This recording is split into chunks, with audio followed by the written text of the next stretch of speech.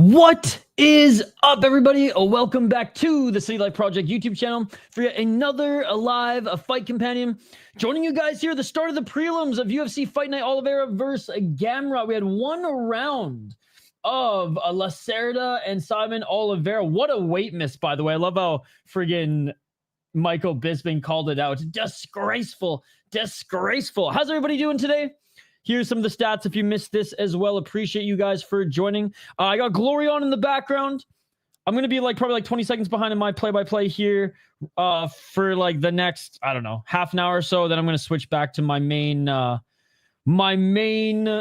screen that I watch this stuff on. I got Glory on the big screen right now. But anyways, getting the takedown again was Lacerda right away in half guard. 3:35 on the clock. Posturing up, knees planted. Ben, good to see you. Deciding Papers, good to see you. MySack, good to see you. Matt X, good to see you. Andrew, good to see you. Ian Parker picked Gamrot. Uh-oh, that's not good. 3:29, still in the top position here. Is Lacerda trying to pass him out? Lacerda not getting phased. Yo, what's up, Matt? Good to see you. Good to see you. It was great last week. Hopefully the momentum can continue here today. 3:11. We will be live later for Knockout, by the way. That's my UFC, or my ESPN app is fucked, by the way. It has been loading on the loading screen for 15 minutes. That's why I was a little late, by the way. I had to find a different way to watch this because ESPN app just not working. I haven't had troubles with my ESPN app for a while. Oh, looking for a choke here, but rolling to his right is Oliveira. But now just some hammer fist by Lacerda. 2 minutes and 45 seconds on the clock. Hey, what's up, Maroon? Good to see you. Lacerda fighting mad after that weight miss. It's time. Great to see you, HM. Great to see you. 2:34. Again, the Milos Opicic fight is starting in glory as well. Back mount here for Lacerda. 2 minutes and 27 seconds. Body triangle secured. Ankles facing up. 2 minutes left in this second round.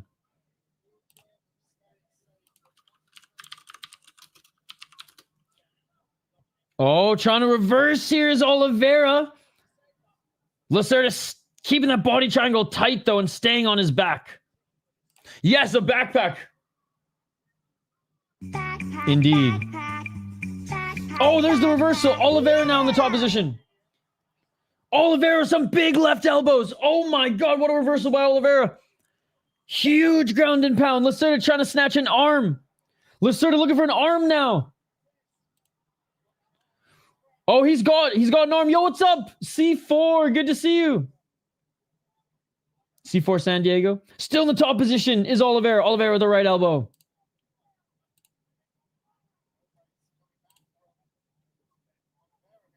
Oliveira, big right hand. Oh, man, huge elbow. Oliveira doing a lot of damage here in the top position. Now Lacerda goes for that arm again. Lacerda going for that arm again. Oh, it is all over. Lacerda gets the armbar.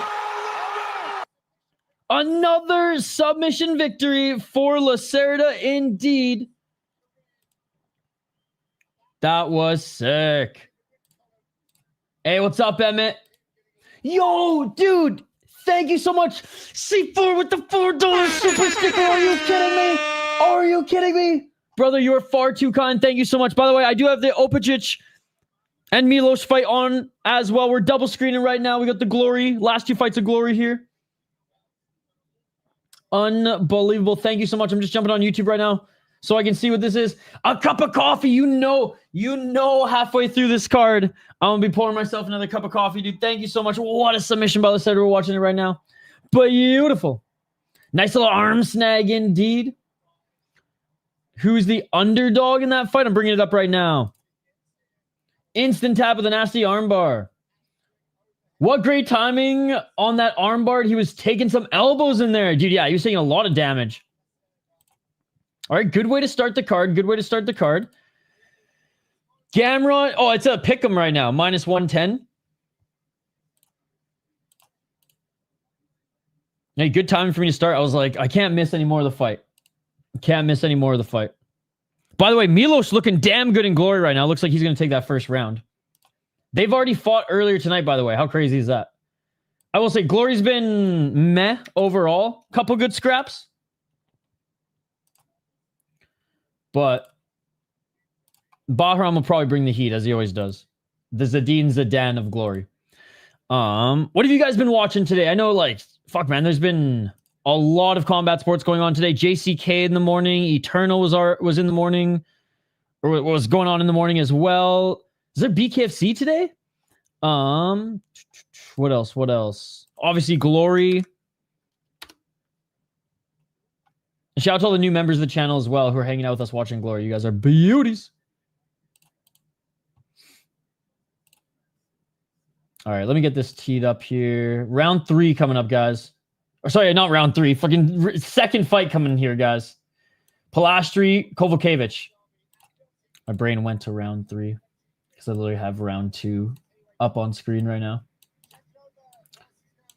Kovacevic still fighting, man. Still fighting. Was on like a 4 or 5 fight losing streak at once, and then put together, or like recently, I feel like in the last 2 years, then put together, I believe it was like 3 fights in a row. She was beating up like lesser opponents for sure. But yeah, very much at the end of her career right now. But you guys know how I love the KSW fighters, so always rooting for her. But realistically, probably should retire at this point. All right, Lacerda was just announced as the winner. Love John Gooden, by the way. I think very underrated play-by-play guy that the UFC have. Oh, nice. Happy birthday. BKFC Ice Wars was on last night. Yep, my buddy Darren actually was hosting a fight companion for it. Hyperextended for sure. Someone getting cut. Yeah, after the weight miss too. Good to see you, the striking ace. Good to see you again. Thank you so much for the donation, man. What a beauty with the coffee emoji or super sticker. He knows me too well. I think Unk just means old person at this point. Anyone over 36, certified Unk.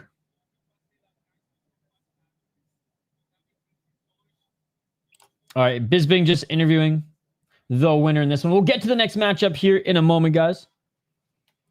Bro, I think my iPad might just be cooked.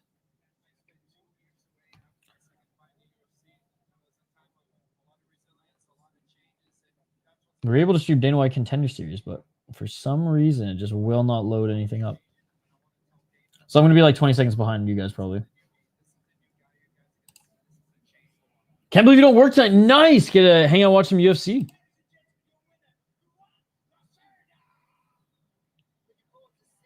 All right, we have the... Oh, Apache just took a kick to the balls here. We got Glory on as well, guys.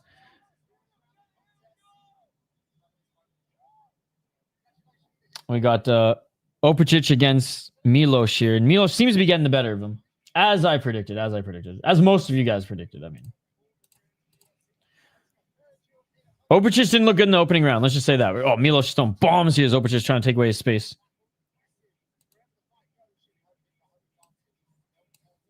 All right, who do you guys got in this next one? We will get to highlighting them here in a moment. Yeah, dude, this fucked, man. It's been loading forever. It's been loading forever on my ESPN app. Hey, what's up, Iham? Good to see you. Yeah, you must be stoked striking. I hope you're feeling better, too. I know you were, like, not feeling good. You're under the weather recently. All right. UFC's going to commercial break here. Let's get to this next one, guys. Let's get to this next one. I'm going to bring up Tapology. All right. In Brazil, man. In Brazil. Yeah, Lacerda just got a win via armbar. We got Julia Pilastri against Karolina Kowalkiewicz in this next one, ladies and gentlemen. Pilastri, 13-5 as a pro, 3-2 in her last 5 fights. Never been knocked out, never been submitted. 4 KO TKOs, 3 submissions, 6 decisions, lost 5 fights via decision. 1-2 in the UFC, 2-0 in LFA, and 1-1 in Contender Series. Lost Lupita Godinez in her last fight. It was a good fight. 3rd round, as Lupita Godinez does. Kind of gives up the 3rd round, but it was a good fight. Beat Corey McKenna. Corey McKenna's still pretty good. Is still pretty good. I don't know if she's like fighting much anymore though. Yeah, that was her last fight, damn. Because I know she's doing a lot of commentary for A1 Combat. Losing to Josephine Knudsen, not the worst. She's really good as well. So, yeah, in the UFC, I'll say she didn't fight... She didn't fight the best chicks, but she's only been here for a little bit, like a year now? Just over a year. Beat an okay girl in Contender Series. Knudsen's good, no shame in that. McKenna, she's okay, so I guess, yeah, no shame in that either. And Lupita Godinez, it was a good fight. I actually like Pilastri. She, I don't know, kind of unpolished, but she likes to brawl. Her grappling's good. She's pretty strong. I like to say she likes to box. I don't know if her, like, that's the thing. Her boxing may not be the most polished, but she's down to throw hands, big hooks as well. Karolina Kowalkiewicz, way more of a technical, like kickboxer, and now, you know, MMA striker. Good boxing in the pocket as well. She's getting up there in age, man. 39 years of age, has fought a lot, has been actively fighting as a pro for a while, and I'm pretty sure kickboxing crossover before her KSW run earlier in her career before UFC, and even dropping down for a quick cup of coffee in Invicta. Yeah, so she was on a crazy losing streak, as I mentioned, against decent opponents, except for Michelle Watterson Gomez. Then came back, not against great gals, but still at 37-38. You'll take a 4-fight win streak. Lucinda beat her, but couldn't knock her out, but beat her up pretty bad. Same with Gomes. So this is another tough up-and-comer in Pilastri. I do think Pilastri takes this one. Not sure she's going to finish Kowalkiewicz. Probably not. Kowalkiewicz is still pretty tough, but I think Pilastri wins. Maybe Kowalkiewicz pulls a rabbit out of the hat. But, I mean, Kowalkiewicz might retire either way tonight. Is this SFT? Yo, what's up, Chris Cushman? Good to see you. Good to see you. How many of you guys are still watching Glory right now? I love Carolina. Nice. Sandlot's a great movie. No worries, Reddy. No worries. How was Eternal, by the way, guys? I didn't catch any of it, but you guys know the drill. If there's some buffer time tonight, which there'll be some decisions tonight. There'll be some decisions. When there's some buffer time, we'll go over all the highlights, because I've been slacking today, Chris Cushman. I haven't really been following, other than, you know, Glory. I haven't really been following much else today. And there's a lot going on. Fuck, this fight's turning into a scrap in Glory. 3rd round. And I think it's only 3 rounds. It's tournament final. It's still on. I'm double screening right now. It was meh. Heavier weight classes in Glory. Meh. There was one good finish with the knee, but an Islam Makhachev costume? No, I went to a hockey game. I ended up catching up on the LFA card. It was awesome. Didn't watch any Cage Free FC, but yeah, I was supposed to do LFA, but oh, nice flying knee attempt by Miloch. But no, didn't watch any Cage Free FC, and yeah, went to a hockey game. I've been at work since 3 p.m., so I missed everything this morning and part of Glory. All right. Man, you've been working the last few Saturdays, eh? Put in the... All right, what the hell was I doing here? We already did the breakdown, so let me know your thoughts in the live chat. Who do you think's taking this one, guys? We'll get back to the play-by-play here in a moment. Again, I'll probably, if you're following along on ESPN Plus on your broadcast, I might be like 20 seconds behind you guys. My ESPN app just seems to be cooked, man. It's just not loading anything, which is unfortunate. So I am watching it elsewhere. All right, that's the end of the Glory fight. Miloch is surely going to take this one, right? I know I've been only watching it with like one eye, but still. Yo, what's up, Shane? Okay, LFA, the LFA co-main was awesome. Yup. Dude, I love seeing him, what's his name? But anyways, the veteran get the win. That was great. That one I actually caught live. I got home in time for that one. Shane, how are you, buddy? Feel a good move for Carolina coming? I hope so. I think the whole thing's on Fight Pass because I checked and none of it's on cable. Okay. Is anybody else having issues with it on ESPN? I mean, I could just be my iPad.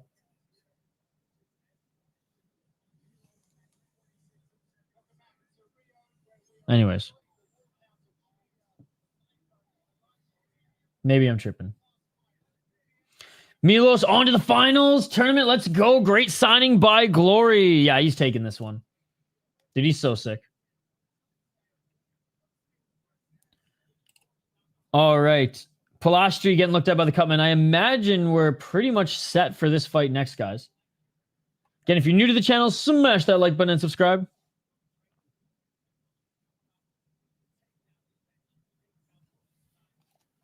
Anyways, I want to keep trying this ESPN shit, but... Hey, what's up, Ricardo? Good to see you. Good to see you. I'm picking Pilastri. Honestly, I'm going to move over to Unex. Shout out to Half Dead Frank. And I hope I have enough on my Unex account to watch Knockout here tonight, too.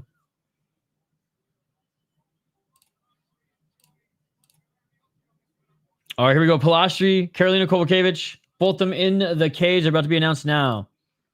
Again, appreciate you guys here on the channel. You guys are awesome. Thanks so much for hanging out with us here tonight.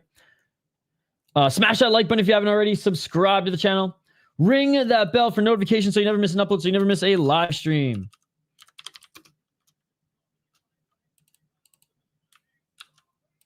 All right, they're just being announced right now in the cage. We'll get to the play-by-play here in a moment, guys.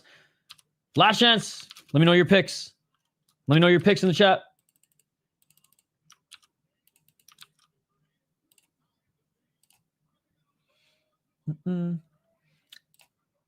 Because Glory's on right now. Also, I was doing push-ups with bad form. I was flaring the elbow too much. I think I'm doing them right now. Nice. Yeah, after Glory, we'll switch to that tech Tamasha. Hey, what's up, dude? How's it going?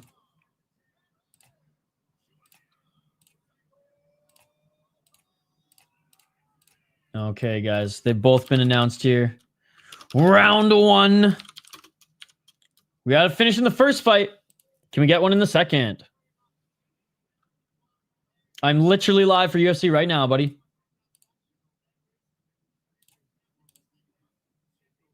All right, here we go, guys. Round one. We'll switch to that on Discord after Glory. All right, here we go. Let's get it all. There's one more fight in Glory, I think. Bahram, the best one. So enjoy. 459. Karolina walking forward. Hey, the Brazilian crowd, as nasty as they are sometimes, they show up here for the prelims and they're already chanting. Low kick by Pilastri. 420. Some mug movie got him. There's one good knockout. Oh, Karolina Kowalkiewicz with a 1-2 and a low kick. All right, still throwing those combos.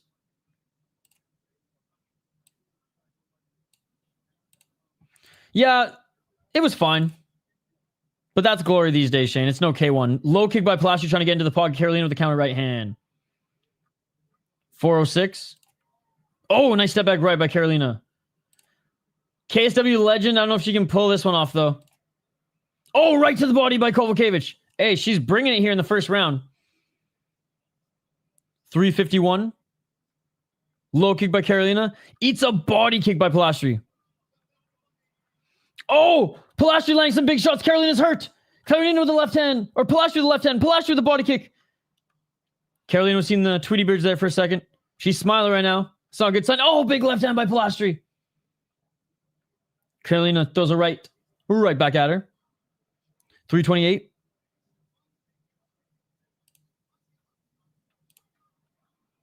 Oh, big knee in the tie clinch by Pilastri. Right elbow by Pilastri. Dude, Pilastri's looking damn good on the feet right now.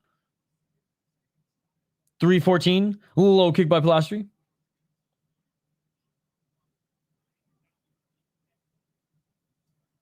No.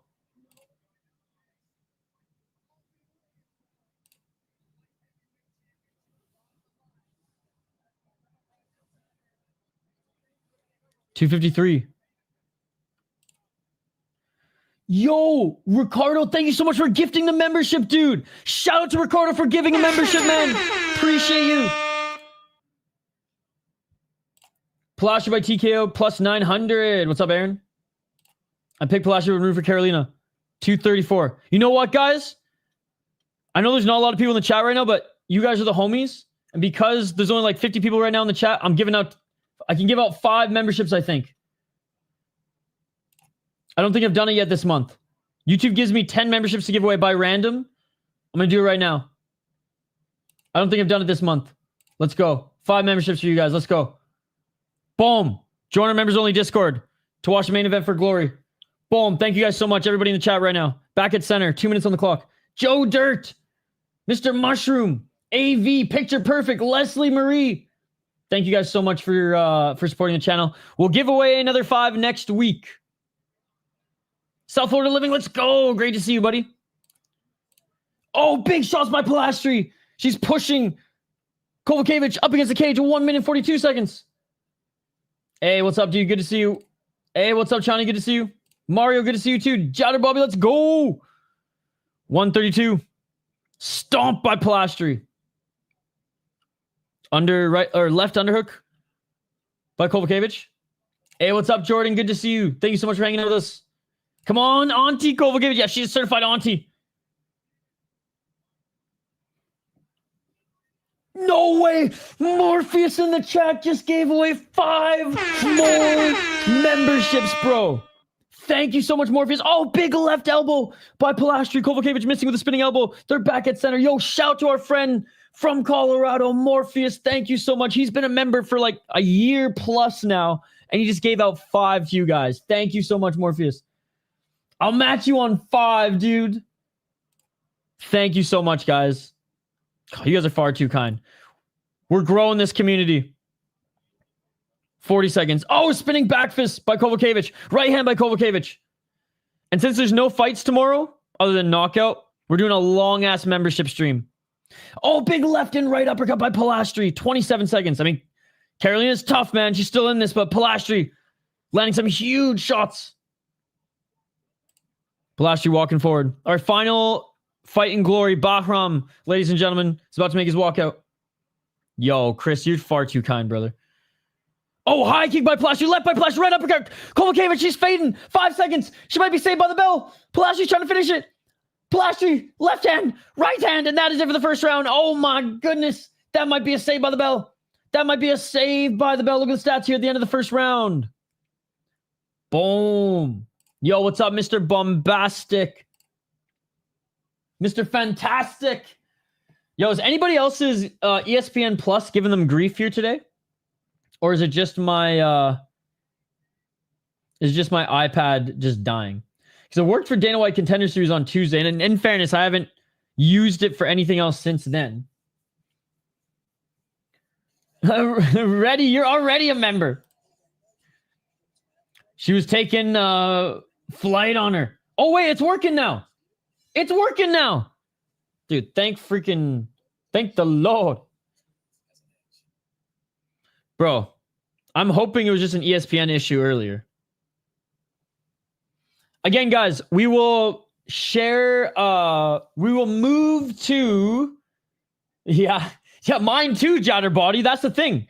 I literally pay for ESPN Plus, and I was forced to use the other stuff for a little bit. Oh my God, dude, you know what? I gotta hold myself to it. I have a list here of things I'm doing on membership stream. I know you're not in membership stream, but I will make sure to send you the clip as proof of me getting all the rest of the clips together.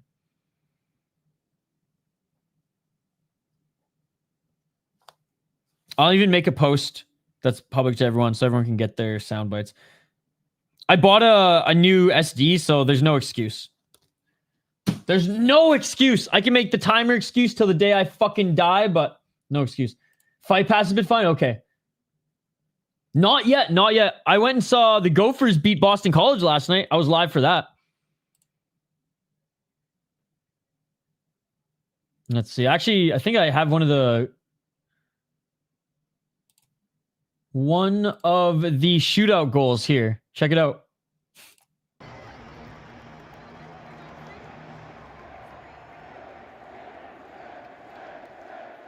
Boom! Yeah, I went to shootout. Which shootouts? In freaking college hockey or ties? Like, what the hell? Bro, never mind. My ESPN app is bugging out again because this fight should have begun right now. Oh my god, I'm sorry, guys. Fuck. It just crashed on me again. My bad. 1 sec. Next round is beginning and I'm missing it right here. I literally relied on ESPN Plus. What is wrong with me, ladies and gentlemen? What is wrong with me?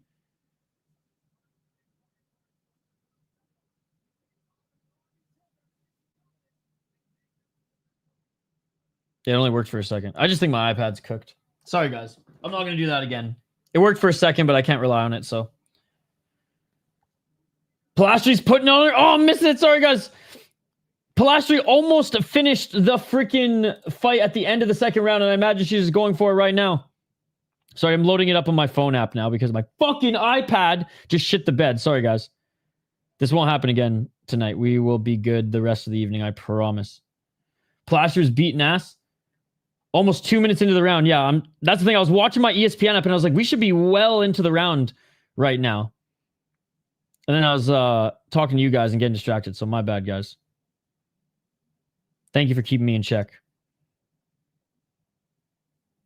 Give me 1 second. We'll be back to it. I literally closed it on my phone. That was the real mistake. That was the real mistake. I'm never trusting ESPN fucking Plus again, guys. Oh, I know this is taking forever. I'm so sorry about this, guys. This is Bush League. This is some Bush League shit right now. Another note, Lacerda deserves 100K. Sorry, guys. It's taking a second to load my phone down. It's frozen on Fight Pass. What is going on? What the hell, MMA gods? What are you doing to me today? This is fucked. Give me 2 seconds, guys. We're still in the second round here, so we haven't missed the finish yet. I imagine Pilastri's still just putting it on her.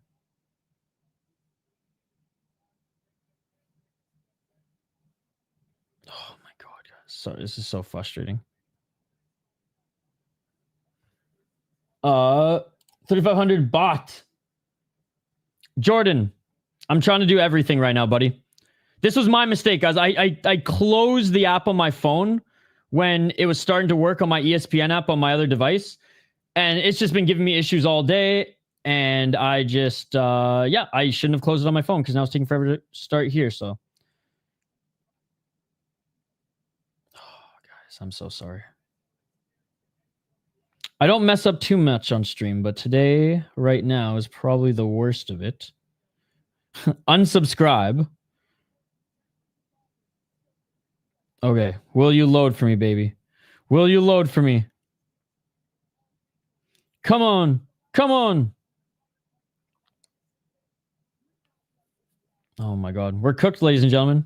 The MMA gods have just struck me down and said, fuck you, dude. It's not working. Plus, you slowed down a bit? All right, I got to try on another device now. I'm so sorry, guys. Why even pay for ESPN Plus at this point? I guess most other people would crash out right now, but I'm going to keep my cool. It's not like we're missing the best fight on the card, and I'm not closing this ever again. Oh. You guys in the Discord watching Glory, this is how much I love you guys. Because I'm not using my computer right now with the app already loaded on it for UFC.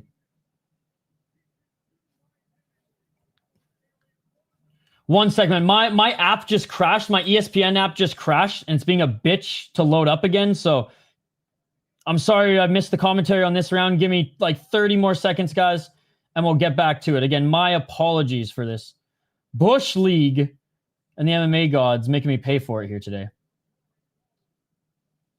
Okay, so we're end of the second round. Pilastri, I got it back, ladies and gentlemen. Again, my apologies for that. My apologies for that. Yes, I got it back up finally. Sheesh. Oh my God, I'm sweating, ladies and gentlemen. 10-18 Pilastri, yeah. Look at the striking difference. Pilastri, 97 significant strikes. To Kovalevic's, what is she at right now? 56. So she did come back a little bit. And you know what? She did throw quite a bit of volume in the beginning of the first round. Obviously ate some big shots and slowed down immensely. Okay, here we go. Round 3, guys. They hug it out here. You think Kovalevich retires after this, chat? Let me know. Kovalevich still throwing some kicks. Kovalevich walking forward, goes for the high kick. 430. Kovalevich robbery, please. By the way, main event in Glory starting right now too, guys. So much going on. Hell yeah, hell yeah. 430. Pilastri looking for that left jab. Pilastri is keeping her hands down at this point. 419. Oh, there's a nice shot by Kovalevich. Kovalevich with the right hand. Body kick by Pilastri. Pilastri is slowing down, guys. I'm watching Bahram right now. I'm watching both. Tariq and Bahram fight right now. Irina would get leveled the riot if Carolina won. Carolina wearing a lot of damage under her right eye, but still fighting here. Oh, high kick by Pilastri. 1-2 by Pilastri. Carolina with the right. Still scrapping, man. Respect.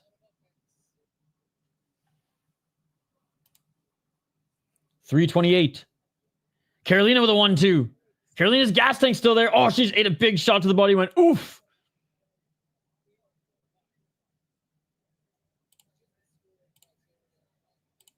Walking forward. Pilastri lands a big shot. Carolina with a counter right. 2 to the body by Carolina, but just doesn't seem to be doing much damage with these shots anymore, ladies and gentlemen. 304. Pilastri walking her down. Carolina on the back foot. Not quite Chelsea Chandler, but not the best look. All right, the Bahram fight just started, guys. Actually enjoying this fight. I feel like when the Grinch starts fucking with Christmas. Even past it, Carolina has good boxing. Oh, yeah. Her technique has always been... Her boxing, kickboxing has always been polished.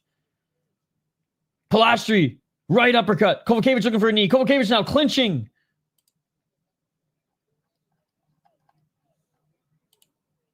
.230. Oh, right hand by Kovalevich. Oh, man. Bahram landing some big counter shots here on Cabez.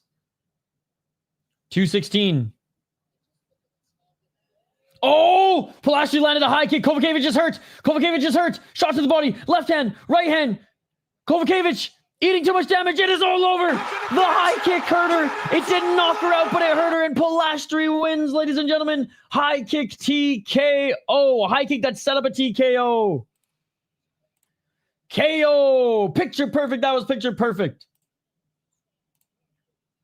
Kababez looking a bit flabby. Yeah, so far Bahram's getting the better of him. Jab, combos, was looking for that flying knee. Pilastri plus 900 by TKO. Nice hit. Nice hit. Oh, man. Yeah, Pilastri putting on the heat there at the end. It's like watching your auntie get beat up. What a scrap. You know what? Kovalevich fighting... yeah, and I think this will be one of her last fights, if not her last fight, but she still came to scrap, man. Still came to scrap. And it's tough to put her out, man. She's only been finished via TKO twice. She's only been submitted twice. And she's got 26 fights. That's not bad. They got to set Carolina with a can for a retirement fight. Yeah, it sucks that the UFC is like not even going to Poland, has no interest in going to Poland. Imagine if they like went to Poland.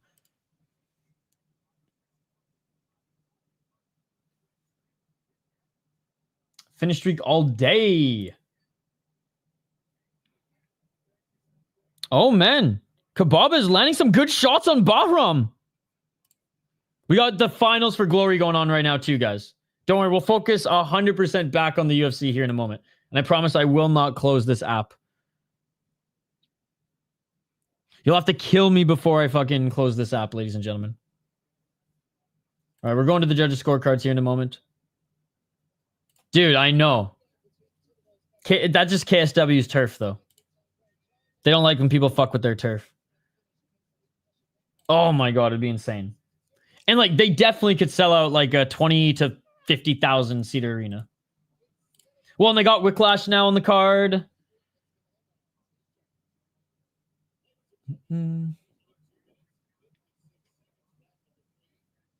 Oh! I'm just looking at some of the highlights from the first round as Bahram fight. He did knock down Babadze. Landed a nice front kick as well. Bahram looking more controlled than normal. For real, Tangmik and Raj look all technical.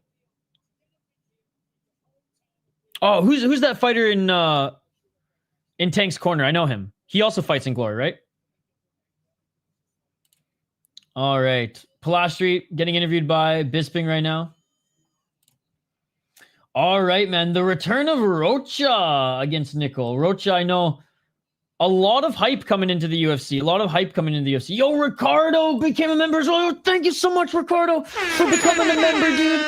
Dude, Ricardo, I'm pretty sure gave out a membership earlier and now just got one for himself. Thank you so much. Morpheus, also with the 5 gifted members. Thank you so much. S4 San Diego, too. All right, second round of the Bahram Tank fight. She lost. No worries, Amberly. No worries. Good to see you. Good to see you. Hope you're having a good Saturday. I know you were joining us a little bit earlier for some of the fights. Bahram, some good low kicks. Yo, thank you so much, Chris Cushman. Yo, we are growing this community like crazy. Shout out to Chris Cushman gifting him a membership as well. Thank you so much. Again, guys, join our members only Discord. Lifetime access to the Discord. Even if your membership he's canceled. Oh, Bahram taking big shots. Bahram, he's hurt. Bahram's hurt. Dude, Tank. Oh, Bahram tried with a knee. He's seeing the Tweety Birds. Oh, knee. But what is going on here? Bahram just ate a 1-2. Guys, we're watching the Glory Finals right now. Our main event here. Title fight, light heavyweight fight. And Bahram's getting beat up in the second round. Ung's teeing off. Kebabes. I saw your UFC reaction in MMA Guru channel, I guess. Yo, what's up, Kiki? 120. Oh, counter right by Bahram. Bahram with the knee. Dude, Bahram's hurt. Damn. All right, Lucas Rocha next, guys. Dude, this main event in Glory is awesome right now. And the favorite... Oh! Bahram! Bro, his face is a punching bag. Kebabes just can't lift his leg high enough to go for a high kick or you're beating him up. Kebabes is beating him up. They have enough Polish fighters for UFC Poland. I think so, too. Yep. Oh! Bahram now cracked Unk. Kebabes is now hurt. Dude, what is this fight? Dude, you know what? That's true. Oh! Dude, what a fight! Kebabes with a big right hand. Kebabes with the right uppercut. Kebabes with a low kick. Dude, Bahram! I don't even know how he's still standing. How is Bahram still standing? How is Bahram? Oh, Bahram meets the left. Bahram meets the right uppercut. Oh my god, this is insane. Bahram with the low kick. Bahram's a zombie. Low kick. But Kebabes. Guys, fire up Glory right now. 10 seconds.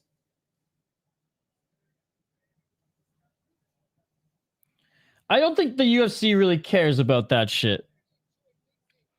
I think it's more KSW turf and they don't like when people fuck with their shit.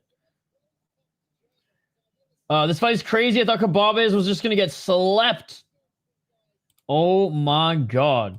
If you guys are in our Discord, we're watching there together as well. All right, let's highlight these next fighters, though, before we get too ahead of ourselves. But what a... And this is a 5-rounder, guys. It's a 5-rounder.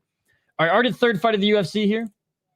Again, we'll turn our attention fully to the UFC again once this main event and glory ends. My God. I usually don't like double screening because I can only do so much at once. Yo, what's up, Holland Dan Sog? Oh, shit. Is that Maury Chroma in Kebab's corner too? The storylines. Yes, yes. I was trying to remember his name, so thank you. All right, we got Lucas Rocha. A lot of helium coming into the UFC here. Lost his last fight, though. 17-2 as a pro. 4-1 in his last 5 fights. 10 KOTOs, 4 submissions, 3 decisions. I was pretty high on him, too, coming into Dana White's Contender Series. Where he got a win. He won an LFA. Lost to Clayton Carpenter, who was undefeated at that time, too. But someone who I figured he would probably get the win against. Bittencourt was a good win on Dana White's Contender Series. And in LFA, and honestly, in the Brazilian regional scene that he fought overall good opponents. 7-2, 11-4, 11-3, 7-0. Pretty good striker. Okay grappler. Dude, Kebab's won that round. That's amazing. Pretty well-rounded, but I really like his boxing more than anything. Stuart Nicoll, a fun prospect as well, was undefeated until his last fight against Jesus Aguilar, who I thought was going to win. And Stuart Nicoll just got a little too overzealous in his grappling. And the fundamentals from Aguilar, who's a better wrestler, was able to reverse him and get that choke. 4 KOTOs, 3 submissions, 1 decisions. Fought an ACB, which is crazy. And fought some decent guys. None like high-level promotions, but fought decent guys in these lower-level promotions nonetheless. And actually was the champion in XFC.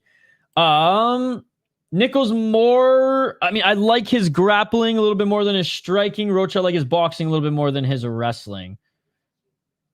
I'm going to go with the Rocha. Who do you guys got? Rocha making his walkout now.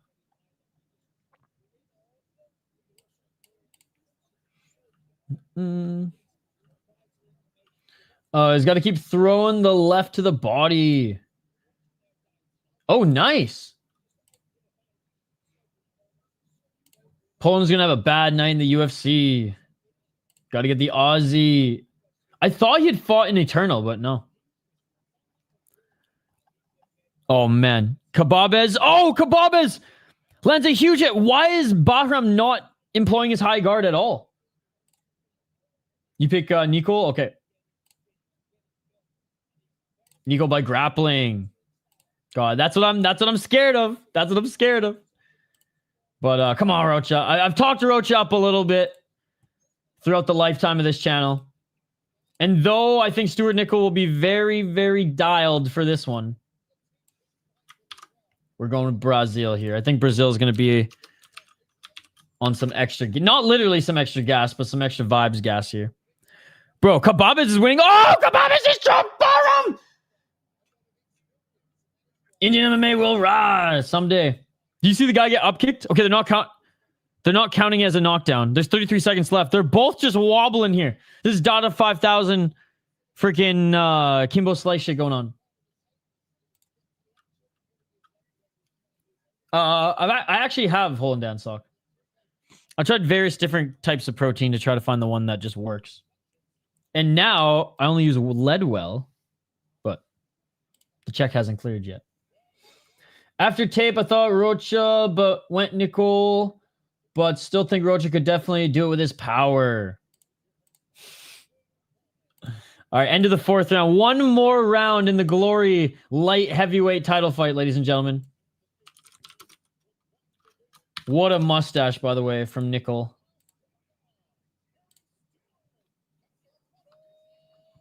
Until they get upkicked.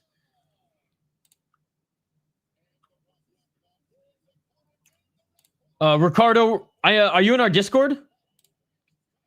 We're going to switch over to UFC in a little bit.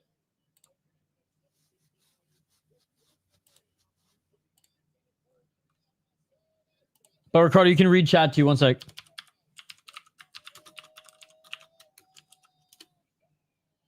Mad fighting glory. Hey, at least the best was they saved for last. All right, got Jason Herzog in there. I don't know how I feel about that. I don't know how I feel about that. Used to think he was the best. Now I think he's overworked, but you know what? He has been taking some time off. We haven't seen him in Ryzen much at all. All right, round one. Let's get it all. They meet at center. Rocha looking for that left jab. Low kick by Rocha. 1-2 swing and a miss by Nicoll. 4 minutes and 48 seconds. Left hand by Nicoll. 440. Pressuring him outside that center line is Rocha. Looking for the takedown was Nicoll. Rocha stuffs it. Rocha with the left. Dude, I cannot believe Kebabez is going to win this fight. I know Skate's going to call me right after, too.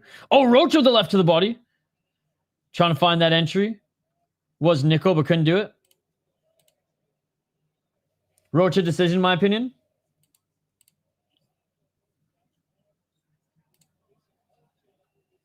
Four minutes and 2 seconds.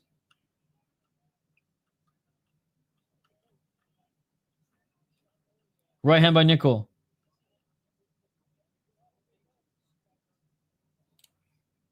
I think once they start bringing better fighters on the regional scene, it's gonna help. Just like it has in Korea. Nice left hand by Nicoll, by the way. Angel Jubilee. When is Jubilee fighting? Scissor kick to the thigh KO, dude. That would be gnarly. That would be gnarly. Oh, well, what are your guys' picks for this one? Who do you think's gonna win? Who do you think's gonna win? Rocha's making it tough for Nicoll to get the takedown here early. Still a lot of time in this round. Rocha hasn't really landed anything clean, though, yet. I got Nicoll, but not confident. And so far, we're 2 minutes and 39 seconds remaining. Yeah, only 9 strikes for Nicoll and 23 landed. Oh, big shot by Nicoll. Or sorry, big shot by Rocha there. So it's the final seconds of this Kebabez and Bahram fight. So this is why I don't like double screening, but it's almost over. Then we'll switch back over to that. No, Rocha looking pretty good here thus far. There's the takedown by Nicoll. Rocha asks the mat back to the cage, trying to get back up to his feet. Nicoll with the body lock. Rocha does get back up to his cage, up to his feet. Oh, and Nicoll body lock. This is going to be Nicoll's game. This is only round 4 for Glory. Oh, sorry, I thought it was round 5. Whew. See, this is why I can't double screen. 204. I thought the last round was round 4 for some reason. My bad. Nicoll pushing Rocha up against the cage. Second round finishes, Aaron. Don't grab the cage, Rocha. 149. One of these too embarrassed to show up to the events now. Oh, bro, after what happened, sheesh. I know he was talking some shit and he was headbutting motherfuckers, but I don't think it deserved what happened to him.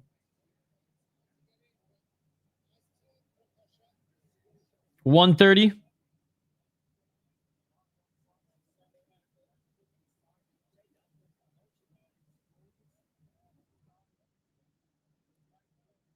Another great round. 118. Oh, Nicoll unable to get him to the ground. They're back at center. Oh, big left by Rocha. Rocha hurt him. Rocha with a knee. Rocha looking for a right hand. 55 seconds. Bahram. Last fight for him. Again, maybe the fight gods making my ESPN app not working so that Bahram can lose here today. Atone for his sins. 36 seconds remaining in the second round. Are we going to see the finish from Rocha? Nice sprawl by Rocha. And Rocha's in the top position here. Fetching for an arm. Rocha with a kick to the body. And Rocha inviting him back up to his feet. Desperately looking for the takedown. Looking for the single leg. Rocha. Good takedown defense here. Good takedown defense. Oh, Bahram's looking to finish the fight here against Kababez. Nice job by Nicoll getting the body lock takedown, but Rocha right back up to his feet, and that's going to do it for the second round. Or sorry, for the first round. End of the first round, Rocha, Nicoll. Rocha 19 significant strikes landed on 43 thrown. Nicoll 15 on 36. Nicoll looking for the takedown, looking to set something up. He was successful on only 2 takedowns for 12 thrown. Rocha cracked him too and did more damage. So clear Rocha round. His high kicks didn't reach either. Barter, there was a point where he probably could have knocked out Bahram, but just couldn't reach. Rocha 10-9, I have to agree. Let me change up this background, bro. Let me change up this background.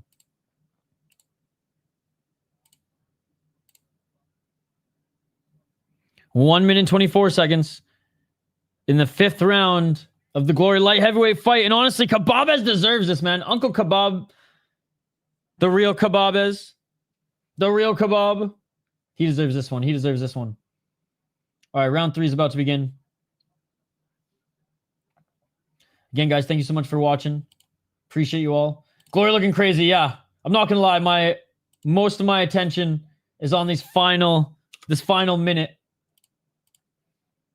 But we're round 3 of this UFC fight, so let's get back to it here.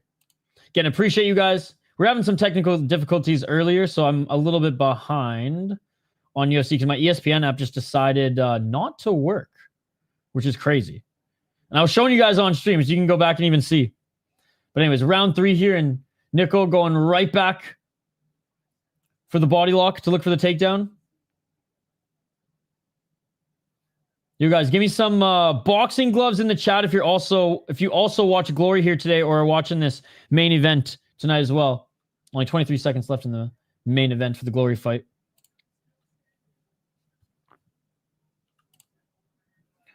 Round 2. Kababez. See, this is why I can't double. People ask me all the time, Isha, why don't you just double screen? This is why. You see how fucking sloppy this stream is today? Hey, thank you. Final seconds of the kickboxing match. They're throwing hands. And that is it for that fight. All right, back to just UFC, guys. Back to just UFC. I'll be switching over to that in Discord in just a moment. Hey. I love it. A little gi. Oh, man. Okay. We're going to switch over. By the way, those on hanging out with us on Discord, we're going to switch over to UFC. I think Bahram lost. We're awaiting the decision. We're awaiting the decision, though. Anyways, 3 minutes and 10 seconds in this second round. Rocha, Nicoll. Nicoll, the right uppercut. Oh, he hurt him. Rocha with the right. Rocha with the left. Oh, Rocha cracked him. Nicoll desperately going for a takedown. Nicoll's tired. Rocha, top position.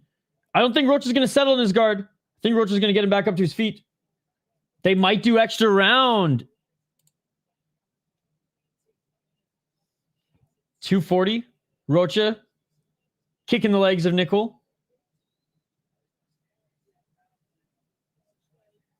Good to see you, by the way, Theron. Rocha inviting Nicoll back up to his feet. Rocha missing with the right hand.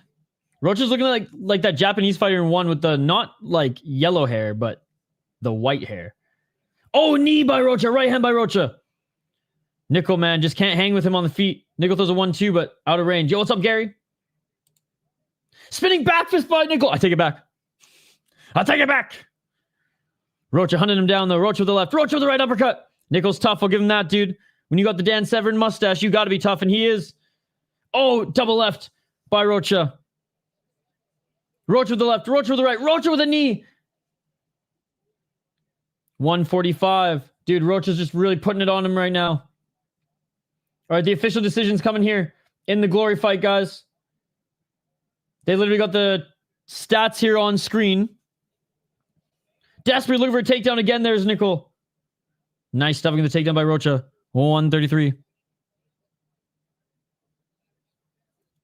Let's go, Gary.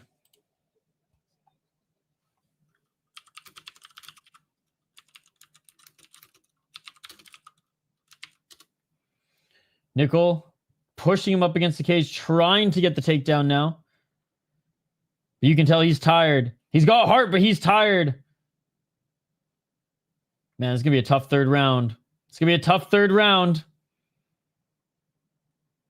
Do you guys think this goes to the extra round? I don't think so. I think the judges are going over it right now. Not UFC Glory.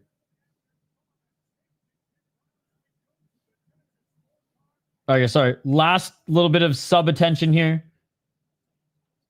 Oh, Nicoll's actually throwing. Oh, Rocha with a big right to the body. Nicoll's hurt. Good poker face, but Nicoll was really hurt there. Oh, left by Rocha. Dude, Rocha's piecing apart his body. 20 seconds. Good sprawl by Rocha. Bahram lost! Bahram lost! And new Tariq Kababez wins decision. Let's go! Kababez, the tank. He gets it done. He gets it done. He gets it done, ladies and gentlemen. And that is it for the second round of this UFC fight here, going into round 3. And man, Nichols is taking a beating from Rocha. Wow. Well, there you have it, ladies and gentlemen. There you have it. Round 3 coming up in this one, but what a fight in glory. What an upset. What an upset. All right, I'm switching over to that.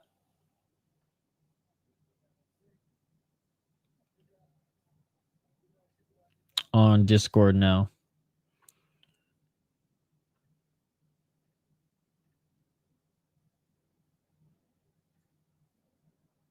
We're still between rounds here, guys. Don't worry, don't worry.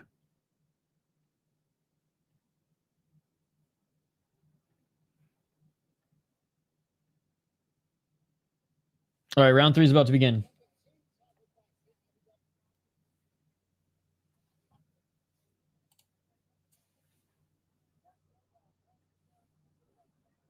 All right, round 3, ladies and gentlemen. Let's go. You go slick and crafty, but not enough snap on the punches. Nicoll needs a miracle. Yeah, dude. AT, it wasn't the best card. But yeah, he won. Yo, what's up, Showweather? Good to see you. Oh, big right hand by Rocha. Left hand by Rocha. Bro, my ESPN app better not be cooked for Dana White Contender Series. I'm telling you that much. 420. Rocha missing with the left hand. Literally, this has been my ESPN app all day. Just loading, dude. Tariq won. Yes, Tariq won. Oh, big left by Rocha. 407. Rocha with the left. Right to the body. Rocha with the left again. Double left. Right hand by Rocha. Oh, man, dude. Nicoll is tough, dude. He is tough. 340. Right hand.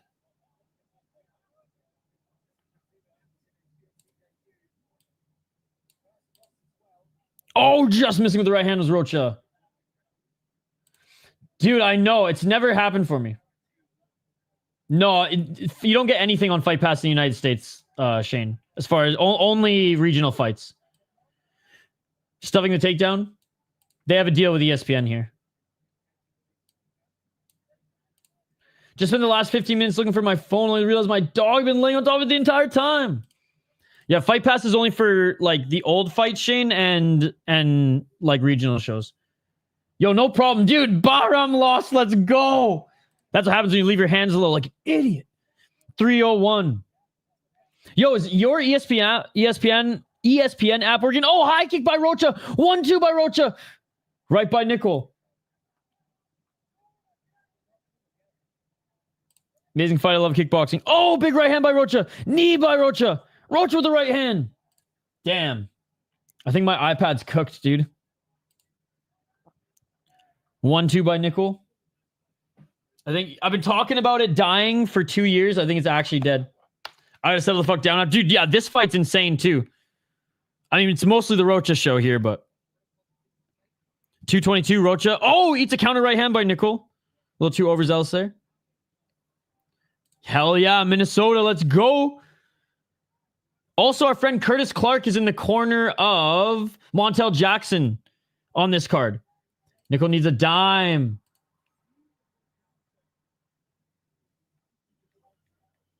Two minutes. Unable to take Rocha down as Nicoll here again.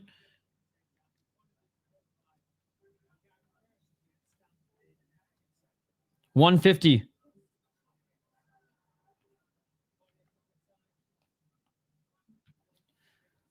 Little Oliveira dog is walking this Aussie. 136. Oh, big right hand by Rocha. Dude, Nicoll's got a hell of a chin, man. He's got a hell of a chin. The Brazilian crowd's loving this. Oh, freaking rolling thunder attempt there by Nicoll. Respect and much love to everyone in the chat. Let's go. Or cartwheel kick. Oh, look where the trip takedown was, Nicoll. Oh, and there's a massive takedown by Rocha. Rolling thunder replay or reply. 55 seconds.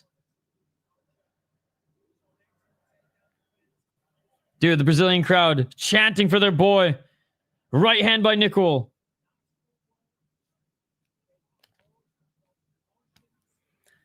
Nicoll tried to go over the takedown again. Unable to do so. Bahram's retiring? What?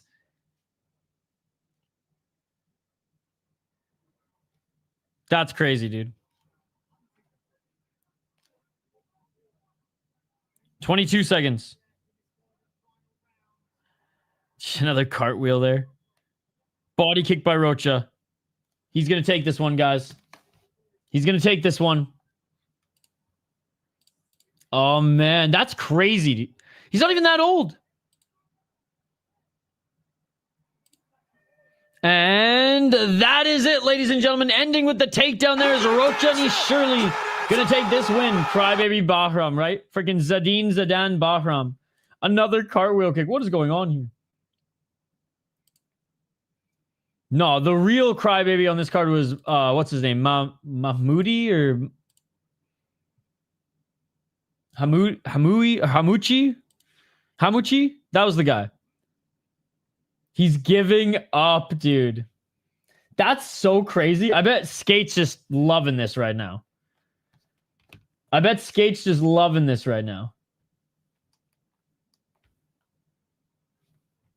Wow.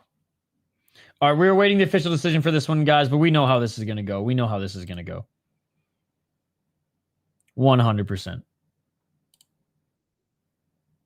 All right, guys, don't forget to smash that like button. Subscribe to the channel. We do live play-by-play, commentary, reaction, of course, live interaction with all you amazing folks in the live chat. So continue to get your comments. Here, I try to get to them all, guys. Rocha 30-27. Hamuchi, yeah. That was some crybaby shit. Nicoll's not going to win, unfortunately, Nicholas. It would be one of the biggest robberies in combat sports if he did.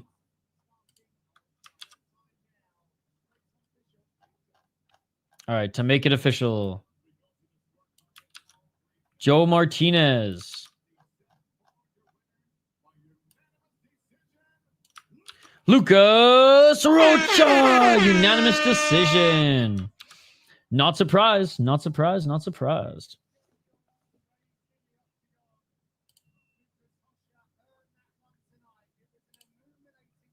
An illuminating performance. I fucking love John Gooden, man. He's my favorite UFC play-by-play guy. I said it. Oh, man. I'm excited to see what they got in store for him. Dude, when Oliveira makes his walkout, the crowd is going to go insane. Let's go, Rocha. That was a great performance, dude. Called it. 30-27, baby. Brazil. 30-27 across the board. All right, let's get to the next one. This is the only debutant on the card, so I didn't make a video. I'll make highlight videos if there's more than one fighter. Taking on the Russian Ronda, who is just... Bruh, she's not that great. Bia Mesquita. Very, very good wrestler and jiu-jitsu ace. Had his MCL... Or had him moneyline and decision. Glad Aussie was tough. Missed another one. What's up, Mr. Bombastic? Good to see you. Good to see you.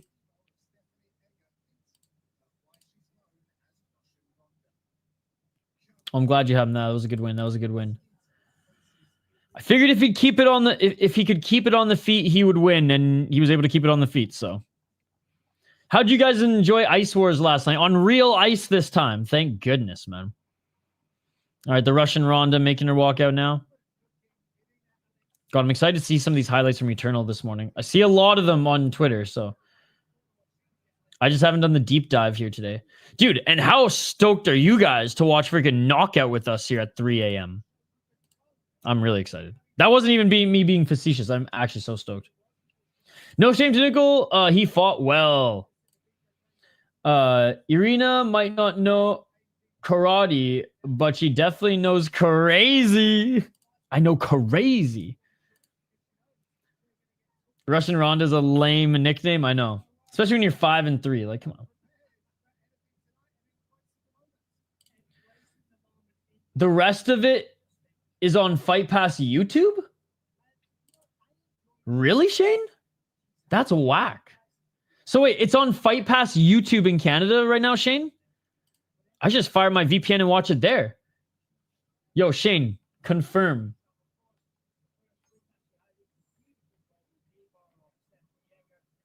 This is literally on YouTube in Canada?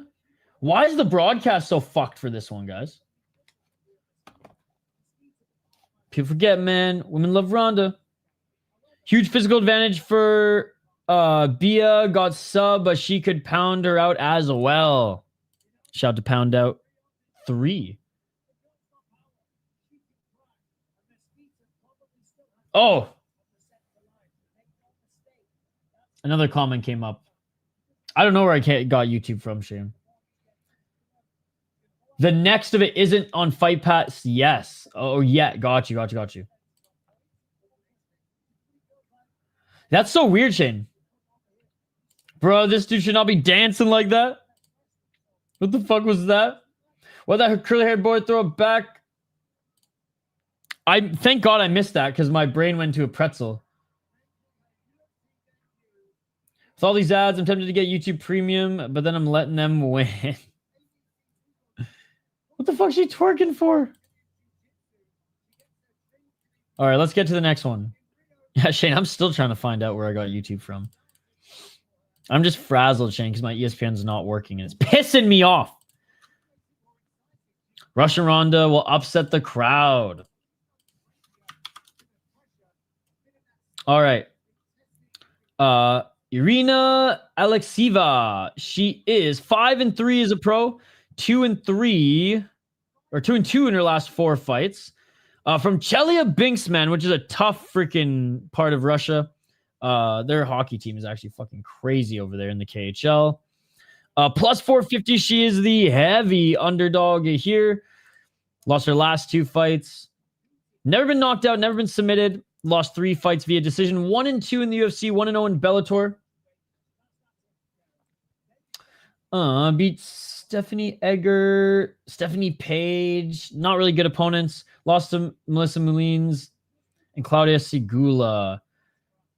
I guess no shame in losing to those 2, but still not the highest level opponents. Came into the UFC off, what, 1 Bellator win and then RCC. So definitely didn't have a lot of experience coming into the UFC and certainly didn't beat that great a competition either. More of a striker than anything. Bia Mesquita, 5-0 as a pro. She is the huge favorite in this one. Very good jiu-jitsu and jiu-jitsu practitioner and grappler, but doesn't just hunt for the submissions, can Ground and pound as well. Pound out, as Activate A said. And coming off a win in LFA against Sierra Dinwoody, who's huge for the division. And honestly, the winner was going to get signed to the UFC in this one. Dinwoody, I believe, was champion in LFA. Yeah, she won the belt there. So very good win in LFA. And deservingly so. Signed to the UFC. No contender series, just 34 years of age. Try to beef up the women's division here. All right. They're being announced now in the cage. Let me know your pick in this one.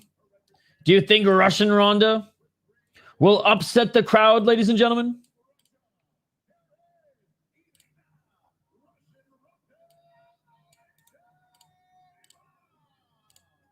All right, I'm just updating the ticker on the bottom of the screen as they're being announced right now.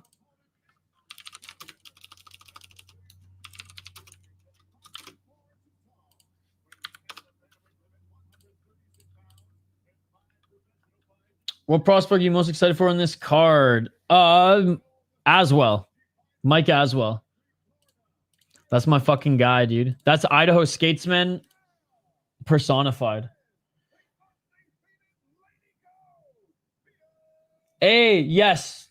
Guys, please send good vibes, prayers, and thoughts to That's Gambling Baby's dog. He's having a bad time today, but he's gonna get better. For some reason, it's not on cable or Fight Pass for you.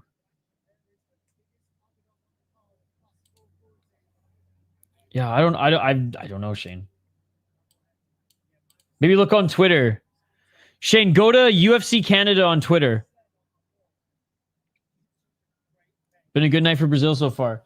Yeah, go to UFC Canada on Twitter, Shane, and it'll probably tell you where to go.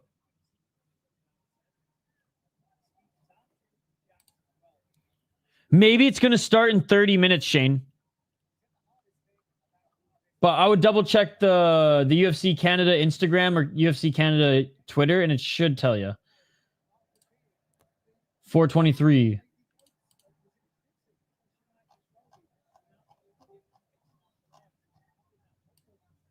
Oh, right hand by Alekseeva. Good vibes and prayers. Yes, please. Thank you, guys.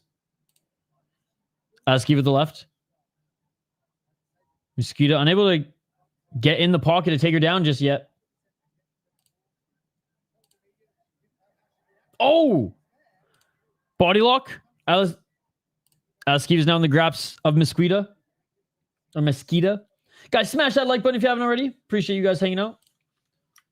Don't mind this comment as I pin it.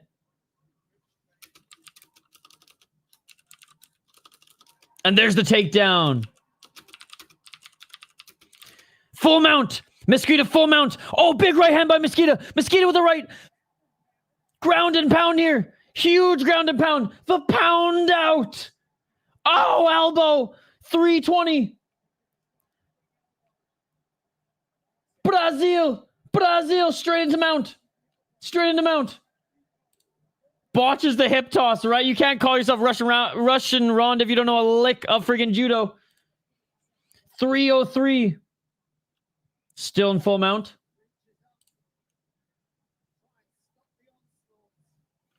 $255.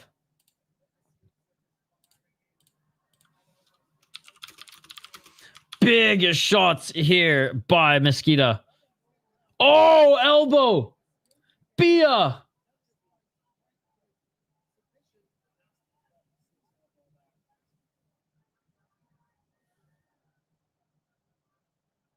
$230.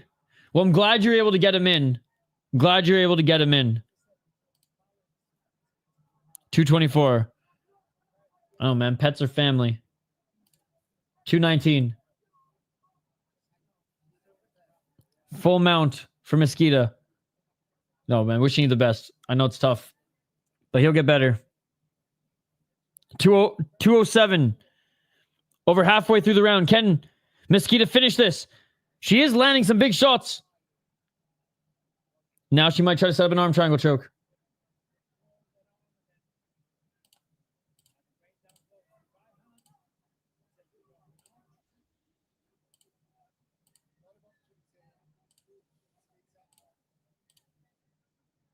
141.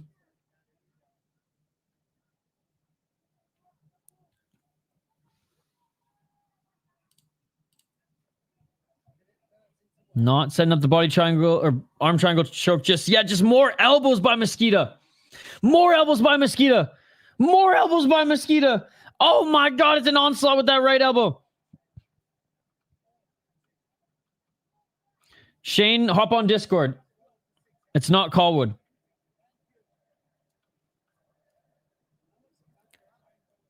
$106. She could take a sub, but she bet the KO on herself. Josh, where are you watching this in Canada? Shane's saying it's not on Sportsnet or Fight Pass. 51 seconds. Oh, dude, the face of Alekseeva. There's a cut, I believe, on the bridge of her nose. Those 12-6 elbows.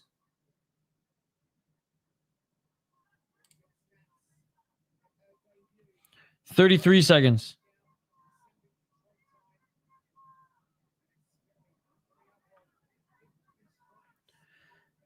She's basically beating her to death with one arm. What's up, Dirty Hippo? Still in mount. Now looking for the arm, though. All good. That's gambling, baby. Oh, 10 seconds. Mosquito trying to finish it. She's throwing everything down here. Huge elbow strikes.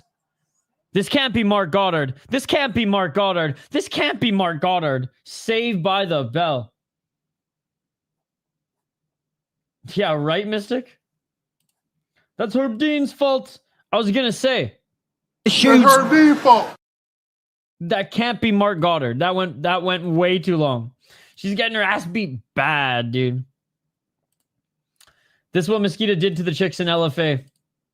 So Mosquito did to the bigger Dinwoody. To be fair, that could have been stopped. I think so too. No, that's what I'm saying. This can't be Mark Goddard because Mark Goddard would have stopped it. Those elbows were nasty. No, we don't want links. And if you call Shane a casual, I'm going to time you out. I wasn't asking about links, Josh. Okay, never mind, Josh. You're not even helping, so whatever. She dies, she dies. Thanks for nothing, Josh. All right, round 2 coming up. If anybody else here in Canada is watching, do you guys know the reason? Are you watching on Sportsnet? Is it on Fight Pass? Do you know the reason why it's not on either of those? Since Josh just wants to fucking play games here. 4 minutes and 52 seconds, round 2. Let's get it all.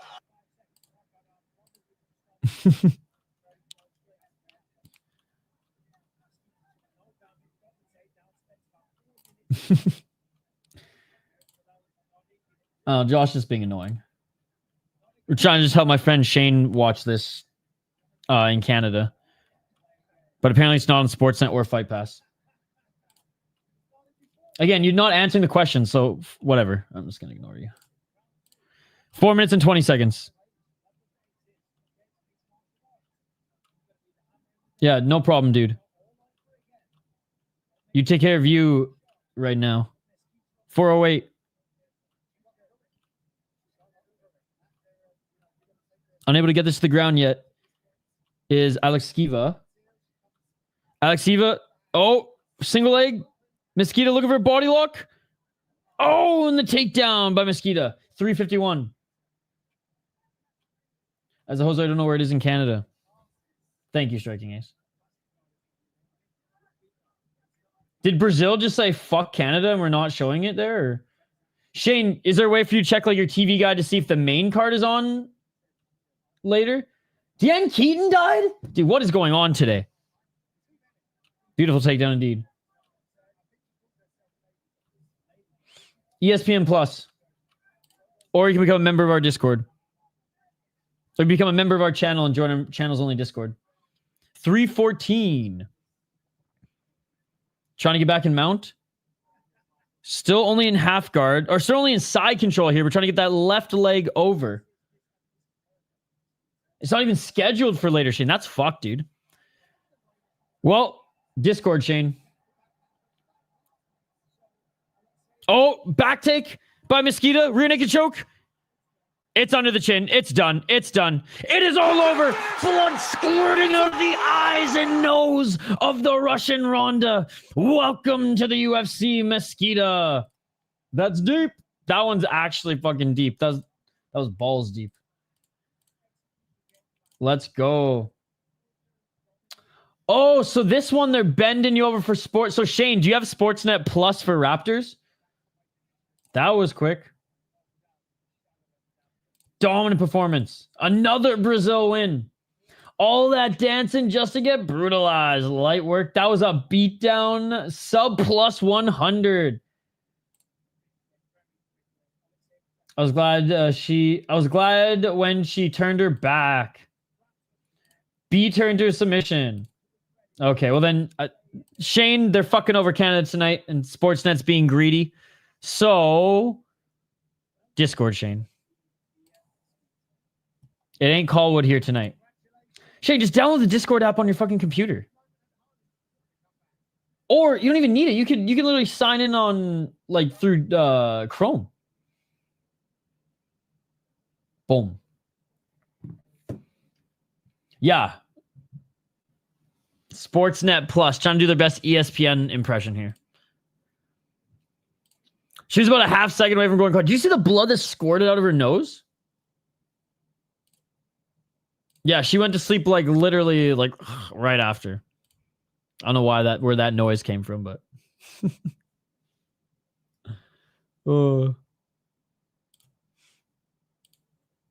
Shane, I don't want to accept that my iPad's just toast now. I'm just blaming the MMA gods. Bingo, it doesn't work in Canada, that's why it doesn't work on mine. She looked like she wanted the back at the start of round 2, but landed on the guard. Dude, those elbows in the first round were nasty. All right. Minnesota, stand up. We got our friend out of Minnesota, Thomas Petersen. And I believe I think Goozy's in his corner. I'm not sure, actually. I know some of the Minnesota boys flew out there with him. And by the way, our friend Curtis Clark is in Brazil right now. I know a lot of you guys in the chat know Curtis Clark. He is cornering Montel Jackson here tonight. How cool is that? How cool is that? So he's in Brazil as well. Dude, what did I say, Matt X? I was like, I hope it was good last week. I wanted it to continue this week, and so far, so good. So far, so good. And still undefeated, man. Wow. Petrino could steal. I think Petersen could steal this, or Petersen could steal this one. Petrino can't land a bomb early. I think so too. I think he can out wrestle him. Anyways, I'm going to go work out. All right, Shane. Well, like I said, it's not Callwood in Discord. And if logging into Discord is holding you back, then bro. I mean,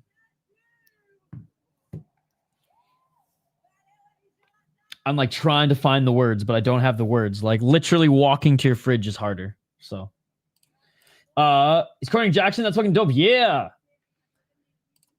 Big live crowds. Dude, Shane, you're giving up so soon. That's crazy, man. I just can't believe you, Shane. I literally give you stuff for free. You won't take a laptop. Understandable. You won't take the links. That's literally giving you for free, and the non-virus getting away, and you're still saying no. It's crazy. Oh, Pearson by split to upset Brazil. Her arms are freaking huge. Yeah, I'm going to get to the next fight here. All right. But yes, go work out, Shane. That is fine. That is fine.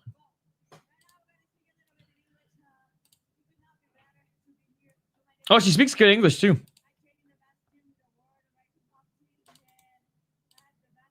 I did sneak in a workout earlier today, Shane. Petrino looks huge at heavyweight. I don't know how he was a 205er. I'm impressed with Mosquito. Yeah, it doesn't have any boxing or anything, but fuck, when she gets her hands on you, you're going down.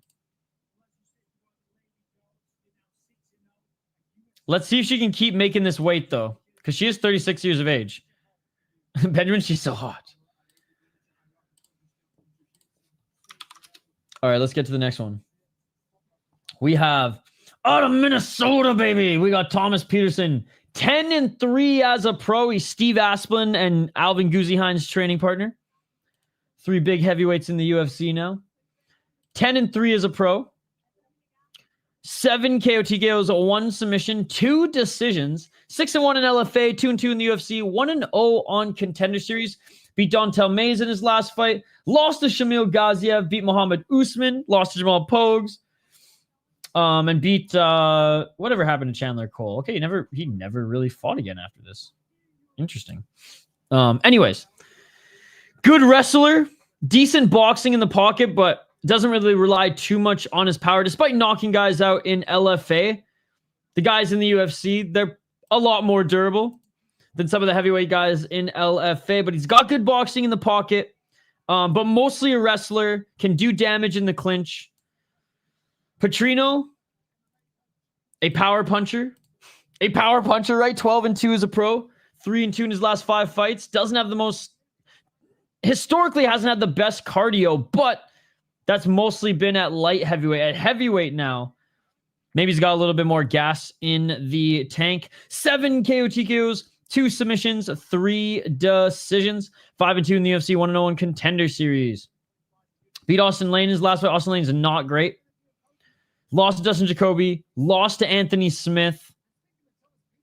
Beat Tyson Pedro decision. Tyson Pedro is not the greatest guy anyways. He's now boxing as a professional in Australia. Bukauskas is good. Prashanel is formidable. Turkali's horrible. Bellato gained our respect in the last fight, but he's not really that great either. So when he's taken a step up in competition, he's lost. Do I think Tommy Petersen is like that big of a step up in competition compared to some of the guys that he's been beating before? Not necessarily. Do I think he's like Jacoby? Probably better than Smith. This was just crazy, but you know what I mean. I think Tommy Petersen gets it, and I'm banking on it going the distance, though. If anybody gets knocked out in this one, it's probably going to be Petersen, because that's Petrino for you. But if this doesn't end early and by a finish, let's go for a decision, out-grappling, out-working you type of fight from Tommy Petersen. But again, Petrino could knock anybody out, so let's go with the little Minnesota home bias here. Tommy's just well-rounded enough to make this work if he's careful. I think so, too. I think he's a good boxer. Petersen upset incoming. Oh, horrible. Petrino probably going to win, but my heart says Petersen. Let's go. She's Kayla's main training partner, I'm pretty sure. Okay. She's going to be a star. She knows it. Yeah, because she's been in LFA for most of her career. Petrino can grapple when he's not tired, AT. When he's not tired. But he gets tired after the first round every time. Easy win for Petrino if he lands a big bomb in the first round. Yo, shout out to Caleb, man. Back Channel actually has done beer collaborations with him. All right, they're about to make their walkouts now. Bro, I just made a quick $300 and we're not even halfway through the card. Let's go. Let's go. Yeah, Dustin Jacoby destroyed him. All right. Let me know who you guys have in this one.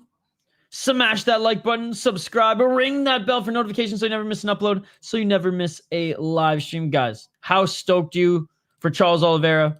On the other side, how stoked you for Mateusz Gamrot? I know we have a lot of Polish subscribers as well as Brazilian subscribers too on the chat. With all the KSW that I stream, I know we got a lot of Polish fans and they're going to show out for Gamrot. Petersen could swamp his way to a decision win if he can grind on Petrino early. That's what we're banking on here. 2 minutes ago, my brain thought Thomas Petersen was Austin Lane. Got Petrino TKO round 1. Let's go, Tommy. And the boos raining down in Brazil. Tommy Petersen making his walkout now.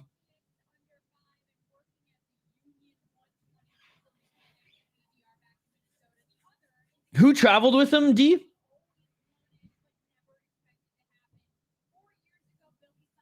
Who's cornering him? All aboard. Petersen might have the funniest videos in the UFC. Dude, he's awesome. I bought a shirt. I bought one of his sponsorship shirts. It's in the fucking laundry basket right now, but soon Petersen's just making his way into the cage now. He's getting looked at by the cut man.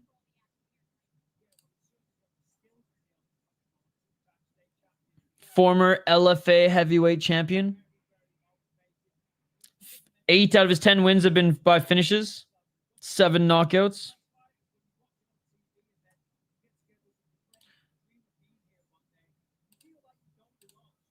Let me know your guys' pick if you haven't got him in already. What kind of poll question should we... I had a 2 generic one for the last stream. I had 2 generic for the last stream. Kai Bohayo in the audience there. Let's go, Tommy.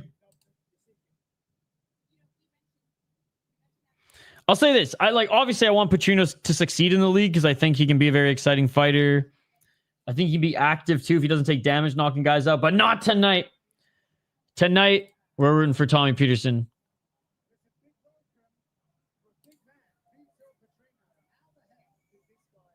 Dude, even John Gooden. How the heck did this guy make light heavyweight?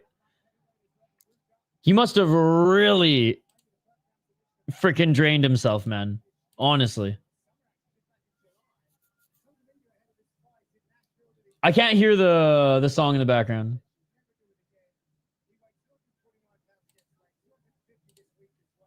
I can't hear the song in the background. I've seen the guy in Petersen's corner with dreads. I just can't remember his name.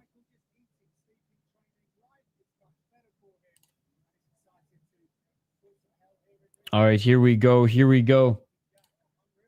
That's so crazy. I do think he made the right move going to heavyweight.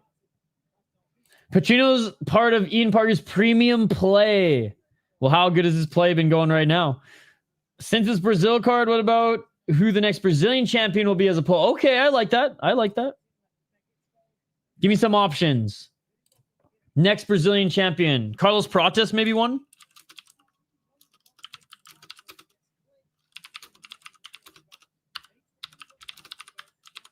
Who will be the next Brazilian champion?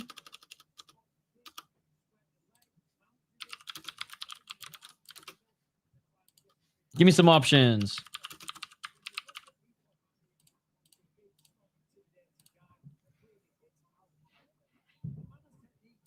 Which is a goofy-ass 4-leg of Mosquito, Petrino, Alvarez, and Jackson. Interesting. All right, give me some Brazilian names, guys. Do you think Charles can climb back to gold? I'm putting Carlos Prates as one. What other guys do you got? Should I put Petrino? I mean, no. That's some bad juju. That's some bad juju.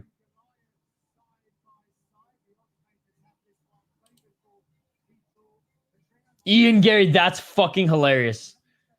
Oh my God. That is funny. What do you think, chat? Should I? Diego Lopez or C2 Mexican? I feel like if I put Ian on this list, I can't put Diego Lopez. Oh, that's so funny. Okay, Prates, Lopez. Yo, what's up, Sacha? Almeida. Oh, fuck him. All right. I can't stand him. Fucking Jailton Almeida. Probably one of my most my least favorite fighter of all time, I think. Probably Jailton Almeida.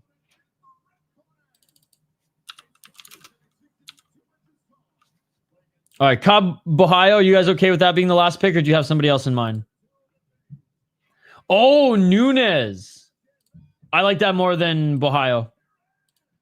I like that. I like that.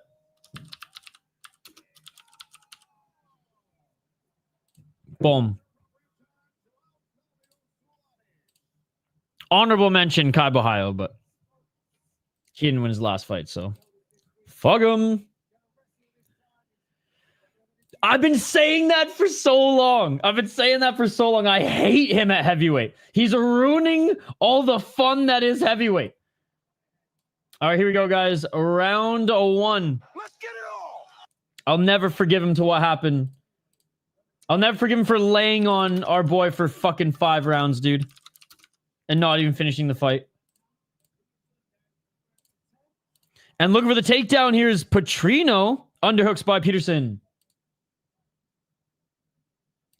Jailton KO's Poatan. Well, I mean, assuming Poatan's not there anymore.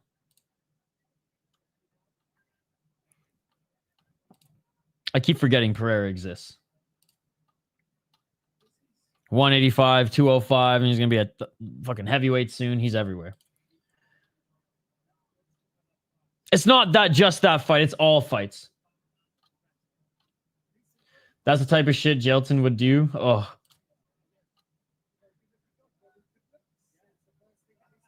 Underhook still here by Petersen.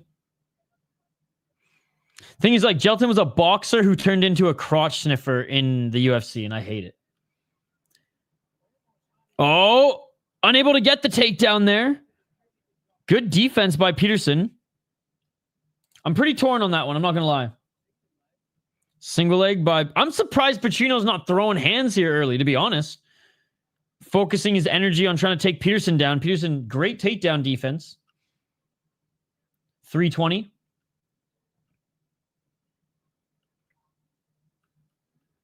I mean, let's work. Let's work.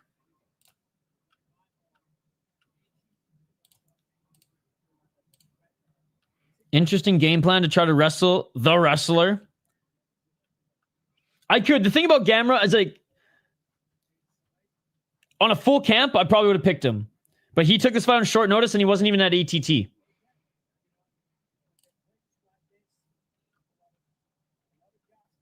I don't really care what the public think. Petrino going to gas himself out? This seems like a great way for Petrino to gas himself out. Oh, and now Petersen looking for the takedown. Petersen looking for the single leg. Hey, Petrino with some decent takedown defense as well. Jailton does have that 95% finish rate. Other than the awful Lewis fight, he's been entertaining in my opinion. No, I can't stand him. I'd almost rather watch a Rose Namajunas fight. 223. I will never root for Jailton Almeida, ever. Good switch to back.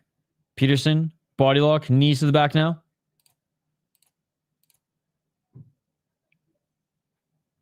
Hey, Petrino wanted to fight this way, so Petersen's going to be like, all right, let's fight this way. Tommy, faster grappler, even early.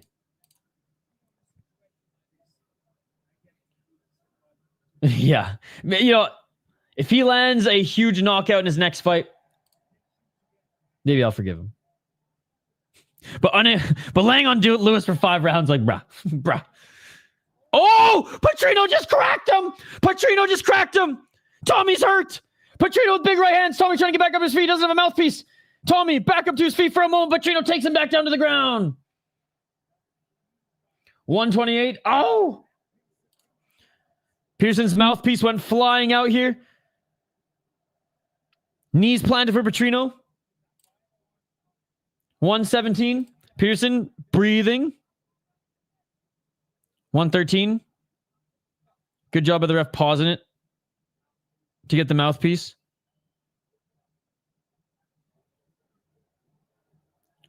Petrino breathing heavily. He's holding on. Oh, big right elbows by Petrino. Petersen back on his knees. Can he get back up to his feet, though? Bro, Petrino's got the freaking iron fist, man. Holy, sent him backwards. Don't grab the cage, Tommy. 50 seconds. Back up to their feet. Petersen fighting the hands. Petrino. Double leg. Gets it, but Tommy right back up to his feet. Little cage grab there. Come on, Tommy, don't grab the cage. Tommy smiled at him when the ref stopped it for the mouthpiece. I saw that.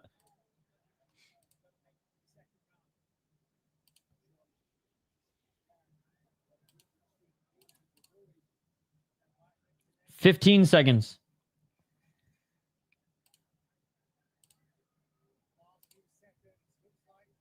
Oh, big shots by Petrino. Right uppercut by Petersen. I mean, he's gonna be missing some fingers when I meet him in a couple months. Can't break a Minnesota boy. Yeah, you might be missing some fingers soon here, Denial. All right, end of the first round. Petersen survives. But Petrino, I'm surprised Petrino didn't just go for the striking early. I guess just game plan was get on top, go for ground and pound. That he is. Petrino IQ have to be very low. It's pretty clear at this point you should just strike, right? And that's a lot of muscle. I thought it was pretty clear you should strike from the opening frame, but alas, here we are. If Petrino gets knocked out, I'm going to lol. Dude, that would be an absolutely crazy win for Tommy Petersen. To win that way, of all ways. In 90 seconds of second round, he's going to be tired, though.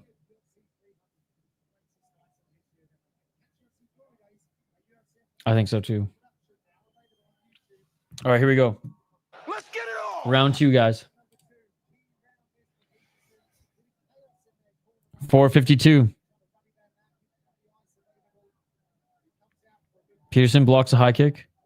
Petersen with the left hand. Petersen with the right. Petrino, though, just mean mugging him, bro. Petersen with the right uppercut, right hand. Or sorry, Petrino with the right uppercut and right hand. Petersen staying on him. Petersen with the right hook. Trying to get to the body. He's gasping already, but it only takes one, man. Petrino with the 1-2. But Petersen definitely the better gas tank here early. 4 minutes and 18 seconds. Petrino looking for the double leg. Why? Single leg now. I don't understand this from Petrino. 4 minutes and 8 seconds. He's not making it look easy, unfortunately. He's making it harder for himself by the looks of it, actually. 3:58. Unable to take down Petersen. 3:52. He is looking kind of tired. He's nodding to his corner saying, I'm okay.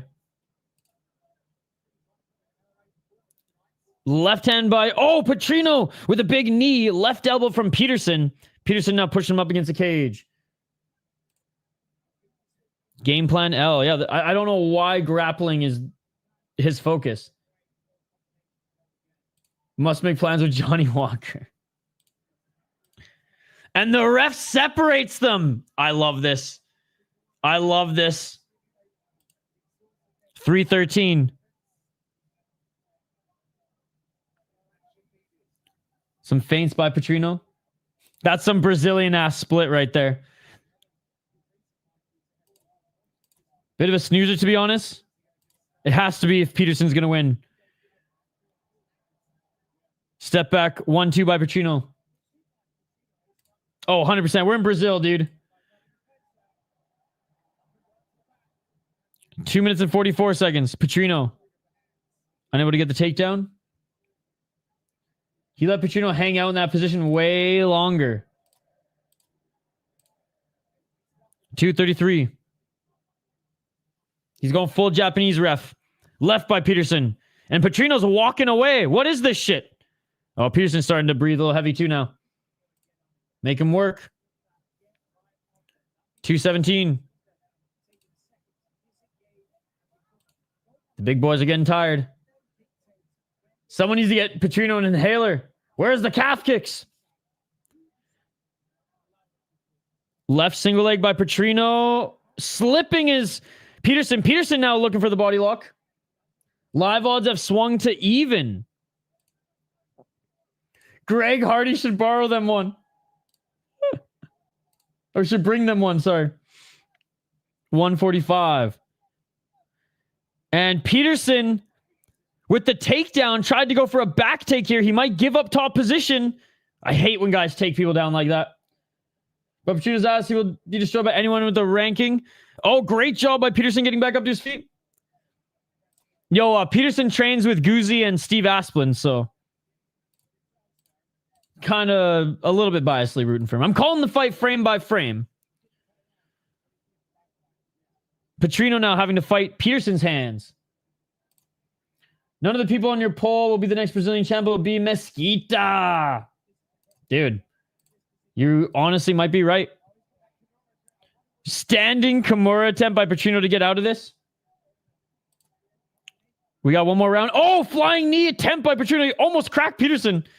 Petersen's tired too. Petersen eats a 1-2. Yeah, Petersen's dead tired too, man. They're both walking towards each other, hands down. 46 seconds. A grappling heavy first round drains the gas of the big boys. Oh, right hand by Petersen. 35 seconds. Petersen with a 1-2. Left to the body, right hand. Petrino walking backwards here. Petrino Superman punch. Loads it up. Swing and a miss.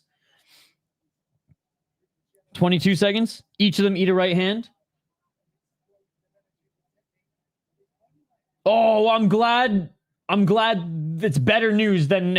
I'm glad it's good news. I mean, it's not good news, but it's better news. Glad to hear that. Thanks for the update.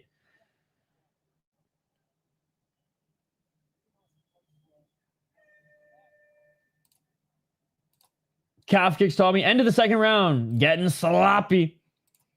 Yeah, Petrino's gas tank is pretty low, but so is Petersen's. But Petersen's actually able to get some shots off, despite also being tired. So Petrino, I imagine, still winning this fight.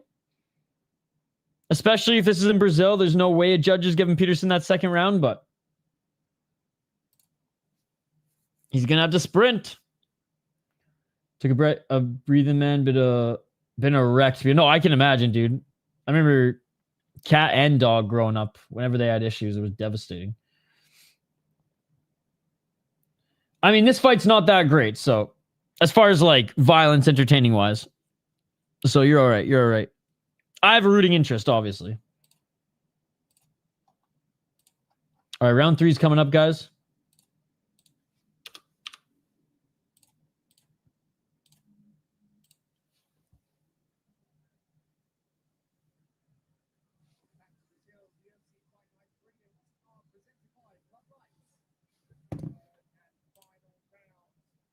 Wait 1 minute, sprint, say fuck it, if you die, you die. I just lost my cat a month ago. Really the worst pain I ever felt. I miss her every day. Yeah, man. They're family. They're family. 4 minutes, 52 seconds. Dominating is a stretch, brother. He won the first round very clearly. In the second round, he's gassing out, walking backwards. That's how I spar heavyweight. It's the only way to keep him away. Petrino is a round 1 fighter. Petersen needs to go for it. Oh! Never mind. He dominated now. Petrino just knocked out Tommy Petersen. Now you're right. Dominated. Oh, Petrino's a round 1 fighter, or maybe a 32nd of each round fighter.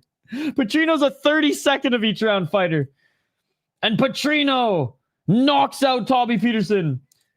And one super necessary shot as well. He slumped him. Tommy seems to be okay, though. He's back and conscious. That was actually so nasty. Holy shit.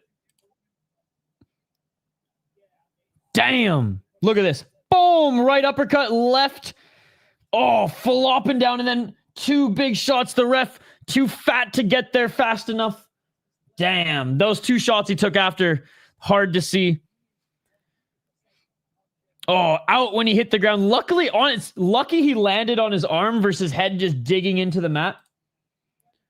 But unlucky to have taken 2 extra big shots. Whew. Petrino used whatever gas he had left, and he sprinted. No, he was gassed. He was gassed.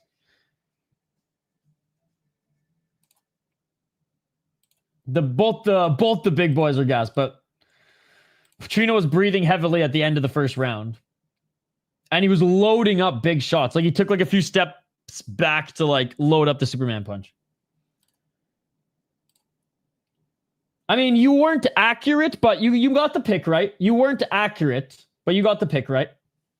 Saying he was dominating after watching that second round, it leads me to believe that you're not watching the fights, but good to see you, Alina. It was great. It was great. The Gophers ended up winning in shootout. Brazil 2, Minnesota 2. Petrino with the lucky KO. Nah, dude, our boy Tommy Petersen. I've seen enough Petrino Prime Batman. There's just no need for those follow-up shots at all. You could tell he wanted to get as many shots off as he could before the ref jumped in. Have some restraint, you big gorilla. Yeah, they both seemed too tired after the second round. But Petrino sprinted right at the end and he landed that shot. Feed Petrino to tie to Ivasa. Hey, good to see Tommy on his feet. And Petrino with a big win in Brazil. But it's going to be interesting to see Petrino against more and more guys in this division as he rises through the rankings. Like, I mean, obviously Volkov is way too high in the rankings, but someone who can fight three or five rounds, whew, there's no AC in that place. Oh my God.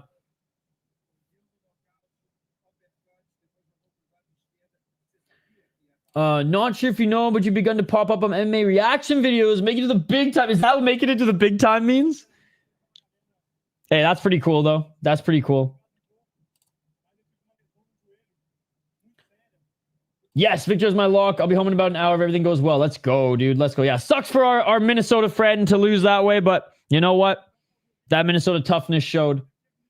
I'm going to get to the next one here in a moment, buddy. In the MMA world, I'd say so. All right, I'll fucking take it, dude. I'll fucking take it.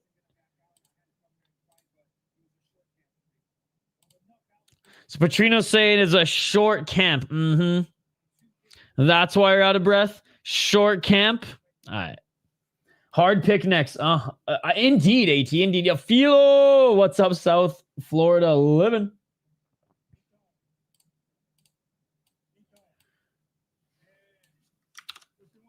All right, next fight. I felt Filho, he's fun to watch. Let's get Tapology up on screen.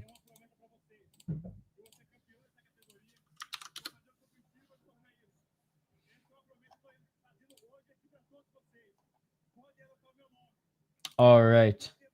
Clayton Carpenter up against Jafel Filho. Filho 16-4 as a pro. He is 2-2 in his last 4 fights. Lost his last fight against Alan Nascimento. No shame in that. Alan Nascimento, a very good fighter. A lot of experience before he even came into the UFC. And despite him losing 6 times, he's still really good. And that was back in May. Before then, actually beat Amir Albazi in a grappling match at ADXC. He's a very good grappler, by the way. Beat Ode Osborne in a really good performance. Beat Daniel Barres as well. And dude, Mokaev's a psycho for not tapping to that knee bar. Any other fighter would have tapped to that knee bar. He was on his way to beating Muhammad Mokaev as well. And he was on a hell of a run. Beat Vinicius Salvador. Bro. I guess Vinicius Salvador hasn't done well since. Vinicius Salvador was good at that time. I remember Vinicius Salvador in like 2019, 2020. Solid opponent. Hasn't done that good since, but still. He beat Echeverria on Contender Series. That's a really good win. Comes in and fights Mokaev in his first fight. Almost beats him. And then has looked good against his 3 opponents since. Nascimento, sick fight. Great win against Osborne. I know Barres. Yeah, Barres ain't that great, but that was a good bounce back fight against Mokaev. Clayton Carpenter, 8-1 as a pro, coming off a loss in his last fight. MMA Lab, so very good gym. 2 KO TKOs, 4 submissions, 2 decisions, 3-0 in LFA, 2-1 in the UFC. He's coming off the Contender Series as well. Fun fighter to watch. Good striking, decent wrestling. Lost to Tagir Ulanbekov, but Ulanbekov didn't finish him. Shout out to him for going the distance with him. Beat Lucas Rocha, who we saw. Ronderos. Shirez is really good. He's got some damn good wins on his resume. Beat Shirez coming into Contender Series. And looks really good in his 3 LFA fights before the UFC. Oh, this one's so tough to pick, and as the odds reflect, I think Filho's a better grappler. I think Carpenter's a better striker.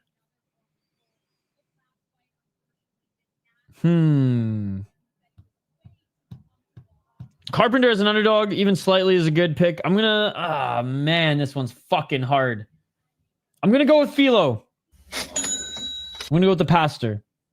Yo, what is up, Martin? How are you doing, buddy? Good to see you. Not a confident pick, but let's see if he can employ that nasty jiu-jitsu. Carpenter's tough, man. And he might drag Filho into a firefight, kind of like what Nascimento did. The pastor's about to baptize this fool. Is there any way for us to remove ourselves as mods from that weirdo's channel, or can the owner, only the owner of the channel can do it? Hopefully the channel just gets nuked. Keep reporting it. A shame Clayton is already 29 due to his future top contender potential. I got Filho. Brazilians, dude, the Brazilians are crazy. They're passionate, but they're almost like passionately evil in the crowd at times. I love how they're there for the opening prelims. That's awesome. But the fact that they left during Glover's speech, retirement speech, I will never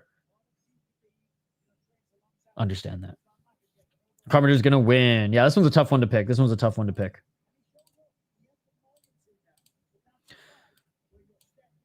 I think if it stays on the feet, Carpenter. If it goes to the ground, Filho. Carpenter's wrestling is good, though. I think Filho's jiu-jitsu is just nasty, bro. So nasty, he almost finished Mokaev. And anybody else other than that psycho that is Mokaev would have tapped to that knee bar. Anybody else would have tapped to that knee bar, dude. I swear. But it's good to see Clayton Carpenter back. He is fun to watch. Nova Unao. All right, making his walkout now. Brazilian fans are the classiest. Oh, yeah, the classiest.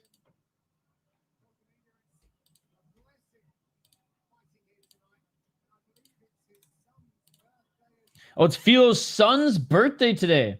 Filho looks like Brazilian Karate Kid. Oh, my God. I was at the PFL South Florida. There's tons of Brazilians. When Shoeface fought, it was loud, just insane. They just watched Hill beat him, though, right? So you can blame them. That's hard for anyone to deal with. True, but I mean, like, I don't know, man. I'm not even Brazilian.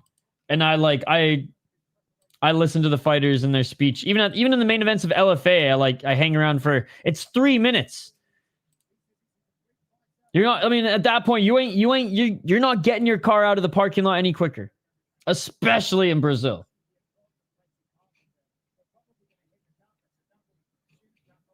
Guys, smash that like button if you haven't already. Let's try to get to at least 60 likes. But you got to stand by your champion when he's retiring. Yeah, dude. I'd have been the last one there. Glover. I'm not even Brazilian. I have that much respect for Glover.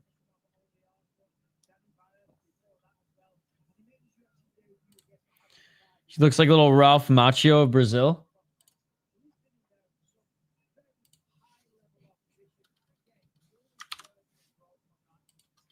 Who do you guys got in this one? Are you going with Clayton Carpenter? Arguably the more well-rounded fighter. Or are you going with more of the tricky grappler? Who is still pretty tough. And Jafel Filho. All right, they're both in the cage. We'll get to back to the play-by-play here in a moment, guys. If you haven't already, smash that like button and subscribe. Ring that bell for notifications so you never miss an upload, so you never miss a live stream. We do live commentary and hang out with you guys every single weekend. And we don't just cover mixed martial arts. We covered a little glory earlier today. We're covering superior rule sets, soccer kicks, and grounded knees kickboxing later. Bro, and we still got a bunch of sick prelims. We got 2 more sick prelims on this card. This one here, Jafel Filho against Clayton Carpenter. And then one of my favorite prospects in the world of mixed martial arts, who just happens to be in the UFC now, Michael Aswell, a.k.a. the Idol Skatesman, is also fighting on this card. And he's fighting the next fight, actually. Ralph Compaccio, Brazil. What's up, Rodrigo? Great to see you, buddy. Oh, Philo's pumped.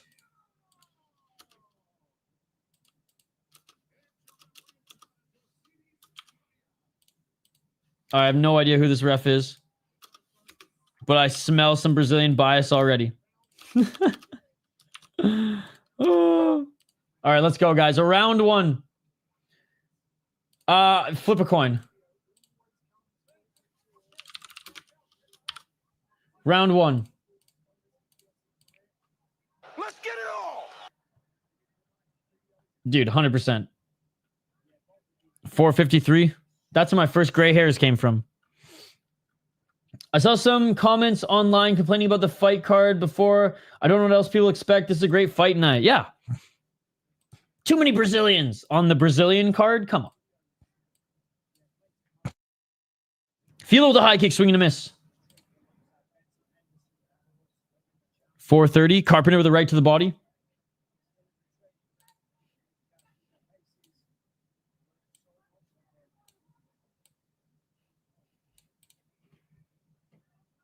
Filho evades a left to the body. Each of them a pretty wide stance right now. Oh, big low kick by Filho. Filho with the 1-2. Filho cracked him. Filho just cracked Carpenter there. Carpenter's okay. Walks forward, throws a right of his own. 357.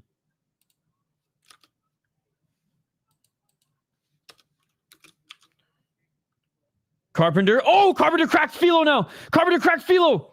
That was a big left by Carpenter. Filho didn't like that. They've each cracked each other with big shots here so far. Carpenter with the underhooks, trying to take Filho to the ground.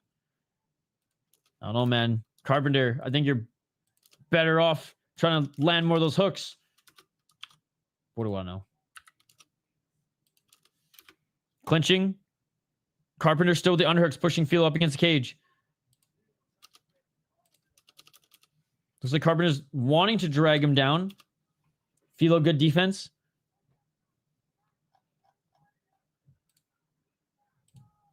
.310. Oh, big right elbow by Carpenter in the clinch. And Filho with the reversal takes him to the ground. Filho with the back take. Instant back take by Filho. Both hooks in, no body triangle yet. I love flyweights. Huge one, too. Yeah. No, of course, of course. Yes, knockout at about 4 a.m. Eastern. Ian Parker picked Filho, so... Uh-oh. Carpenter fucked up trying to grapple. Nice punch from Carpenter. Filho, 2 minutes and 36 seconds. Back take. Filho's looking for that rear naked choke. Body triangle secured. Ask the mat back to the cage, though. Doesn't have Carpenter flattened out just yet. Carpenter. Good job fighting the hands of Filho. 2 minutes and 17 seconds. Carpenter, good job trying to fight the ankles of Filho, trying to get his grip of that body triangle loose, but forced to pay attention more to the hands of Filho, as Filo's now still looking for that rear naked choke. Good job by Carpenter pushing against the cage, but toes are in the cage there. Ref on it. Body triangle secured, ankles facing up. This is not good for Carpenter. I cringe in pain when I think of what Mokaev did to that knee. Most people... No, wait. It was... He did that to Mokaev's knee. Oh, yeah, what he did to Mokaev's knee. Yeah, sorry, I read that wrong. Yeah, it's insane. Most guys would have tapped. Like, Filho was a few ligaments... Well, not even, because he tore all the ligaments. He was Mokaev's pain tolerance away from beating a top prospect in his first UFC fight. Yeah, knee stuff just makes me cringe too. 116. Carpenter surviving, but they each landed good shots on the feet, and this control time means a lot more than control time up against the cage. So Filho is winning this round. Back anyways. 57 seconds. Oh, maybe Carpenter can win it back here. 50 seconds left. Carpenter Nice reversal as he gets into the top position. Filho now attacking an arm. He's grabbing his forearm here. Mostly just to get him to move. Oh. Kimura attempt. 30 seconds. Forcing Carpenter to sprawl. Oh, Filho top position here. It is. Was that a tap? All right, there's the tap. Bro almost got away with one. Filho with the first round submission, ladies and gentlemen. God, he's so slick on the ground. He's so slick on the ground. Brazil.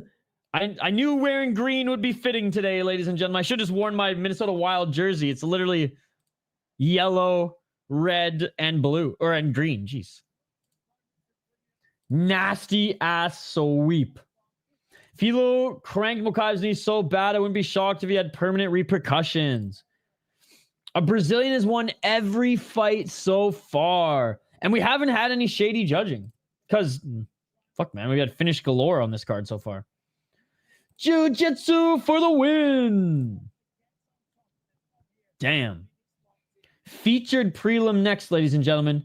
This is my main event on the card. This is my main event on the card coming up next, by the way. One of my favorite prospects, and I'm so fucking excited he's in the UFC. My boy, the Idaho Statesman himself, Michael Aswell, ladies and gentlemen. He's a friend of the channel. He's hung out in our live streams before. We're going to get him on the podcast soon. I would say that we're undefeated, but don't know if it technically counts since the first fight had 2 Brazilians. Wait. True. It counts. It counts. They're going to get a free point. I have no idea if you can watch it there. Hooker was able to defend so well against Gamrot's takedowns. Then I have to assume Charles will be able to as well. I just hope Charles doesn't accept being on his back like he does so often. Exactly. Exactly. Nick Diaz so proud of that submission. Filho won. Yes, he did. Filho won. Filho won. Submission in the second round. Or was it first round? Right at the end of the first round, right? Yeah, right at the end of the first round. First round was almost done.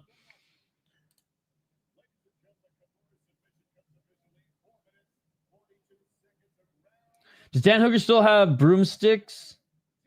Or are they thicker than Charles? I mean, he's not as much of a string bean as he used to be. Especially now that he's not making 145. You literally said, dude, you can't go back on your pick. You literally said Carpenter was going to win. Filho Kimura round 1. You know, a piece of shit, as soon as I found out my dog was going to be okay, I logged into DraftKings and place a bet. Hey, I wasn't thinking it. Dan Hooker's hilarious.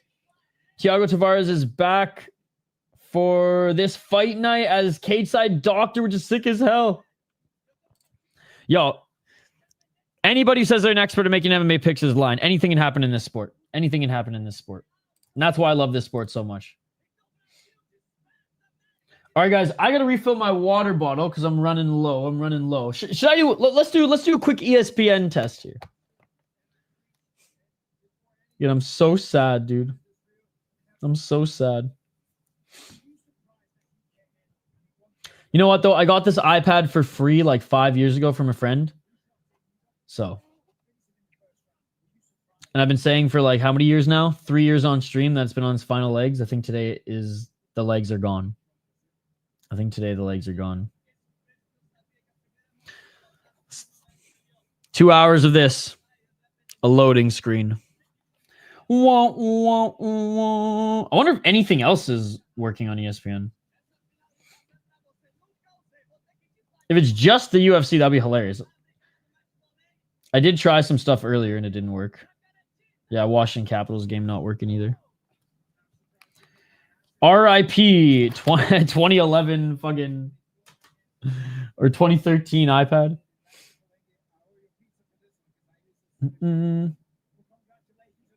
298 bill could be worse. I heard about some kind of lawsuit going on because they're claiming that the online gambling is way too addictive. All right, ladies and gentlemen. Before we get to this next one, I'm going to refill my water here, but we have the featured prelim next, featuring my friend and yours, Michael Aswell. Guys, I know Idle Skatesman streaming right now. Go to his channel. I'll put the link in the chat. Go to his channel and say, "Oh my God, you're fighting?" He will get so pissed.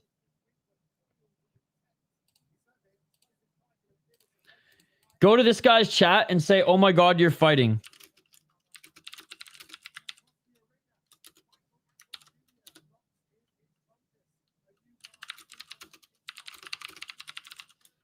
And go say, "Oh my God, you're fighting." I said that he kind of looks like Michael Aswell, and he was not happy when I said that. Aswell fought in his UFC debut up a weight class, by the way, on short notice, and still looked damn good in his fight.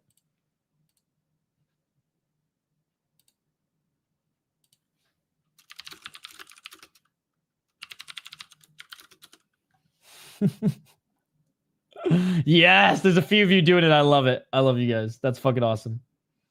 Oh, I don't look like Michael Aswell. Bro, I didn't think I looked like Giga Chikadze, but here we are. I'll take it. I'll take it.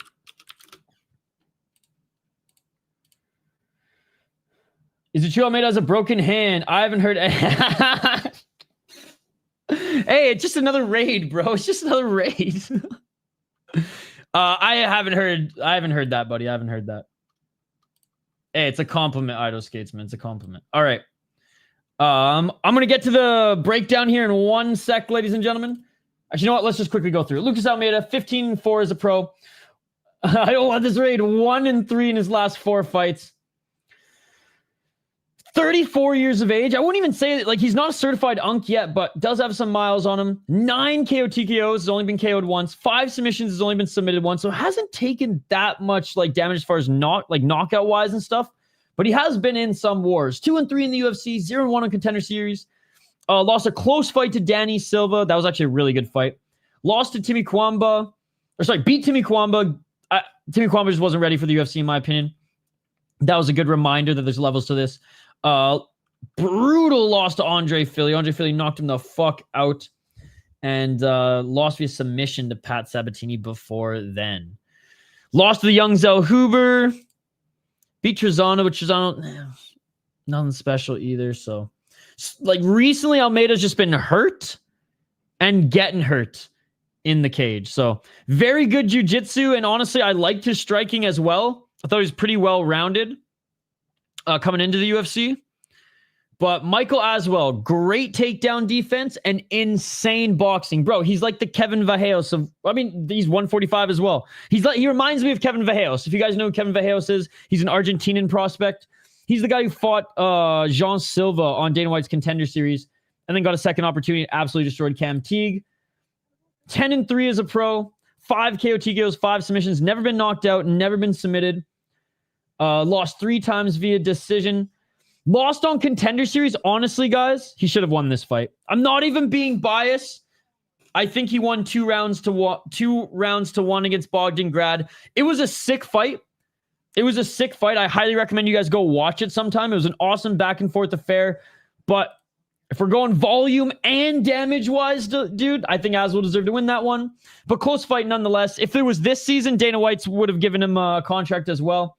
Goes back to Fury, beats a good opponent in Darian Ramos, and then takes on Bolaji Oki on, 2 weeks notice? Up a weight class, and still actually has a good performance. I think he lost, 2 rounds? Might have won 1. I forget what the official scorecard was. But anyways, back in his own weight class. Good walkout song as well. Up against nearing Uncle Lucas Almeida. I think Almeida's path to victory is honestly to grapple. Aswell's path to victory, keep this in the pocket and outbox your opponent. I'm going with Aswell. Aswell has youth, but I'm going Almeida. He's freaking out. He's going all Bronx accent and shit. Oh, I love it. And you can see as well, like, way more in shape here at 145 than you could see at 155. Just not his weight class. Not his weight class. All right. I'm going to be right back, guys. I'm going to refill my water bottle as I'm almost down to the final 100 milliliter. And then I'll be right back to call this fight on the other side as well. Almeida here next. UFC Fight Night.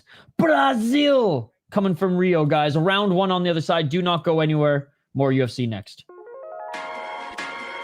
Let's go.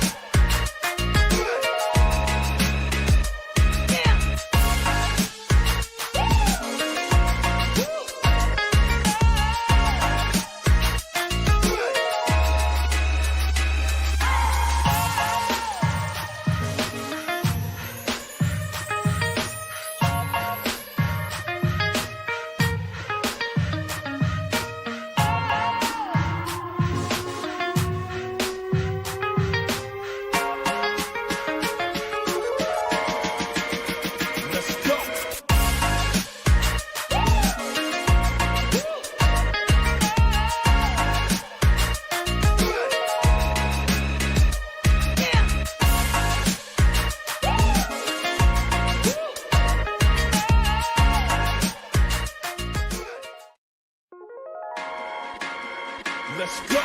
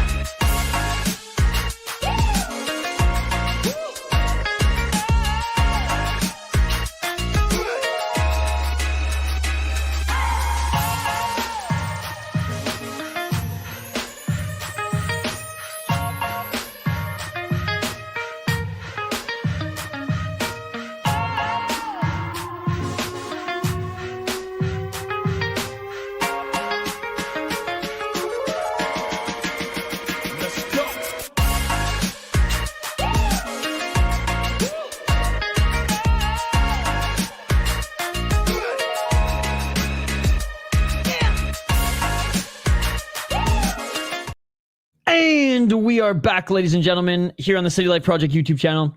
Live play-by-play coverage, live interaction with you guys in the chat as well, and a reaction, which apparently I've made it, ladies and gentlemen, because I'm in other MMA YouTubers' reaction videos now. Oh, bro, thank God none of these Brazilians smoke like protests, or I'd be dead right now.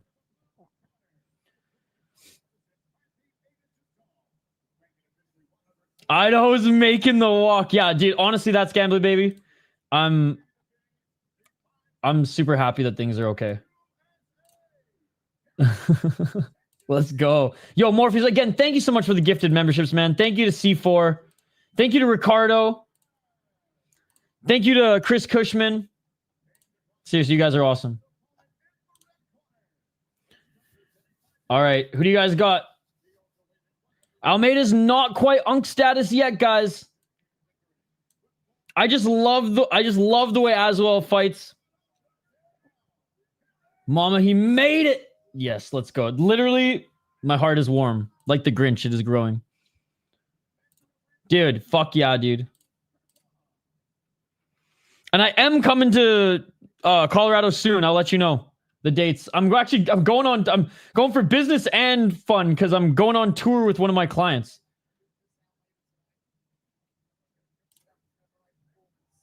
Ramos hasn't fought yet. Round 1. Let's get it all. Justin Brasilia happens. Do you think Justin has a chance? I think he has a chance, but I still think he gets knocked out. I don't think he deserves that title shot, by the way. All right, round 1, guys. 4 minutes and 47 seconds. Low kick by Almeida. Aswell walking forward. Aswell trying to get into the pocket. That's where he does his best work. Low kicks by Aswell. Something I don't note too much from. Oh, Aswell, the big right hand. Another right hand by Aswell. Almeida's hurt.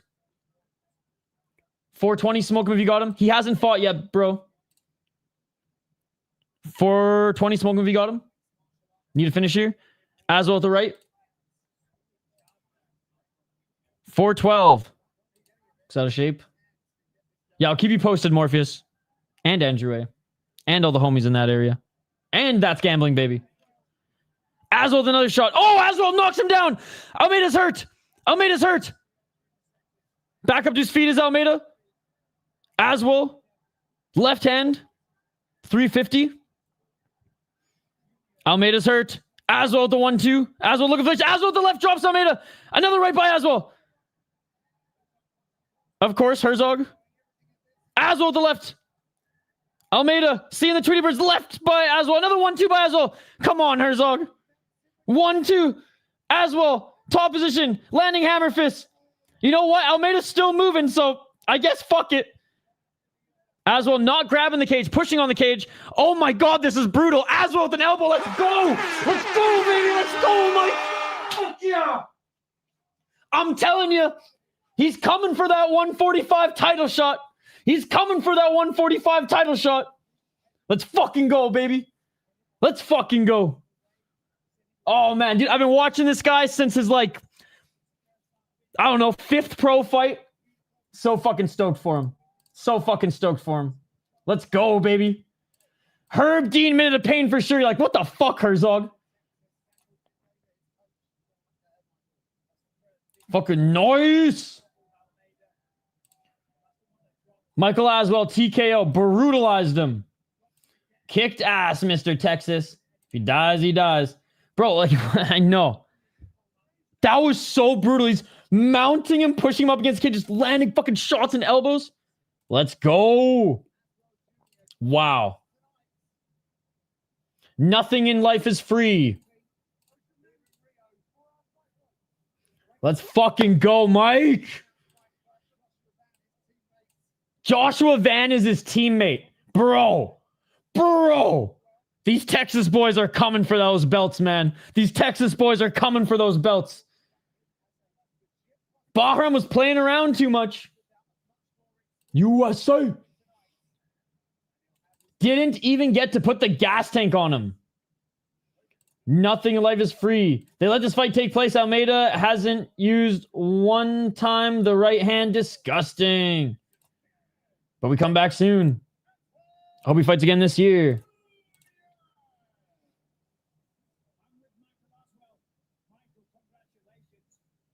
Let's go. Hopefully he gets another quick turnaround. Or gets a quick turnaround.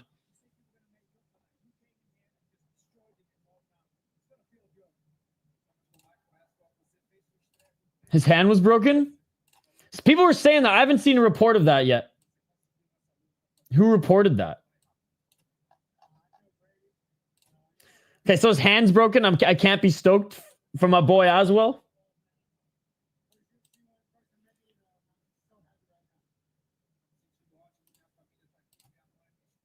Yeah, bro. What the hell happened to Almeida? I remember him being pretty good, especially on the feet. But dude, like he's never fought before. AT saying his hand's broken.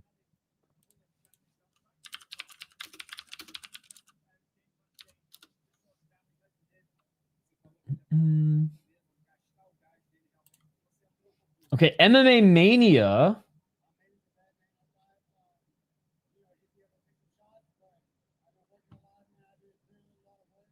Oh, I see the hand swollen in the picture. You know what's crazy, though, is it looks like that was broken, like, that day. Hand was super broken.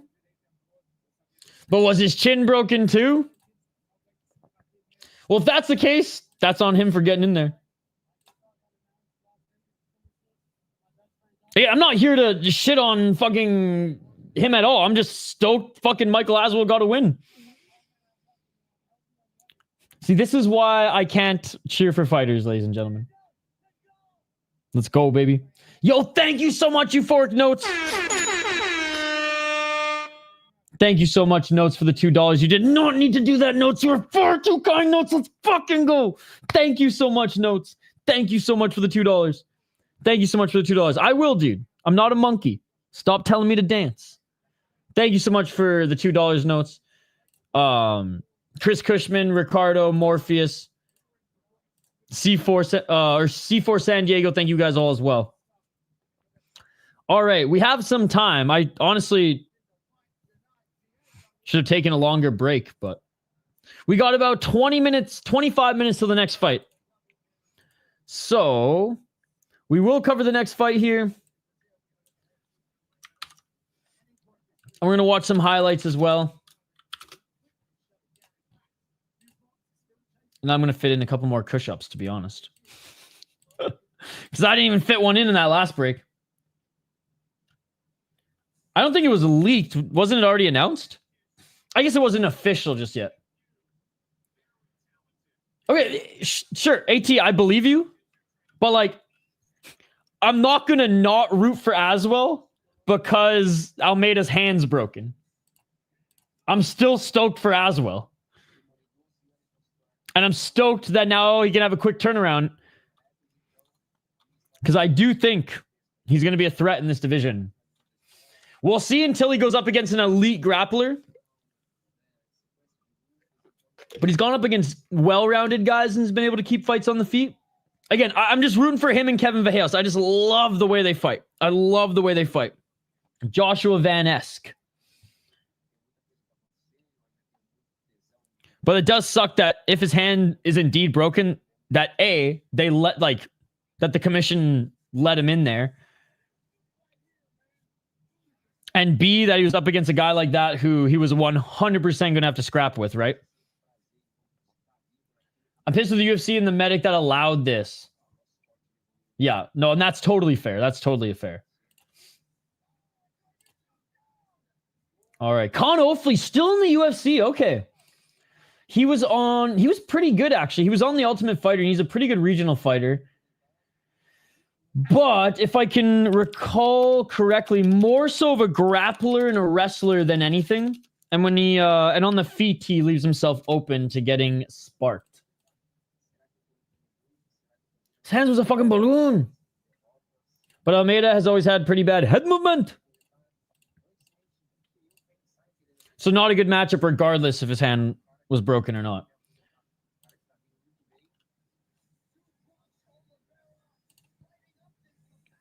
In the States, they probably wouldn't have allowed it.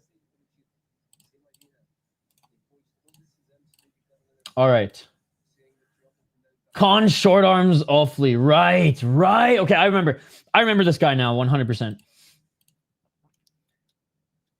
Because I was gonna say, like, there's no way it's that swollen if he broke it like a week ahead of time. Like, he was like fucking hitting pads or something, or I don't know. I don't know what was going on before weigh-ins, but maybe something fell on his hand. I don't know, chat. I don't know.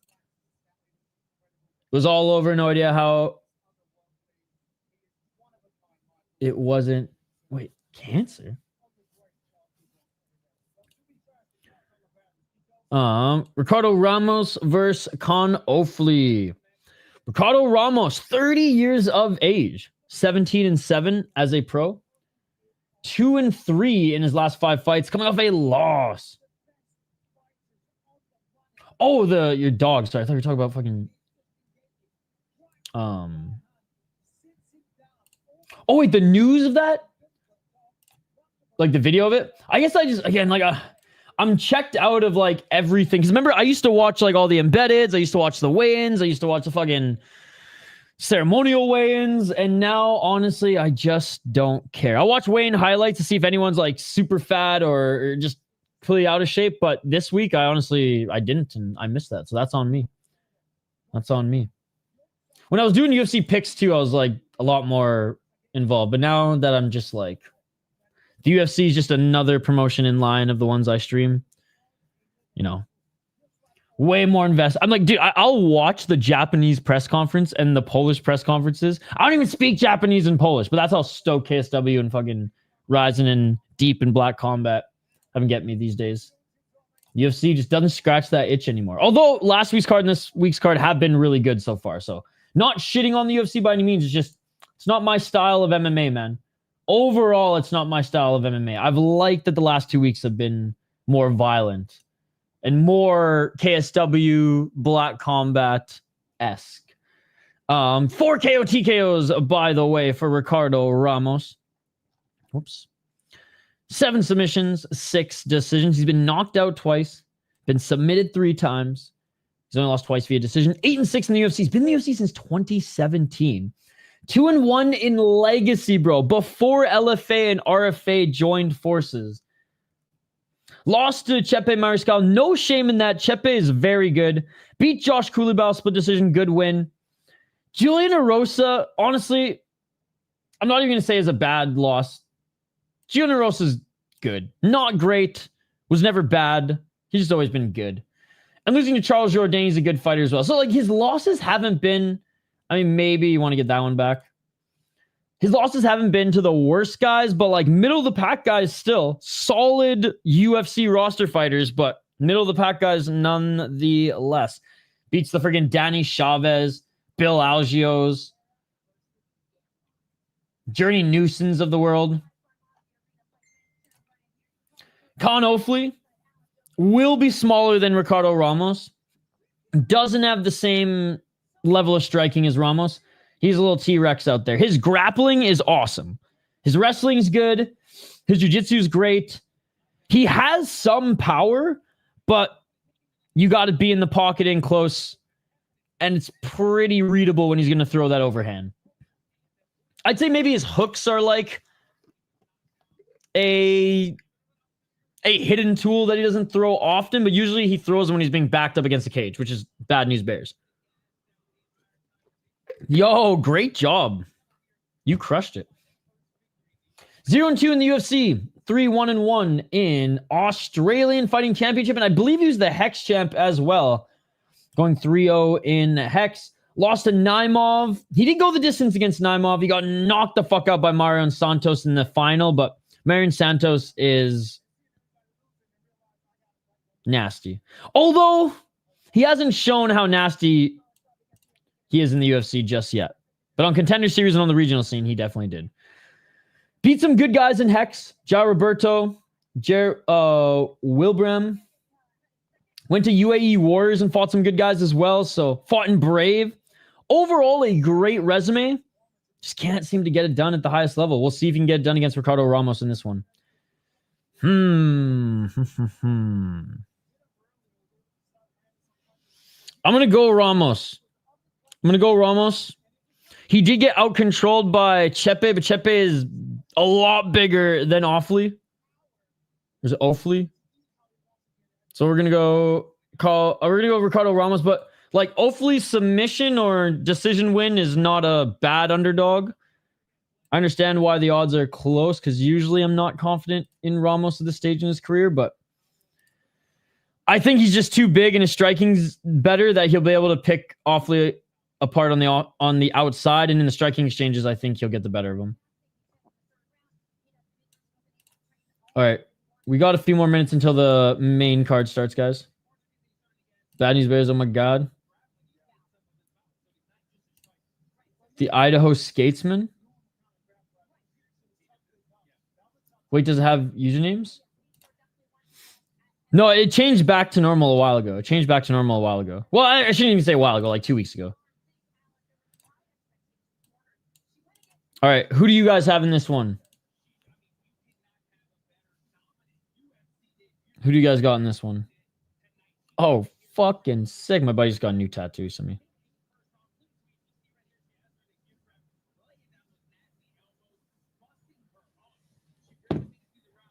Who do you guys got for this one? Ramos? I'm trusting in him too.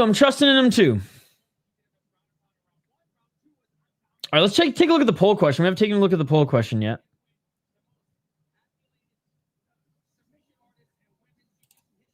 All right, 44 likes, guys. We're so close to 60. Who will be the next Brazilian UFC champion? Carlos Prates, Diego Lopes, Gelton Almeida, Amanda Nunes. We had a couple write-ins from Dirty Hippo. Bia Mesquita. Ramos got this. Guys, we got a lot of votes in the poll questions tonight. 87 votes. That is awesome. Thank you guys so much for voting. Diego Lopes, Prates, similar, 39-24. Amanda Nunes, 30. Hey, when a poll question is close, you know it's a good poll question. So I'm happy. Hey, God bless you, Officer Juice. How you doing, buddy? Hope you're having a good Saturday. All right, guys, I know I just took a break, but I did not expect the Aswell fight to go that quick. So I'm going to be right back, and then we'll get into a bunch of highlights, okay? No water bottle fill excuse here. And I won't take many, if any, breaks during the main event.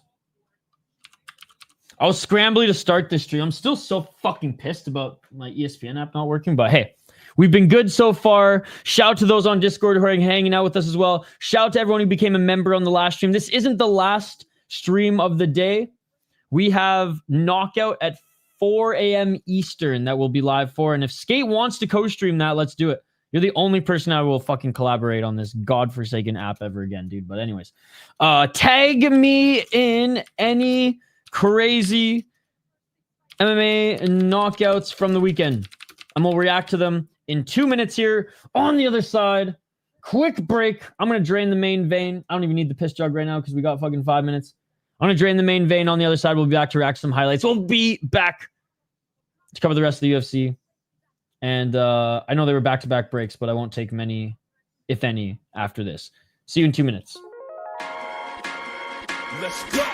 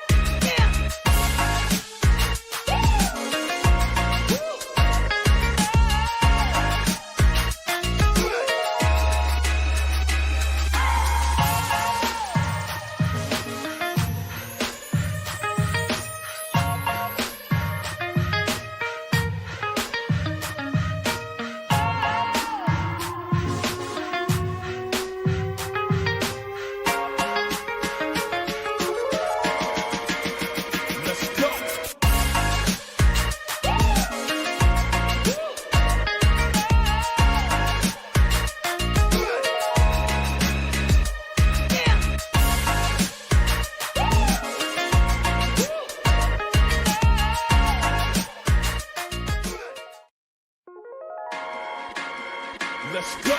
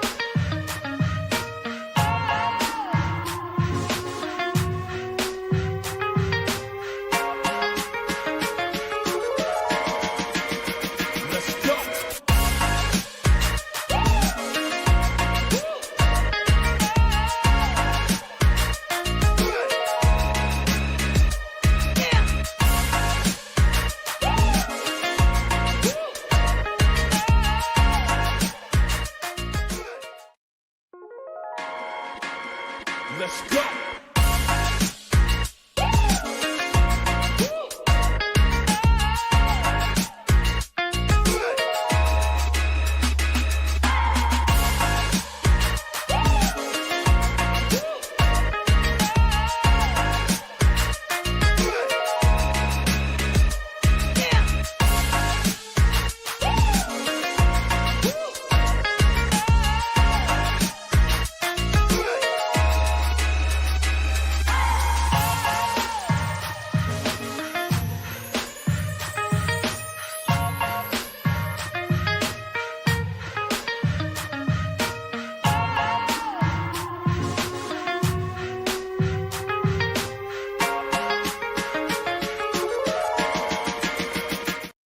And we are back, ladies and gentlemen. We are back. All right. Let's see. What did you guys tag me in? What did you tag me in here today? All right, the main card is about to begin. Fighters are not going to make their walkouts probably for another 10 minutes, guys, so be patient, be patient.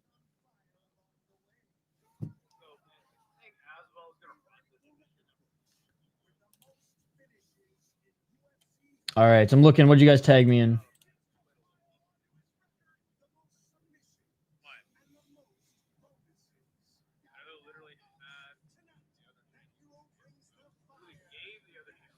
All right. No one's tagged me anything? What? All right, I'm just have to go to Kaposa. What do you got for us, Kaposa? Matissek's been honestly delivering more than Kaposa lately. Not to say like Kaposa's been taking any time off or anything like that, but Matissek's been on it with some crazy shit. Kaposa's very much dialed into the UFC right now, which is fine, you know. It's the big show. Okay, we got some. We got some. All right, RCC. We got one from RCC today, guys. We'll get back to the UFC coverage. We just did our preview. We'll do another quick one here, but we got time. We got time. The broadcast just started. Yo, let's go, Josh. Cha-ching, baby.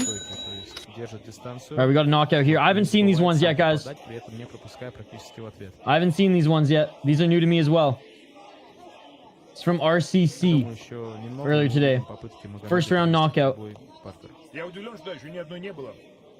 RCC is a fun league, by the way. Just like open... Oh, right hand. Oh my god, he's out. Just like MMA series and Open FC. There is some fuckery, but damn. Hold on, let's take a look at that again. Okay, sweet, Chris. I can always count you there. Oh my god. That's just crazy. That's just crazy. Okay, Chris, I'm actually gonna fire that up right now. Dude, that was nasty.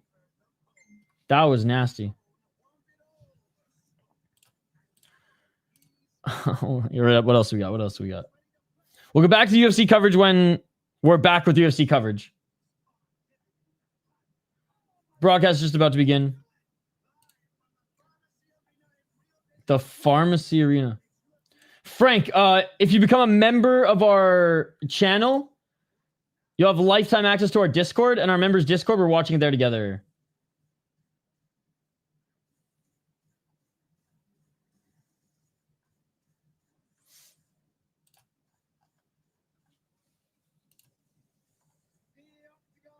Fucking Kachab, dude. That's so funny.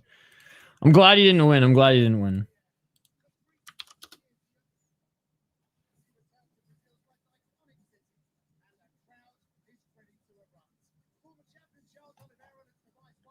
Dude, oh fuck, I can't show this one. I wish I could. Prime, let's just say Prime does not like us. But I'm watching it. Oh! Okay, you guys gotta watch it. I can't show this one on screen because Prime MMA will copyright my shit. There's one of the few that they got no chill.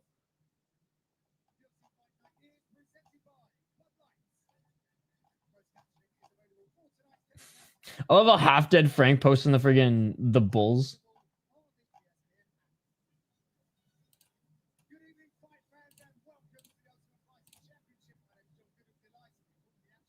Dude, I love John Gooden. I know I've said that already tonight. I think the most underrated and underappreciated commentary, play-by-play commentary guy. Because obviously everyone's, what about Felder? Felder's here. Felder's Felder is color commentary.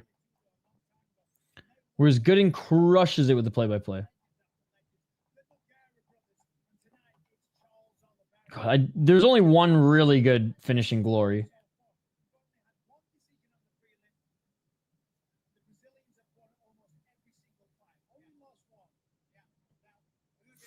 Dude, Raheem Forrest losing was nuts, man. I picked Raheem Forrest to win last night. Check this out. Boom! Big elbow. I think Raheem Forrest, this was like his hometown too. Wasn't this in like Tennessee? Oh my god. Dude, this was wild. In the first round too. He's so good. You got to become a member of the YouTube channel, and I made a post for members. Like a members only post, and the link's there, my friend. Spinning. Oh, here's the Bill Lewis knockout.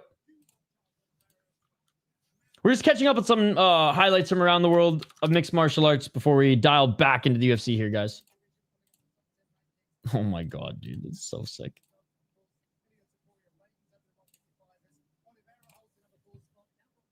Oh, bro. Doesn't knock him out straight, but he's done after that. Some big elbow. Dude, this guy's nasty.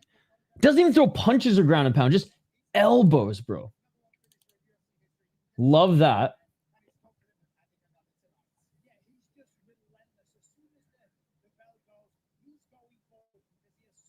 Oh, Dylan Booker lost. That was a crazy one, too. I mean, Cage Fury UFC and LFA were pretty good last night.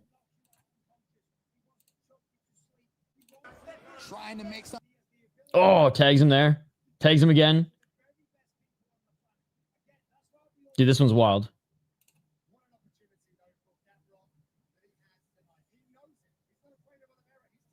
Who's the fighter with the... What?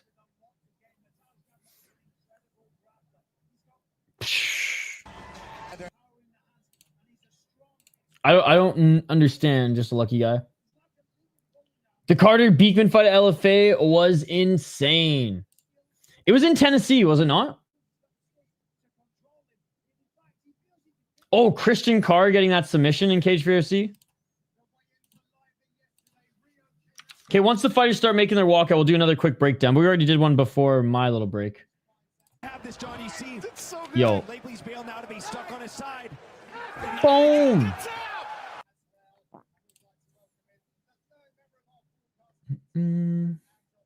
What else do we got?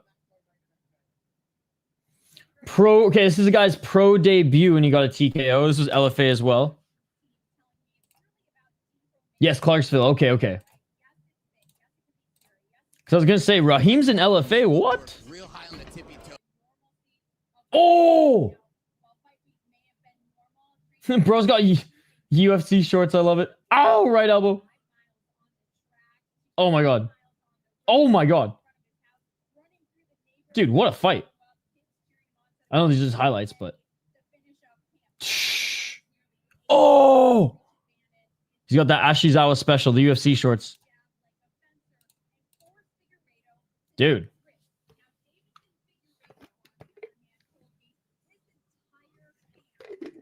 Man, Linderman crushing it here.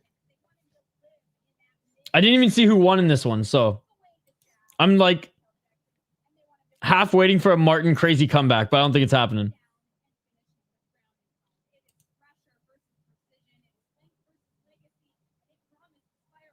Oh, he's leaking too.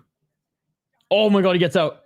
Yes. For some reason, I was like, I feel like it's going to be a comeback. For some reason, I was like, I feel like it's going to be a comeback. Oh my God, yes. This is insane. No fucking way. Wow. Painting the canvas red. In about 10 minutes. Oh, Oliveira, like 2.5 hours. Dude, this is... Oh, man, LFA is 100% going to fucking try to take me down for this. But LFA... If this doesn't sell more Fight Pass fucking subscriptions, I don't know what does, ladies and gentlemen. Guys, go get UFC Fight Pass if you want to watch crazy fights like this. This is absolutely amazing. Unreal. What a comeback. Almost down and out. And I mean, Linderman just trying to survive here. Oh my God, look at all that blood.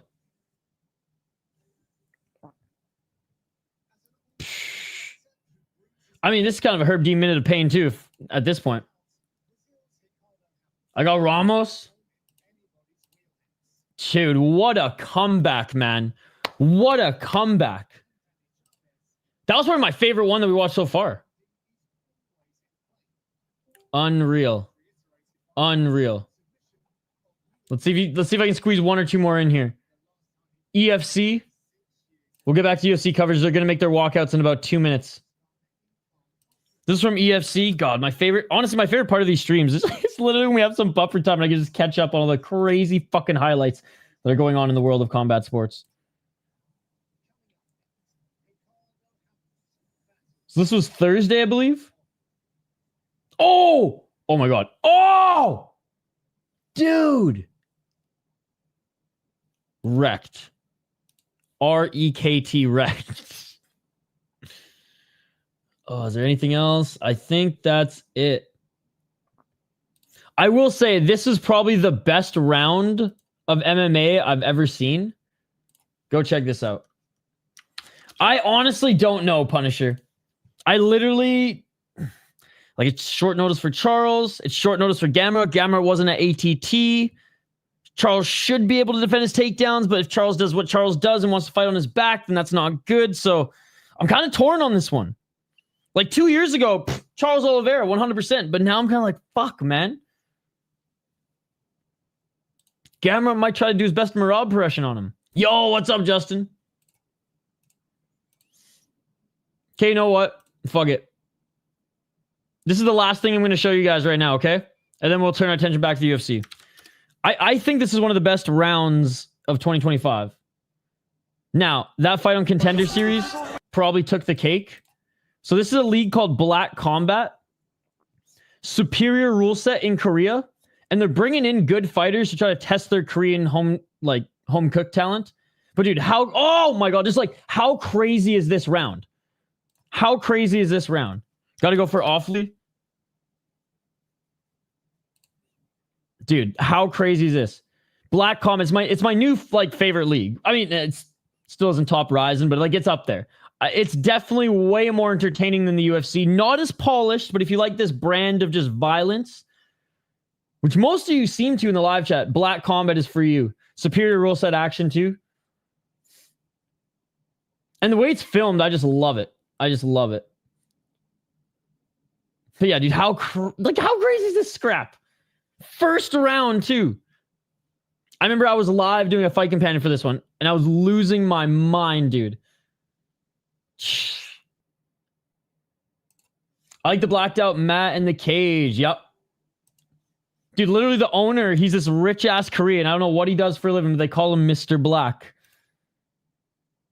He's brought in like Aldo, Nogueira brothers, Shogun brothers. I'm missing a few other Brazilians, like Vanderlei's crew, to train the Brazilians in the league and these guys too. It's nuts. Anyways, it goes on for another a minute, guys. It's one of the best rounds of 2025, and yeah, highly recommend Black Combat. You guys want to see some soccer kick fucking knockouts to the face in every second fight on the card? Psh. The only thing that sucks about Black Combat, and I'll say this, for their biggest cards, they have the longest intermission imaginable. The intermission is literally sometimes an hour long. Main card Mafia, let's go. Yo, what's up, Spinning Bird Flip? Good to see you. So I'll say the only thing that sucks is their intermission makes Ryzen's intermission feel like a 5-minute break.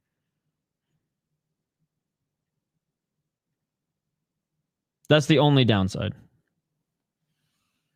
But Black Combat is fucking... the fights themselves, amazing. Their production, amazing.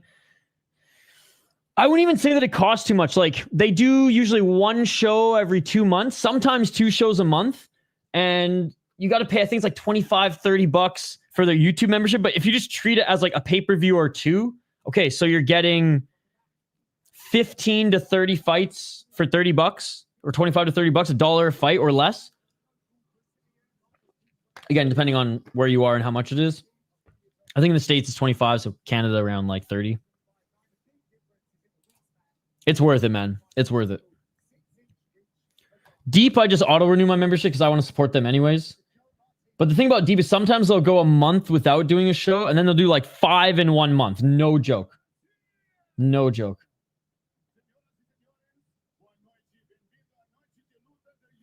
Yo, Spinning Bird Flip, no way, dude. Yo, join our members Discord if you haven't already. We share fight highlights, fight clips, news, and we watch fights together.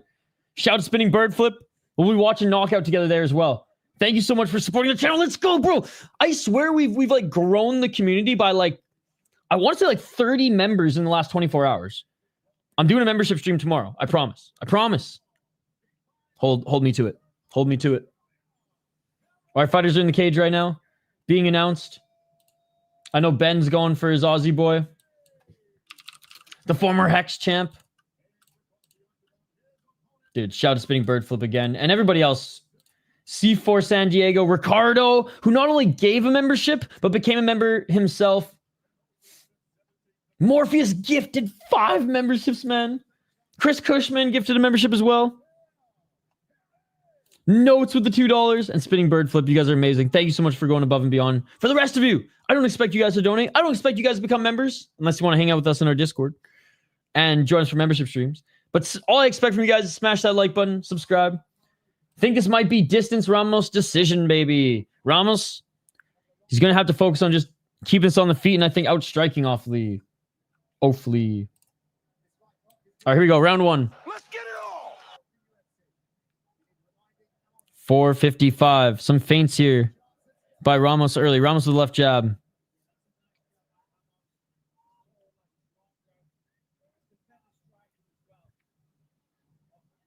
Ofli staying on Ramos. Grappling match probably. Low kick by Ramos. Ramos missing with the low kick. Ofli catches the kick and now looking to get in the top position, but Ramos now grabbing the heel of Ofli. Ofli grabbing the cage, cut off his fingers. Cut off his fingers. Knee bar. Knee bar. Ramos looking for the knee bar here. Ofli trying to scoot to the left.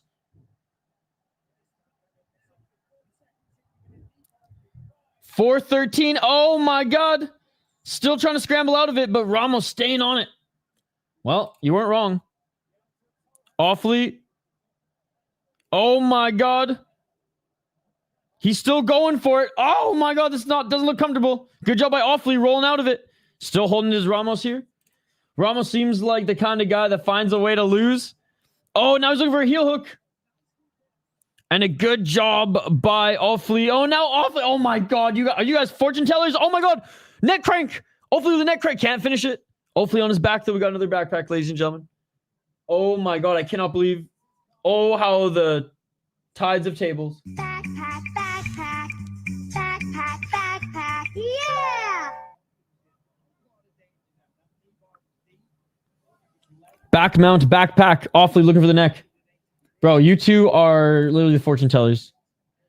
Pretty sure they both black belts and Ofli's a grappling instructor for a few years before the UFC. Oh, I know. That's what I figured. Ramos would try to keep us on the feet and expose the not as polished striking and lack of distance from Ofli, but crazy scrambles for a second. And Ofli still on the back. Looking for that left arm under the neck here. Ramos fighting the hands.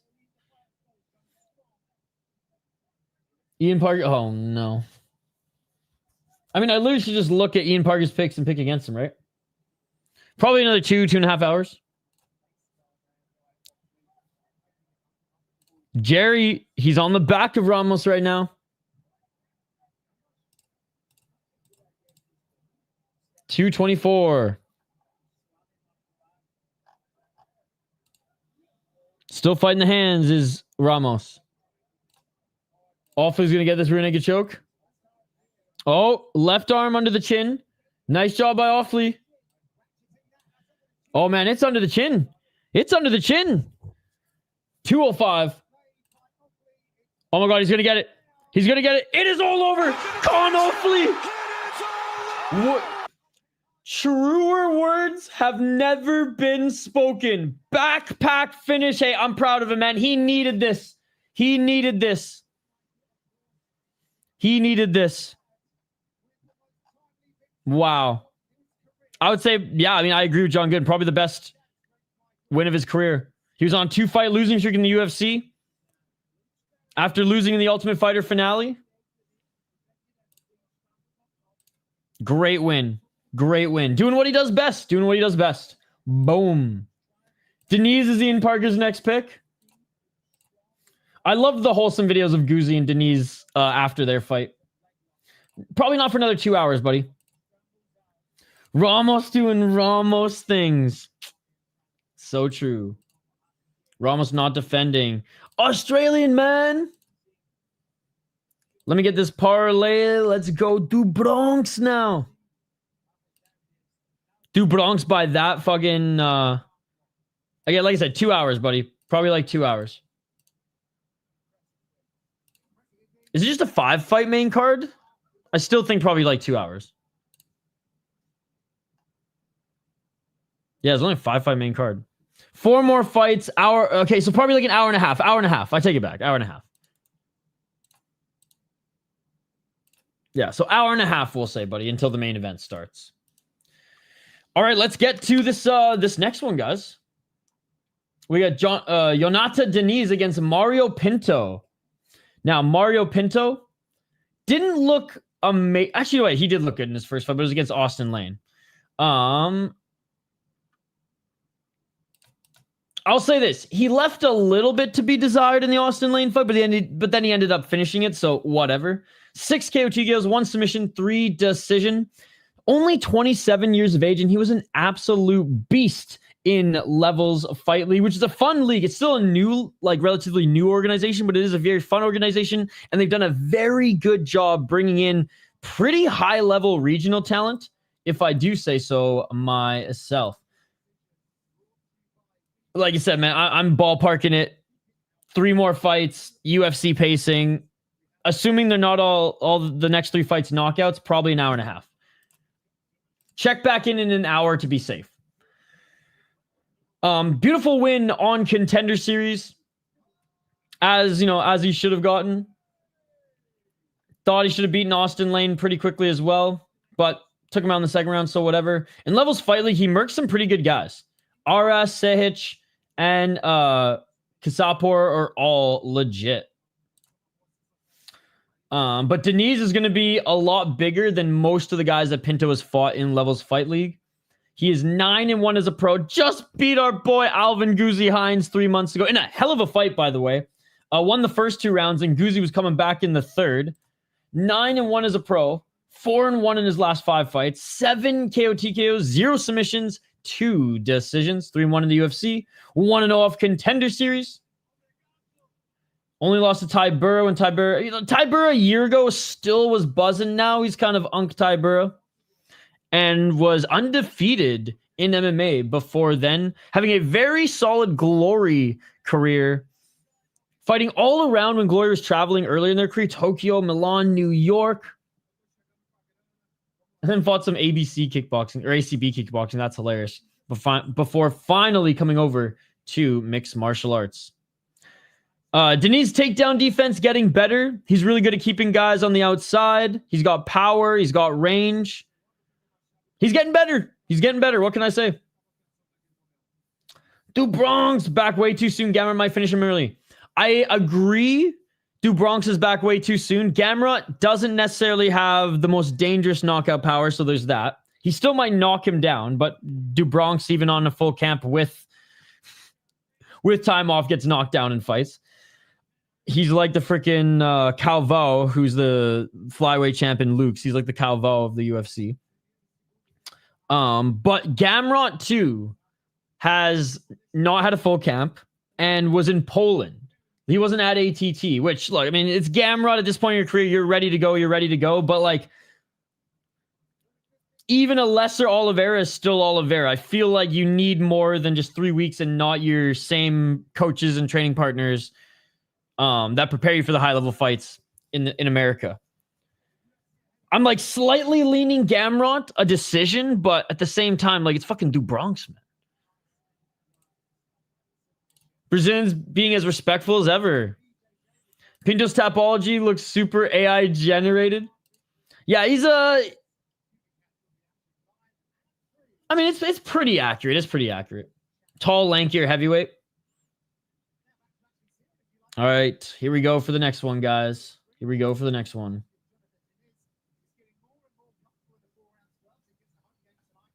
And again, quick turnaround for Diniz, by the way. Took some damage at the end of that Guzzi fight. But I think he'll do just fine. Up against the Portuguese Mario Pinto, who's fights out of the UK. I think he's out of London. Good points, good points. Yeah, so this one, it's just like, it's a tough one to predict, right? That's why I keep saying coin flip. Everyone keeps asking me, who do you think's going to win this one? I'm like, coin flip, bro. This is the last of the big boy fights. We got welterweight in the next one. Rooting for Montel Jackson, by the way. Love Figueiredo, but you guys might have noticed Curtis Clark, our friend Curtis Clark's not in the chat. He's freaking cornering Montel Jackson, which is crazy. So he's been in Brazil all week. He's been sending me pictures on his Instagram. Ramos lost. He lost, TDI. TDI's been waiting all night for a Ramos win, too. I'm sorry, TDI. I'm sorry. But he freaking lost. He freaking lost. Oh, man. 152 votes in the poll question. Who will be the next Brazilian UFC champion? Carlos Prates, 30%. Diego Lopez, 38%. Gelton Almeida, oh, man, it makes me so happy to see him only at 7%. Amanda Nunes, 26%. Yo, Mr. Quake. What's going on, brother? Good to see you. Good to see you. I'm telling Skate right now. Check out my poll question. The results.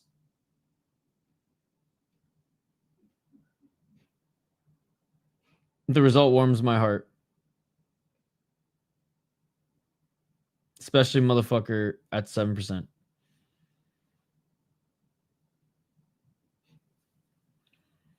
Hey, no worries. No worries. No, we still got like an hour and a half till that fight, buddy. Sorry I wasn't active a couple days. I was playing Battlefield 6 and I'm hooked on the game. Nice, dude. What's that game that Shane meant to mention the other day? Something like Yote? Scrolls of Yote? I don't play games, guys. I don't know. I feel like Reaper, you'd probably be into that. Scrolls of Yote? Does that sound familiar at all, chat? Again, I don't know. I don't play games, man. Yeah, no problem, buddy. No problem. The only game I want to play, Ghost of Yote. Okay, how is that? I know Shane was talking it up. Shane didn't want to hang out with us in Discord, so he was like, oh, it's non-sportsnet. I'm out. Yeah, the only game that I actually like want to fucking play is Counter-Strike 2. Like my new, like, computer's not really new anymore. It's 3 years old, but it's new enough to run it. My old computer wasn't. But I just don't have time. Yeah, I just can't stand Almeida, so I'm so happy that he's on the lower end of the totem pool. How have you been enjoying the fights today, Alina? And what else did you end up watching? Because I've only Glory and... Well, one yesterday, Glory this morning, UFC now. Hey, thank you, buddy. Oh, I don't show the fight. No, that's illegal. But if you become a member of the YouTube channel and then cancel it, but join our members-only Discord, there's a members-only post right now. We definitely will help you out there. But on YouTube now, dude, I can't do that. The channel will be nuked in a second. We do play-by-play, commentary, reaction. So you'll get commentary and play-by-play here. If you want to join our Discord, we'll help you out there. I made a post for members on the post tab with the Discord link, updated link.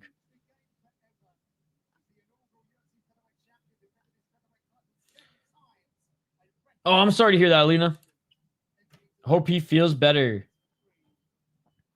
All right, fighters are about to make their walkouts now, guys. Fighters are about to make their walkouts. Yo, what is up? What's up, dude? How's it going? Oh, wait, Aldo. Oh, Aldo's officially coming to drop his gloves at center in Rio. Okay, you know what? I don't mind this. Some buffer time. Sounds good, dude. Well, if you want to listen to our play-by-play, we will be here. Pinto to win in the fight goes past 2 rounds. Locking it in. No problem, Melina. No problem. Oh, this is cool. We got the king of Rio himself officially retiring here, laying his gloves center of the cage. Jose Aldo. Some fucking Armani jeans. Jeez. Oh, legend. One of the greatest of all time. And there we go. He lays his gloves down in Rio. The last run This town walkout, that means something. Wow. I'm getting goosebumps right now, chat. They're chanting for him. He is the king. He's the king. And in Rio is his throne. His wife and kid with him.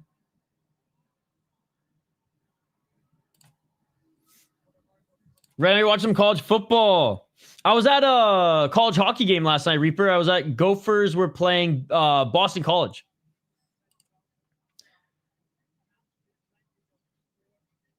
Oh, really, Mad X? Okay, good. I ain't dabbing. I'm sneezing. Legend. Oh, 100%. I mean, isn't he already in the Hall of Fame? Dude, all the Brazilians' wives are on more juice than them, I swear. Have you seen fucking Gordon Ryan? I guess Gordon Ryan's not Brazilian, but he may as well be at this point. Have you seen his girlfriend or wife? Also, always in the Hall of Fame. I got Diniz.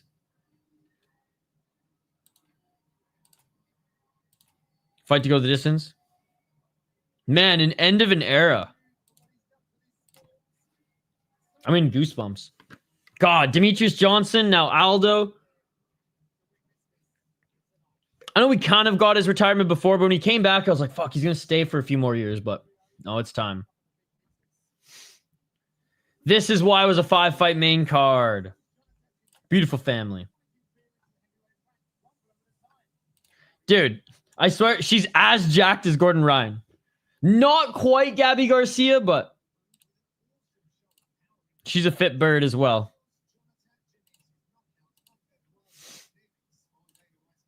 And a fight broke out in the Devils versus Lightning game. Dude, what is up with the Lightnings this year, Reaper? Have you watched the NHL? Guys, get this. The NHL got the Panthers to take down 2 videos. Oh, is my boy Goosey getting beat up? They got him to take. They got the NHL got the Panthers to take down 2 videos on YouTube of the brawls. 380 penalty minutes in a preseason game. They announced the next fight with Jose and the Cajuns family. Thought they're gonna interview him at least. Nah, bro, we gotta get to the next fight here. No shit, it's insane, dude. Yeah. It's insane. Dude, this season's gonna be... Dude, Reaper, how crazy is this? We have the NHL just started. Then we're gonna have World Juniors in a couple months. Then we have the Olympics, right? And then in Minnesota, we get the high school hockey, the high school state hockey tournament, which is insane. And then we get college hockey playoffs. We get the fucking WHL and CHL hockey playoffs. Then we get the NHL hockey playoffs. Like, it's just so much great hockey this year, back to back to back. It's going to be awesome. Lionheart got a better send-off than Aldo. In fairness, Aldo's gotten a Hall of Fame induction, and he already retired once. So I think this was fine, but I would have liked to see more. For sure. I did get a little emotional there. Like I said, I was getting goosebumps. It's kind of like when Demetrius Johnson retired and won.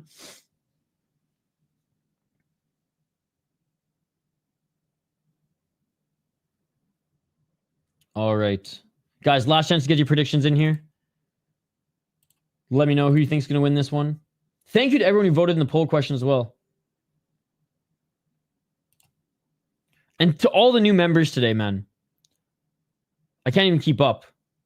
So many new members today. You guys are amazing. Thank you. I think we've got like 15 to 20 new members today alone, guys. And thanks to everyone who joined us for one yesterday. Thanks to everyone who joined us for Glory earlier today. Lionheart send-off was for, but was it more forced than Michelle Watterson Gomez? That is the question, Dirtbag Dustin. That is the question. Love the profile picture, by the way. Pinto round 2 knockout. Has Diniz? Oh, yeah, Tiber TKO'd him. That's right. Dr. Stoppage. Okay, Dr. Stoppage. He didn't get knocked out clean.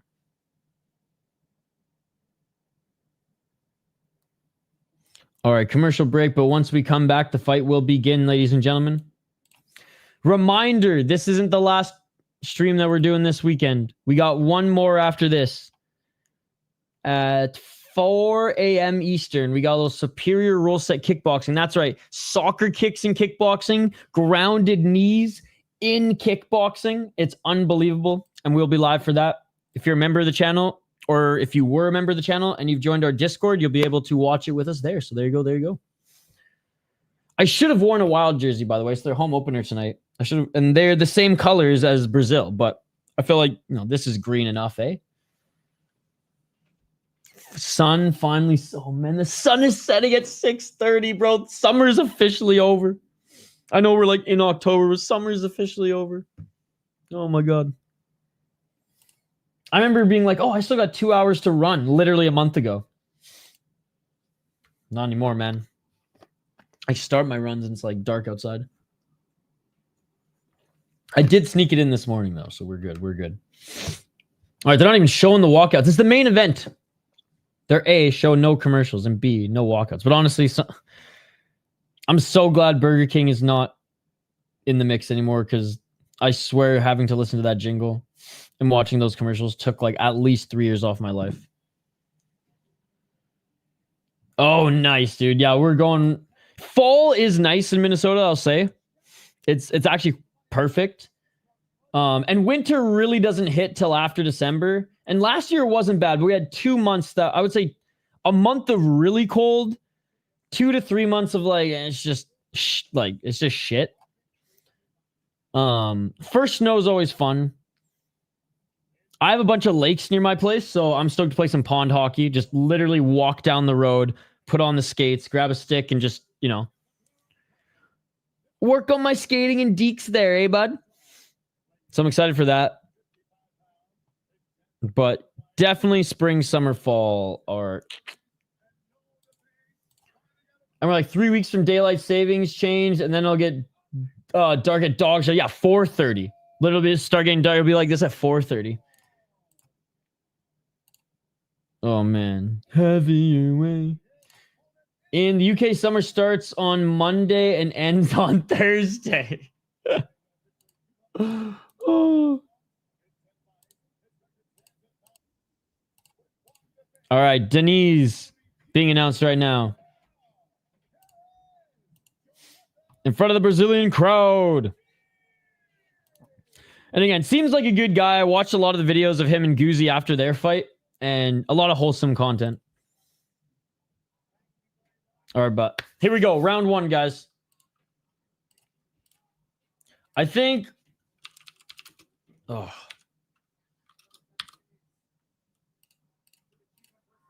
I keep doubting Diniz, but I'll go Pinto.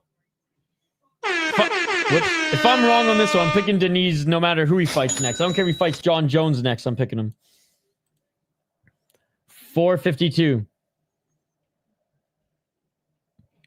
I just think the speed here is going to be huge for Pinto.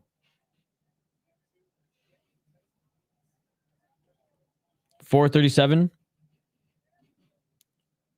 Diniz having a hard time finding the entry. Pinto just waving his hands all around. Low kick by Diniz. Oh, nice pop left jab by Pinto. Fuck, his hands are quick.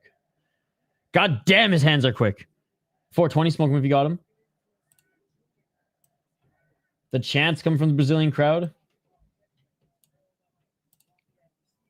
412. Yeah, Pinto's huge, eh? Pinto looking for a takedown. Beautiful takedown by Pinto. Double leg. Beautiful. Pinto some right hands. Diniz on his knees. Back up to his feet. Pinto with the body. I think the body's doesn't have the body lock yet. Pinto takedown. Beautiful takedown. Just with the underhooks there too. 344 right into side control. Pinto's just so much bigger than I remember. I thought... I shouldn't say that. I thought Diniz was as big as him. Nah, bro. Pinto looks full of beans tonight. I'll get my coat. Is Pinto the favorite? Very even. He was minus 105. Diniz was minus 115. But that was a couple hours ago.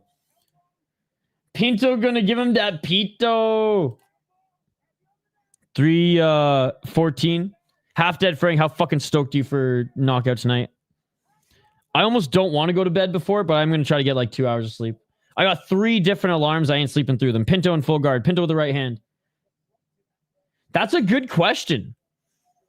I'm not sure. Was he maybe not healthy?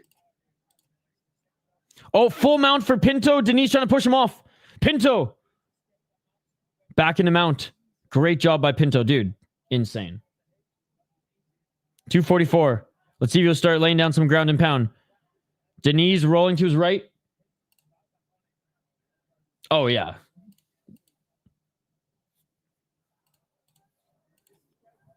Oh, might set up an arm triangle choke here. 226. The cage is not his friend right now, it being so close. Postured up again. Right elbow by Pinto. In the same train, I always oversleep a little when I do nap, though. Sometimes I do, but just like I feel better on Sunday. 210. Pinto with the right. Pinto doing a good job of trapping that right arm of Diniz. It gets loose, or that left arm of Diniz, but it gets loose. Pinto in half guard. 156. Pinto's mauling Diniz right now. Saying, fuck striking with the kickboxer. Just easily passes into side control. Now trying to trap that left arm again. Crucifix. Crucifix. Crucifix. That right arm is free, but right elbows by Diniz. Or sorry, by Pinto. Playing MMA against the kickboxer. Classic. Oh, big elbows by Pinto. The right arm of Diniz is... Okay. No, crucifix. Continue to slam down right elbows. Diniz is doing enough to scramble to stay in this, but those elbows from Pinto raining down. Pinto now Kimura. Oh no, key lock. Straight armbar. Oh! He's going after it again. 106. Full mount. Diniz almost tapped. Oh man, he's cranking that arm, but now Diniz in the top position. He might be able to go for a triangle choke here, or just a straight armbar. Pinto still on top. A guy this quick and this good on the ground is dangerous, man, at heavyweight. He's what we wanted Chris Curtis to be. 30 seconds on the clock. Pinto's doing great. Now, Diniz is not a grappler too, so he is making it look a little easier than it would be against other guys, but give him fucking Almeida next. 10-8 for sure. Oh, yeah. Submission attempts galore. 13 significant strikes, and those pop left jabs were beautiful. 5 seconds remaining. And that's it. Wow. What a first round for Pinto. Beautiful takedown. Absolute domination on the ground. Ground and pound. Submission attempts. Yeah, man. Did everything but submit him. Ass whipping. Modern heavyweight like Aspinall, which is what we want to see. Which is what we want to see, baby. Now, if only Jailton Almeida would just fucking use his boxing. I needed a knockout, so let's go. Diniz got stuff. Domination so far for sure. Dude, fun prospect. I thought it was going to be closer. I thought Pinto would have stayed on his feet a little bit more. I'm glad. I'm pleasantly surprised, and I'm glad that he's like employing a smart game plan. Threw a rack on Pinto. What's up, Direct Ace N? Good to see you. Good to see you.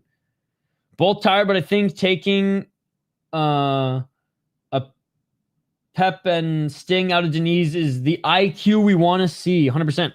LFL heavyweight champ. Yep. And I think defended the title twice, if I'm not mistaken.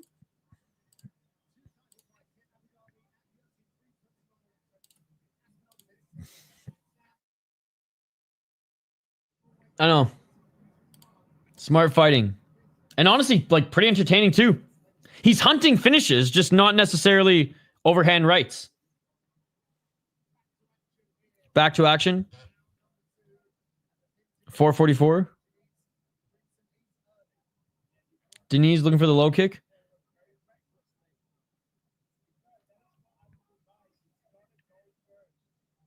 People on Twitter saying 10-8 as well. Pinto looking for the single leg. Now pushing Diniz up against the cage. Diniz, good job defending that. 420. Smoke him if you got him.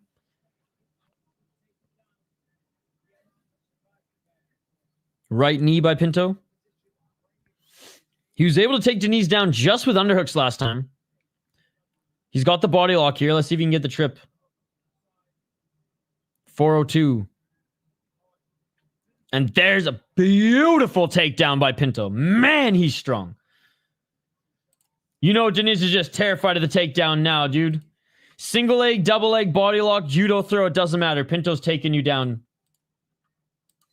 Pinto now, if he gets that right leg free, he could maybe threaten the arm triangle choke for real.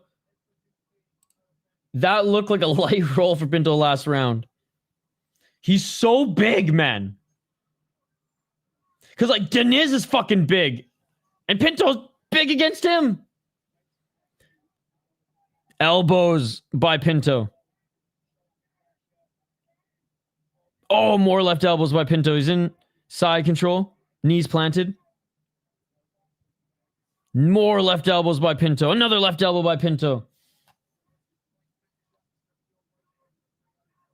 Oh, more left elbows by Pinto. Pinto with another right elbow.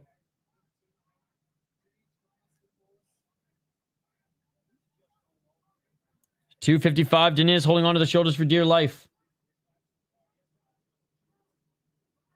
Caught him. Oh, yeah. Starting to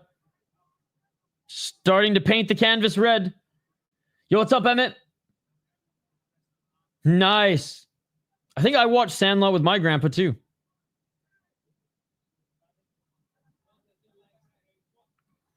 Full mount. Oh, Diniz looking for a reversal, but Pinto right back into the dominant position.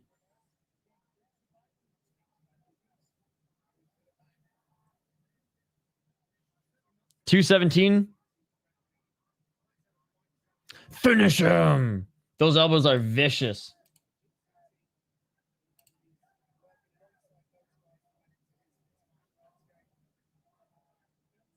$202.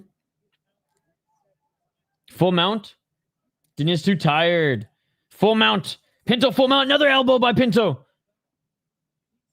Oh, Pinto just pushing his hand against the face of Diniz and just raining down right elbows. And now leaking even more here is Diniz, man. Cut on the left side of his eyebrow. 134.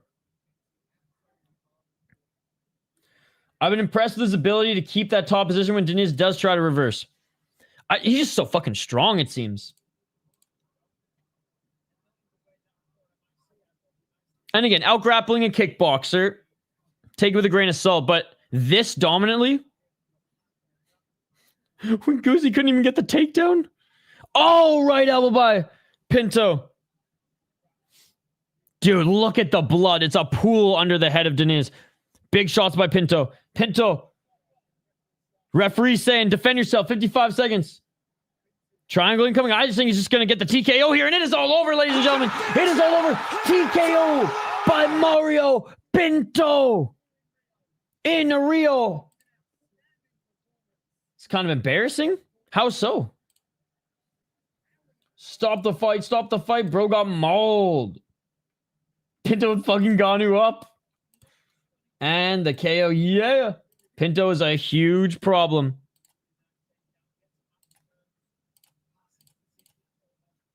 Let's go.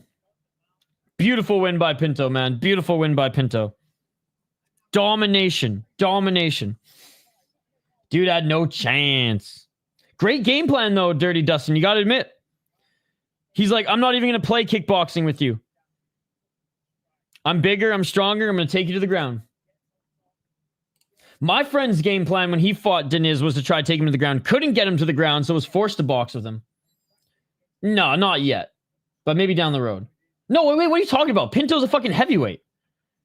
Emmett, no, that's crazy. Even if they were in the same division, way too soon. B, heavyweight. Dude, Pinto did awesome. Tech, are you hanging out with us in Discord? That might have been too good of a performance. UFC is going to give him a tough matchup now. No, that's craziness. 2 crazy comments in a row. Could move down. What are you talking about? He's bigger than Diniz. Why do you want to see that fight? Oliveira could move up. Why would he move up if he's almost at a 205 title? I'm very confused. I'm very confused. Oh man, the sun is officially set. I don't know. Okay. I don't know either. That's why I'm confused. But yeah, very big heavyweight. I don't know why Oliveira would want to go to heavyweight to fight Pinto when he's very close to a title fight in his division. Oliveira is big too, don't get me wrong, but Diniz is big. I'm just picking fights. I didn't know he was heavyweight. Yeah, this is a heavyweight fight. All right. Oh, man. I mean, let's be honest. The fight that none of us wanted to see. Alvarez versus Luque. I mean, is it even better than Ponzinibbio versus Luque? Allberg versus Yuri. Now, that's what I'm talking about.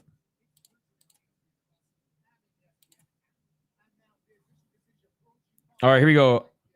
The official announcement here. Oh, look at that cut. Dude, the cut is on a big, like, not only just shiner, but a bump on the face of Diniz.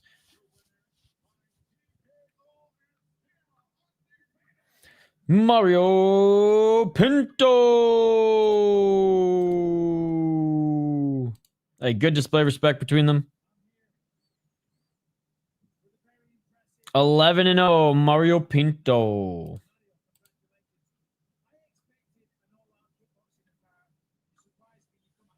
Yeah, even Michael Bisping said it.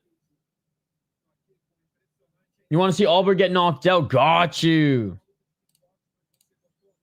Yeah, even Michael Bisping said I was expecting a kickboxing fight. That's the second cut Diniz has had that was bad. And he's fought twice now in 6 months, so maybe he should chill a bit. I know like there's heavyweight matchups to be made, but time to chill a little bit.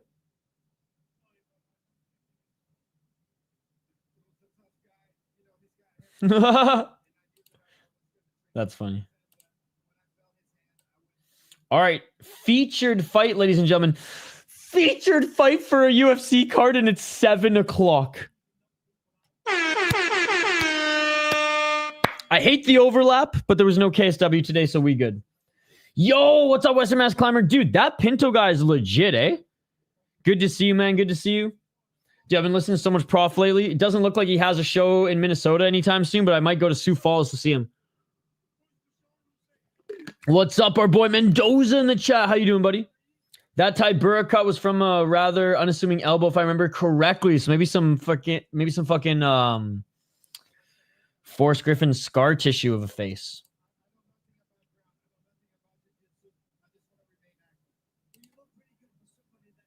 He wants to remain active, and he just got his brown belt. Hey, I mean, if there's any performance to get a brown belt in, it's that performance. I mean, it's so funny to see these guys get their brown belts, get their black belts, you know, when they're when they just knock a guy out like overhand right. Let's go Mariners. Let's go, baby. Wait, the VIU Mariners or the Seattle Mariners? I say go both. Pinto versus Walker or Romanov next? Romanov is in PFL, but Pinto versus Walker, I'm down.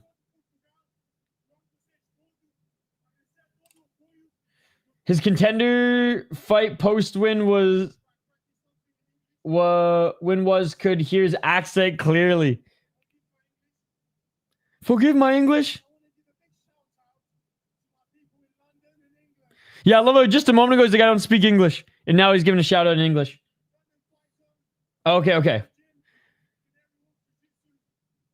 They're a hockey team in a town I lived in. And he's giving a shout out to his team and his coach, the whole 9 yards.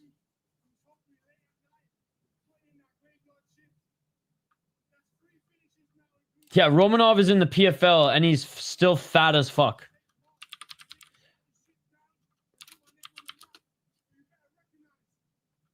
He's even fatter now in the PFL, to be honest. I don't know. I'm going to say coin flip. I need Figueiredo for the parlay.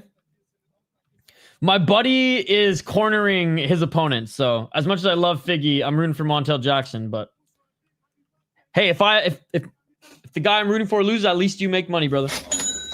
Good to see you, by the way, Corey. How's your weekend going? There's so much for this guy not being able to speak English. Hilarious.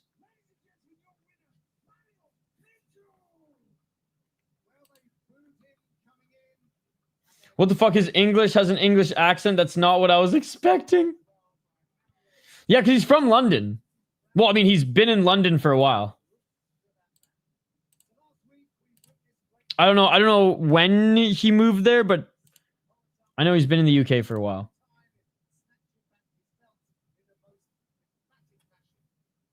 It's like a YouTube comment? Huh? He foxed us all. Joel Alvarez. Jose got inducted in the Hall of Fame. I'm hearing... I mean, he already did. He retired tonight officially. Good to see you, Laka. I just hope his experience helps him coast to a decision win. Couldn't resist plus 250, man. Oh, 100%. Whatever happens, I'm excited to see some fighting. Absolutely. Great to see you, by the way, dude. Big Bang Boss Shama, Mario Pinto. Diffuse match? I ain't diffusing anything right now. Oh, he's from London? Yeah, he probably doesn't speak English very good, to be honest. Oh. That's funny. All right. I know no one's really excited for this one, dude, but we got it anyways. The MMA Guru's favorite fighter. Look at that Shama in the audience with Kai Bahayo.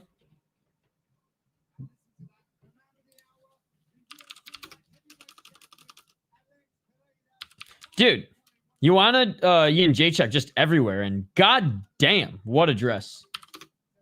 She's literally at every UFC fight. God, she's amazing. Yoel is my dark horse for a title shot. No problem. All right, let's get to this next one. Vicente Luque making his second run in the UFC. I don't know. It's pretty bad against Kevin Holland. And Yoel Alvarez is talented as hell. Dude, she's awesome. She's awesome. You got Gamrot decision.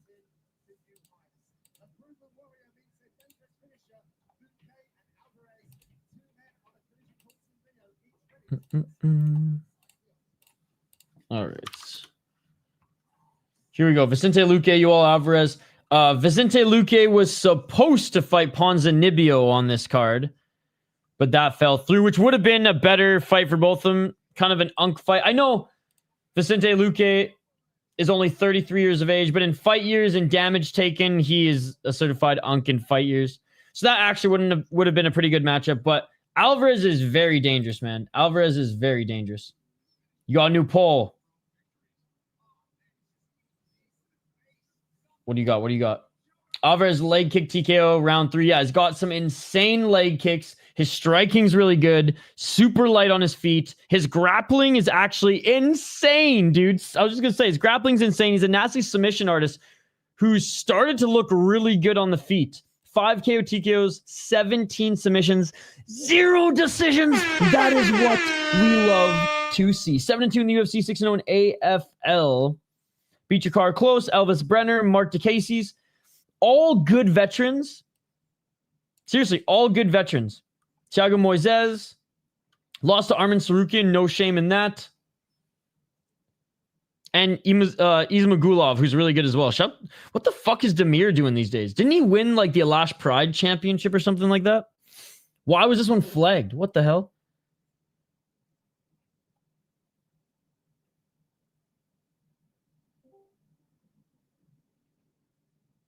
I think I watched this fight. Anyways. Demir's good.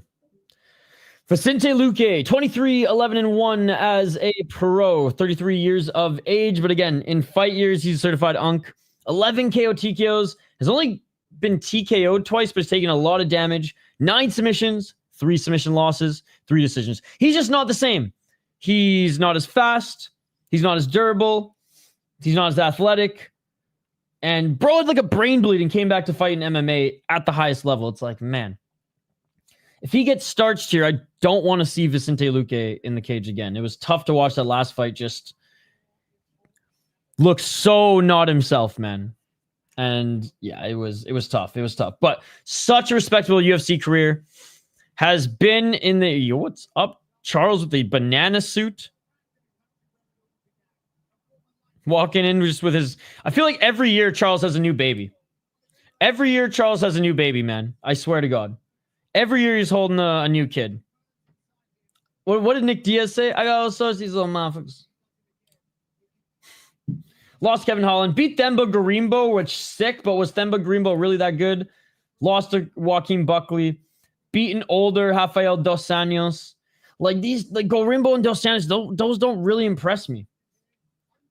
Stars by Jeff Neal. Got beat up by Bilal. Was on a great win streak, man. And fuck, had a really good UFC career. Only lost to top guys. Edwards, Stephen Thompson, Bilal, Jeff Neal. But after that, man, those losses and that time off, looked okay against Rafael Dos Anjos. We got our hopes back, but then we forgot that Dos Anjos is pretty much 40 as well. I guess I shouldn't say as well, 40 years old and taking a lot of damage as well. Looked outclassed against a younger, faster Buckley. And when you're outclassed against Kevin Holland, bro, it's not good. It's not good. That suit is gross. It's a freaking banana suit. His, the girl next to him's dress, though, was nice. Looking like the banana ball CEO. Gotta love this Luque kid, a fighter for real, just scrapping in and out. Oh, yeah. What's up, Sean? New kid every year, real Brazilian type shit. Dude, I swear to God. Be fruitful and multiply. You old brain bleed at plus 390, I might just have to. Dude, you might have to. I think Luque is going to get KO TKO'd. Oh. I think Alvarez wins this comfortably. Balloon. I have no faith in Luque, and honestly, it'll be kind of sucky if he wins. Actually, if he wins,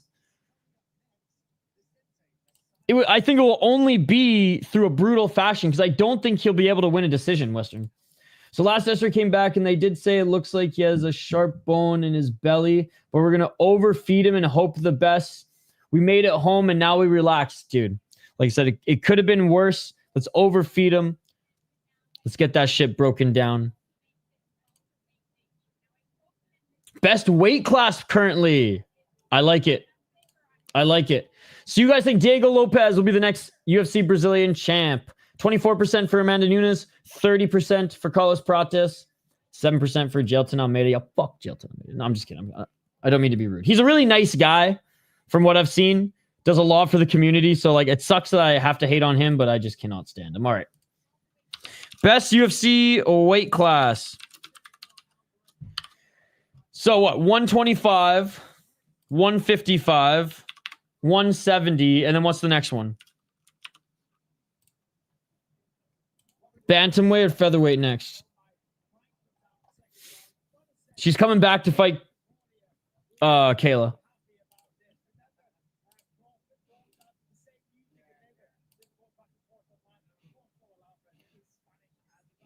Yo, mods, I can't, for some reason my shit's fucked. Can you just ban Hassan or time him out? One or the other. I don't really care at this point. I don't think any of them become champ. Hey, write-in options, always available as well. Who's the next Brazilian champ then? Yo, I need one more. I got 125, 155, 170. Yeah, I got that already. I got 125, 155, 170. What's the last one? Overall. 135 due to depth. All right. Boom. 185. I think 135 is better, to be honest. Vicente Luque making his walkout. Ian Gary, next Brazilian champ. That is a good write-in, by the way. Got some Alvarez KO plus 130. Leg kick TKO. Oof. Think Luque might quit, honestly. Not in front of his home crowd. Well, I guess he's from New Jersey, but not in front of his parents' home crowd. Michael Oliveira. I mean, he's a fighting nerd. He's still Polish through and through. Dude, his little bro is good, eh? Mini Oliveira on Contender Series. Crushed it. All right, Vicente Luque making his way into the cage. Let me know your guys' predictions. How do you think this one's going to go? He'll end up turtling up after a bad shot. Do you think it'll be leg kicks, body kicks? The MMA Guru's favorite fighter, ladies and gentlemen. I'm sure he's having a hard time watching this.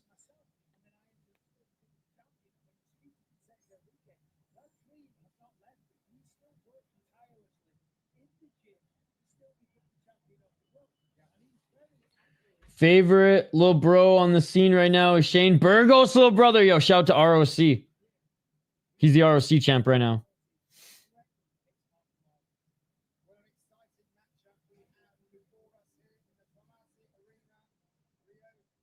All right, here we go. We got Luque.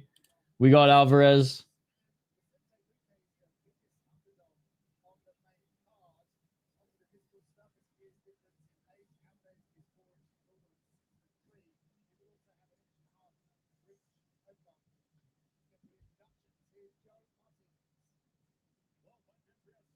All right, they're being announced now in the cage.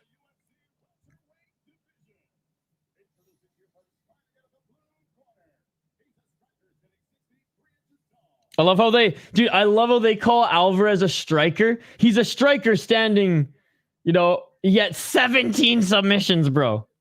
Unreal. And that's why I think he's going to win this one.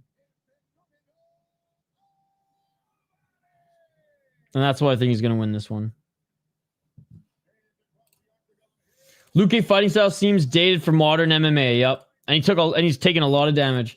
Pinto fight time under 10 minutes. Luque under 20 and a half because I think he gets stopped before that.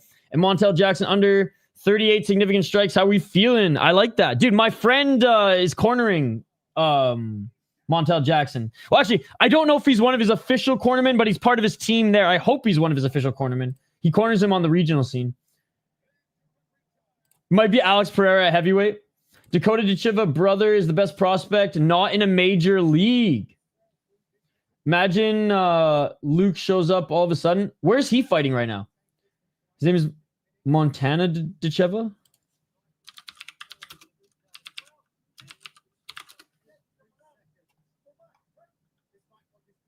Are you fucking with me? Yo, what's up, Vincent? Honestly, I think the best is flyweight because everyone is around the same size, 5'4", 5'6", maybe a few guys over, and a little with a body type that makes sense for the height difference. 100%. Because you got guys at 135 who are like Corey Sandhagen who are 6'1". Insane. All right, round one, ladies and gentlemen. 438. Okay, I was like, what the fuck? I looked it up and I was like, it's going to be some like adult film star or something.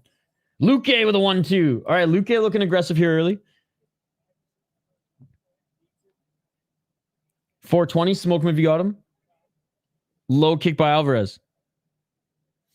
155, 170, always going to be the best weight class because it's the most participants. Yeah, the more normal body sizes. I wish there was like a 160 or what, like 165 and 170 went to 175. But the jump from 155 to 170 is just, it's vast.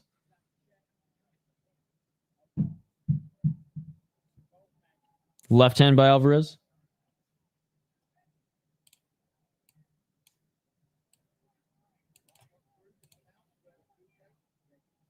Luque with the left hand. Alvarez working that left jab well. Luque with a high kick.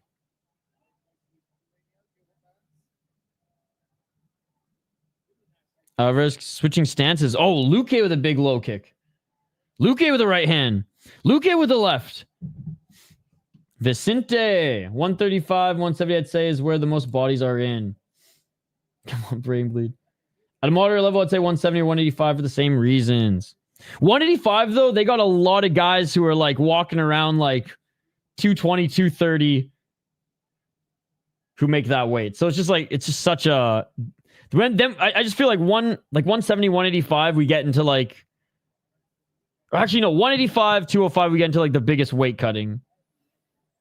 Not even just biggest weight cutting, but like guys who cut the most weight, I guess. Camps included.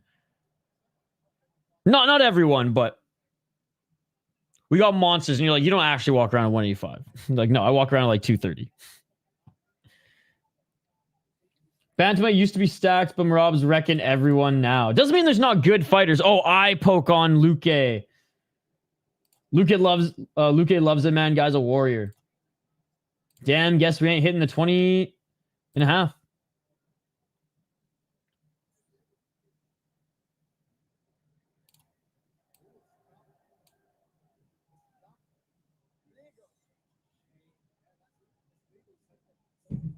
Ouch. Looked like it was he's faking it, called off. I was just gonna say that looked like it was a punch.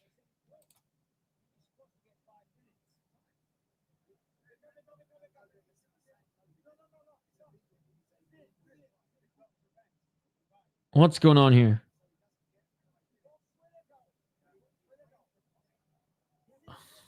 Brazil, baby. That should have been a TKO? Is the ref calling that legal?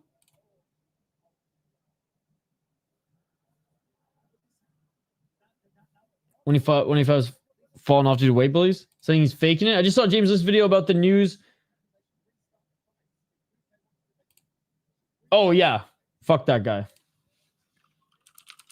I didn't know James Lynch made a video on it, but James Lynch covers all the news.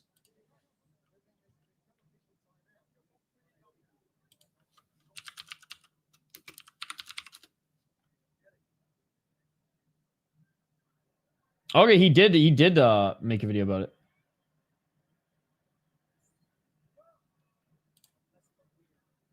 That was a fist.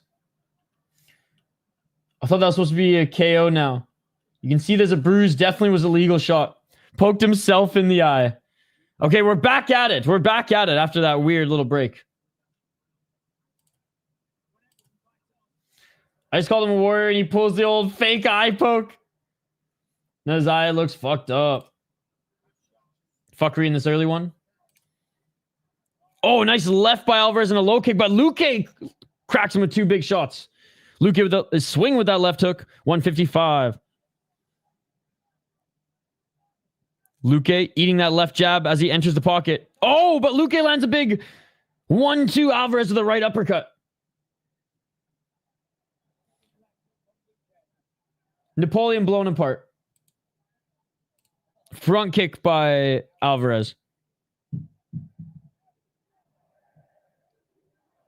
But I'm just convinced everyone on MMA YouTube is just fucked in the head and a horrible person now. It has been stained. Everyone except for Napoleon blown apart. Napoleon blown apart's a good guy. If I find out he's fucked, dude, I might just end it all. 106.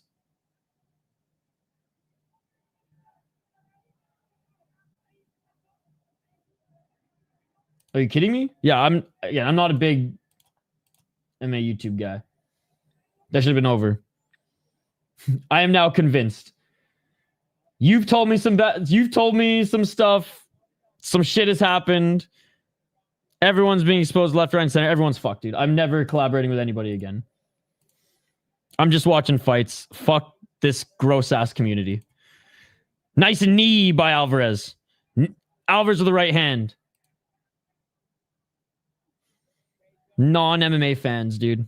Non-fighter fans. 15 seconds.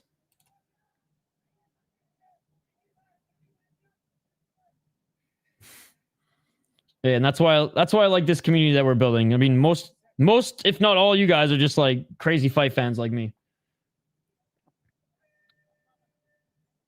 And that is it for the first round. Round 2 coming up. Oh, there's something new every day, dude.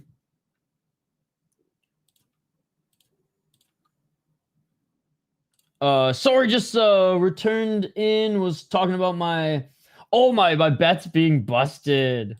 I'm sorry to hear that. But we are going to a second round here. Vicente Luque against Yoel Alvarez. Yoel Alvarez taking the first round. Did more damage on Luque. That eye poke is not going to count as an eye poke. So that should just count as damage to the eye based off that punch. 38 significant strikes on 78 thrown for Alvarez. 28 on 67 thrown for Luque. I mean, Luque's down to scrap, dude. It's just the speed isn't there anymore. And Alvarez is doing a good job of tagging him with jabs every time Luque charges forward. 2 leg kicks for Alvarez, 4 to the body. Surprisingly, more leg kicks coming from Luque.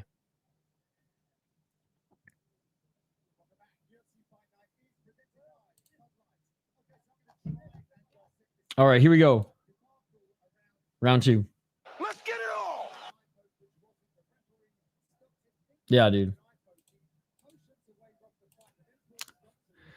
Couldn't have been said any better. Fuck them creeps. Shout out to Scrappy, by the way. Dustin Lampros. I should say, Dustin Lampros is the only good guy on MMA YouTube. Napoleon Bonaparte, I still trust. But Scrappy's the only good guy. He actually catches child predators, so shout out to Scrappy. I don't think he won the round. 420. Looked better than I expected. Oh, spinning heel kick by Alvarez. Alvarez with a flying knee. It connects. 420. Smoke him if you got him. 1-2. Hey, I appreciate you joining all the time, Mystic, and I learn a lot from you as well. And I learn a lot from you guys in the community as well. Like, I'm no expert. I'm just a junkie when it comes to watching people fight. No, I really appreciate it. He took a clean knee, fellow Chad. Good to see you, by the way. And he took a left hook from Alvarez this round too.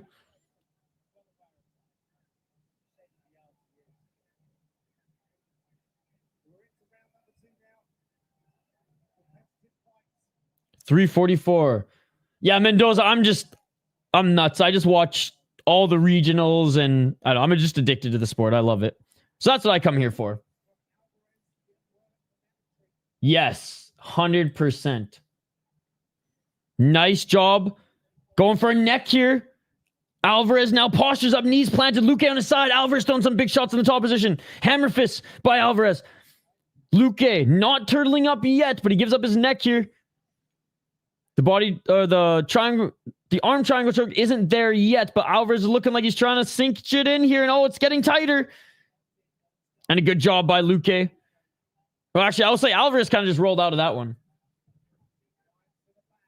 Yeah.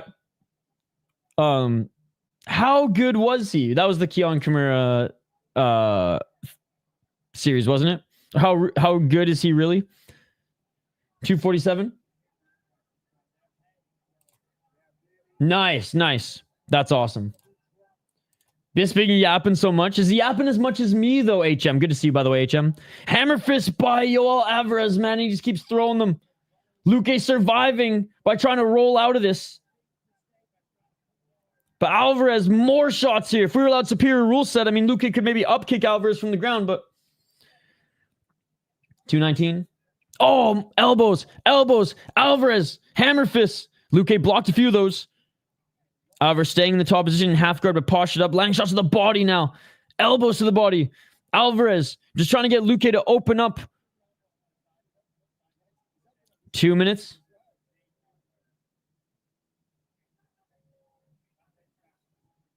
Alvarez now. Oh, trying to set up the crucifix, but Luque rolls inward. Luque trying to scramble out of it. One final sign for his career. Or one final sigh for his career. For a lot superior rule set, Alvarez could knee him in the face. Bisping the yap goat, though. Oh, yeah. Even when he wasn't a commentator, he was about that yapping. Watch any of the seasons of The Ultimate Fighters that he fought in and coached in. Because I think he coached 2. I think he coached 2. 120. Yeah, he did. UK versus England. Or UK versus USA and the Mayhem season. Which was a really good season, by the way. 110. Bisping being on the desk with DC really made him think he's some legendary fighter when really Bisping is the luckiest journeyman in the world. Y'all running out of gas, though. Until the H-bomb. 55 seconds. Alvarez getting tired, hitting Luque in the face right now. Luque covering up here. Luque back up to his feet. If we're allowed real rules, if we're allowed real MMA, Alvarez could knee Luque in the face. This is why this is fake MMA, ladies and gentlemen. This is why the unified rules suck. Back to the ground they go. Luque plus 2,000. 30 seconds left. Alvarez elbows to the body. Alvarez now grabbing the neck. Again, this fight would have been over in real MMA. Yo, what's up, Spyro? Much love to you as well. How you doing, brother? Oh, soccer kicks. Bro, this is one of those fights that unified MMA ruined this fight. Or at least, I shouldn't say ruined this fight, but made it so, well, I guess unified rules helped Luque in this fight. And that is it for the second round. Luque survived. This is dirty. Honestly, Amberly, he's lucky that this is under the unified rules. If it was a superior rule set, he would have gotten soccer kicked and kneed in the face at least twice. 2017. Should have been stopped. I know the odds don't matter, but I just love watching the odds because then you see a crazy upset and it puts into perspective how big it truly was. Canada versus Australia. That was a great season. Yes, rest in peace, Elias Theodoro. He was a solid fighter, man. And a great teammate, too. A lot of the guys at Niagara top team. Luque might not come out. Corner should look at helping their boy out. He's saying something to his corner. MMA now. Announcers are jaded. Media is handpicked by UFC. UFC is a propaganda machine for U.S. government. Countries use MMA for sport washing. Old MMA, Yakuza, Bushido. Definitely more in... I know he's coming out to fight. Definitely more in the Russian countries, but I will say that John Gooden is awesome, and I always look forward to him every time. Love Paul Felder. I think Anik is great. Love how Anik turned down the NFL, which was pretty awesome. Now, would have he gotten a lot of opportunities there versus the guy in the UFC? No, but still. Dude, his eyes fooked. This is going to end bad in the third round. And in the third round, we are. 4 minutes and 48 seconds. I'm not a fan of baseball. I wish they were allowed to fight. If they're allowed to fight, I'd watch baseball. But I will say, I like the Mariners more than the Blue Jays. Fuck the Blue Jays, man. Fuck Toronto. Sports. Fuck Toronto sports. Right corner should step in more so fighters don't have to give up or get brain damage. 420. Alvarez. I think he's kind of tired. You guys are right. Looking for a counter shot here. Left jab by Alvarez again. Low kick by Luque.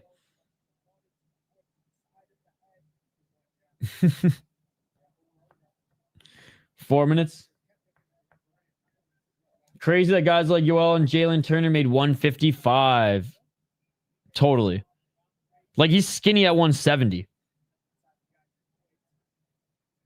No, I wish. I think I had one when I was a kid.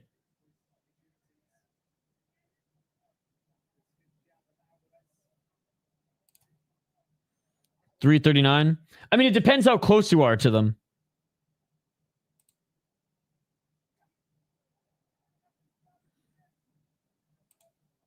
For me, again, I don't necessarily like sports where you're not allowed to fight. I don't like football really because you're not allowed to fight. Don't like soccer really because you're not allowed to fight. So it's not just unique to baseball. I don't like most sports where you're not allowed to fight. Box lacrosse, hockey, calcio storico. Now those are fucking sports. 3 minutes. I think he stays at 170. Blue Jays over the Yankees or Cubs. Seriously, you was the frame for middleweight? And Alvarez in the top position as they go to the ground. Vicente on his back. This is where Alvarez wants to be. Calcio Storico. I believe it's one of the oldest sports in human recorded history. Played every summer in Florence. 2:30. It's broadcasted now too, which is awesome. Luque to the GFL. I heard the GFL's trying to make a comeback. I have seen her. I watched a Netflix documentary on it.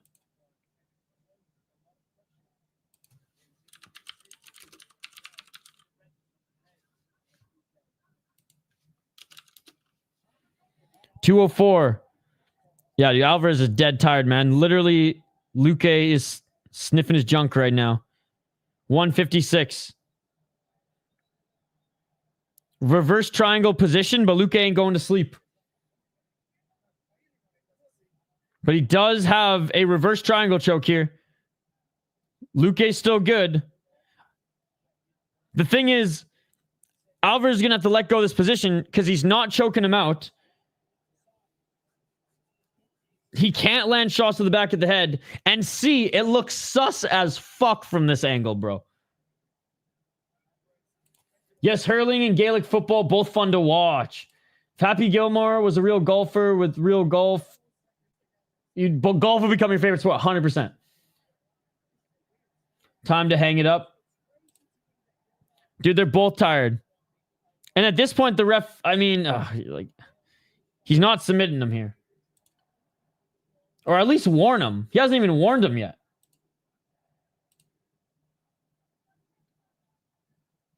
$53 seconds. Are they frozen? Alvarez doesn't want to give up this position, but he's not landing any strikes. Luque can't get out. Alvarez is too tired to land strikes. Alvarez. Looking like Alvarez don't want to punch him. Yo, refs. Like, Ave, who the fuck is this ref, too? Ref. Toe hold? Bro, Alvarez is going to go for the fucking Tommy toe hold special.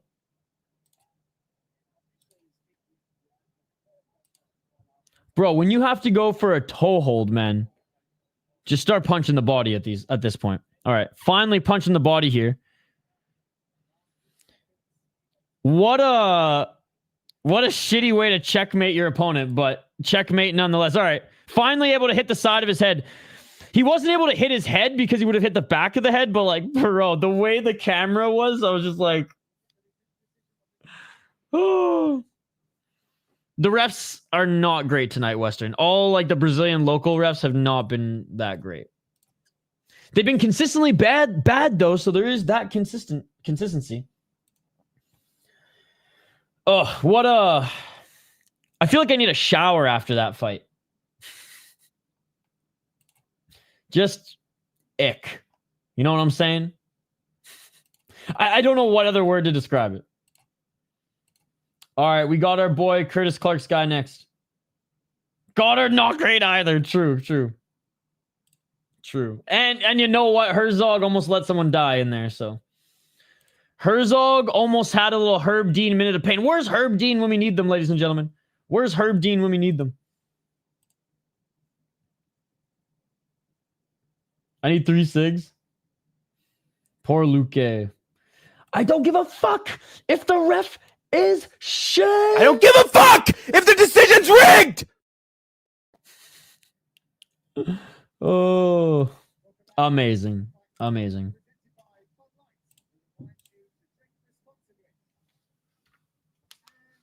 No, I've never seen her outside of KSW. I think she used to be a fighter. God, I love her. Could have hit him like that for about 130. No, well, he couldn't hit him like that for 130. I just said that. He couldn't hit him like that for 130. He could have hit the body for 130, but he couldn't have hit his head because literally the only thing peeking out was the back of his head. So it wasn't until he kind of turned over and his face was exposed where he could hit him on the side of the head. Not saying that that is an excuse. He should have been hitting the body, but there's a reason why he wasn't hitting the back of the head. There's no reason as to why he wasn't hitting the body. She's a very great ref.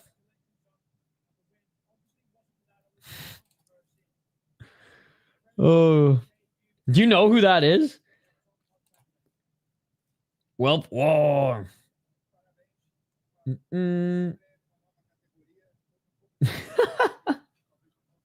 Yeah, 103. Hey, good to see you, Amberly. 0-3 for the Brazilians on the main card. They had a good prelims, though. They had a pretty good prelims. Good to see you, Rafael. I could give you the whole stream for the crash out.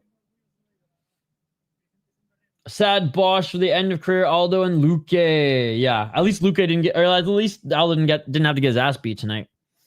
Yo, did you hear the guy from London yell Bosch? He said your thing in his post-fight interview. I thought of you. I thought of you, Chris. I don't mind. I had Alvarez not getting a finish. There you go. There you go. Who wins the fight? Yoel Alvarez wins. Unanimous decision. I need Gamrot for my parlay, but now I'm worried.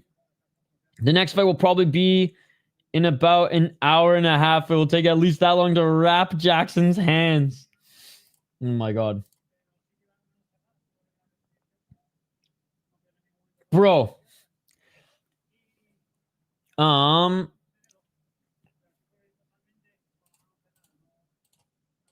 mean, do you have a Windows computer? You can just screenshot it. That's what I did. I might have the file saved. It's saved in this program now. Email me. I'll send it to you via email. My email is attached to the channel. Like if you go to the about section, it's there. Email me, be like, what's up? I need the Hank Rage. Title it Hank Rage and I'll know it's you. You don't even have a computer at all. Okay, well, email me then. Figgy plus 275, I might have to. Honestly, him as an underdog is good. Someone else was saying that in the chat earlier as well. Yeah, dude. Hey, Paulo Costa here as well.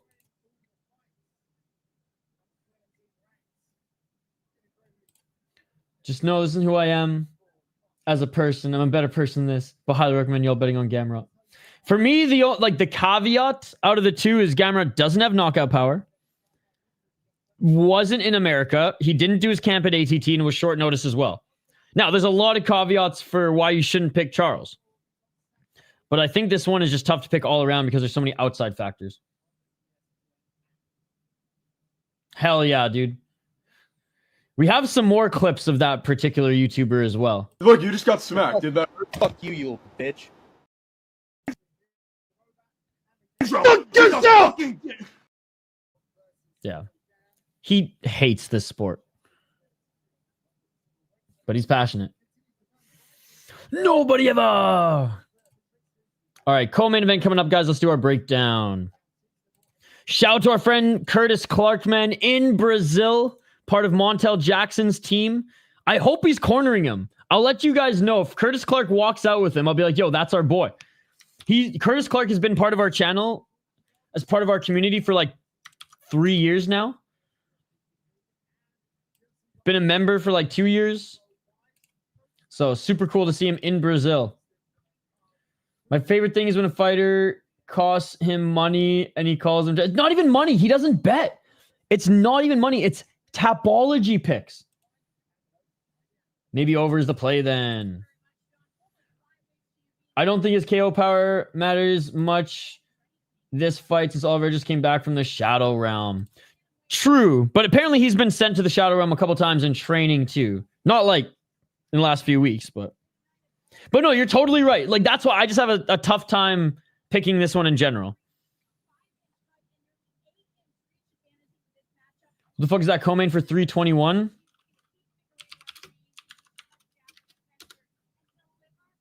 Oh. I hope Janjiroba submits her. That'd be awesome.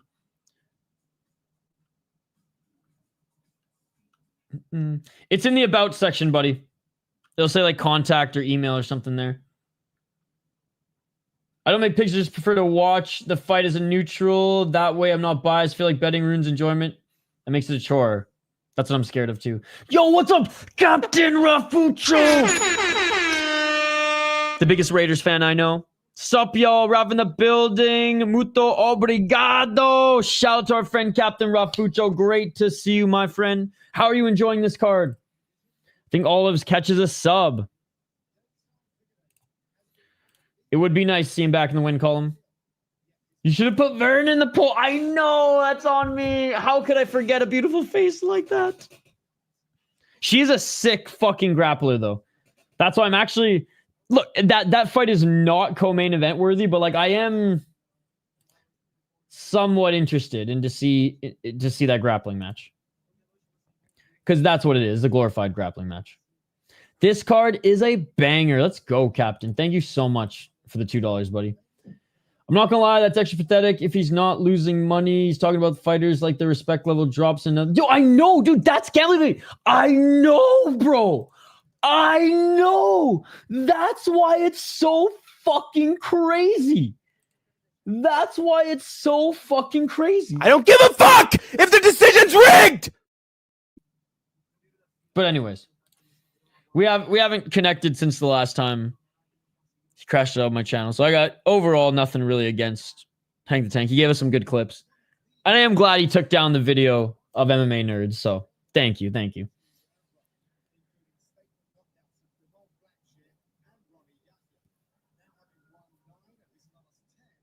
Fair enough. Growing her hair, looking pretty good now. Yo, shout out to everybody who donated on this card as well.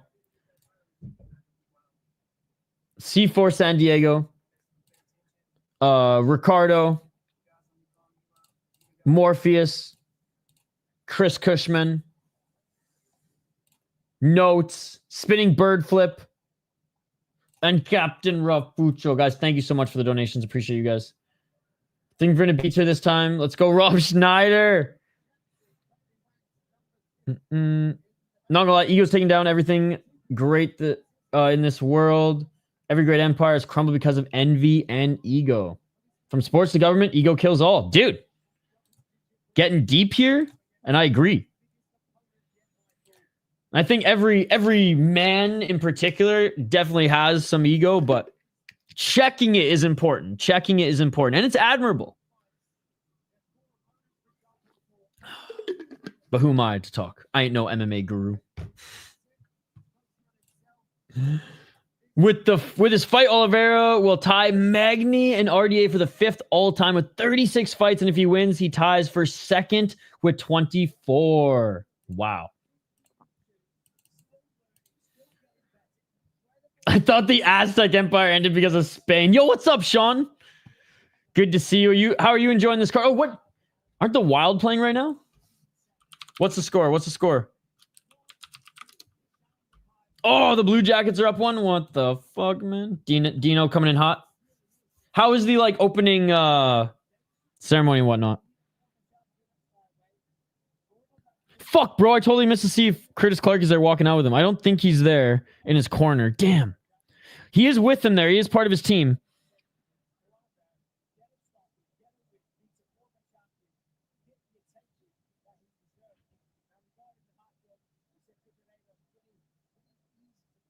Yeah, Curtis Clark not in his corner, but part of his team. I'll timestamp it for sure. I'll timestamp for you for sure. I just don't want to share my email in live chat here. If you have other social media, you can just message me there. Or I will timestamp it on the stream when it's done. After we're done for sure. Wild again, the best of it. Missed the opening. Happiness can be measured by a difference between what we have and what we feel we deserve. Dude, oh my God, I'm so hungry. Dude, all I've had to eat today was 2 eggs. Today was a bad day. And I meal prepped too. I was stupid. I ate 2 eggs in the morning. And then between the fight companions, I didn't eat. It was dumb. I made another coffee. And, oh, you know what it was? No, I blame the ESPN Plus app. All right, Figgy making his walkout now. I blame the ESPN Plus app. The reason I'm 20 seconds behind you is because I'm forced to use a different app because Dana White Contender Series might have been the last time I'm able to use my iPad for anything because it just gets caught in a loading screen. This loading screen. That I was tripping out, and that's what distracted me. So there you go. I don't even think this iPad will update anymore, so it's cooked. Dude. I haven't eaten, bro. Yeah, I mean, honestly, you way better reason. Not better reason, but understandable reason. It's like 160 calories. You should probably grab something. I got about... Well, we got 2 more fights.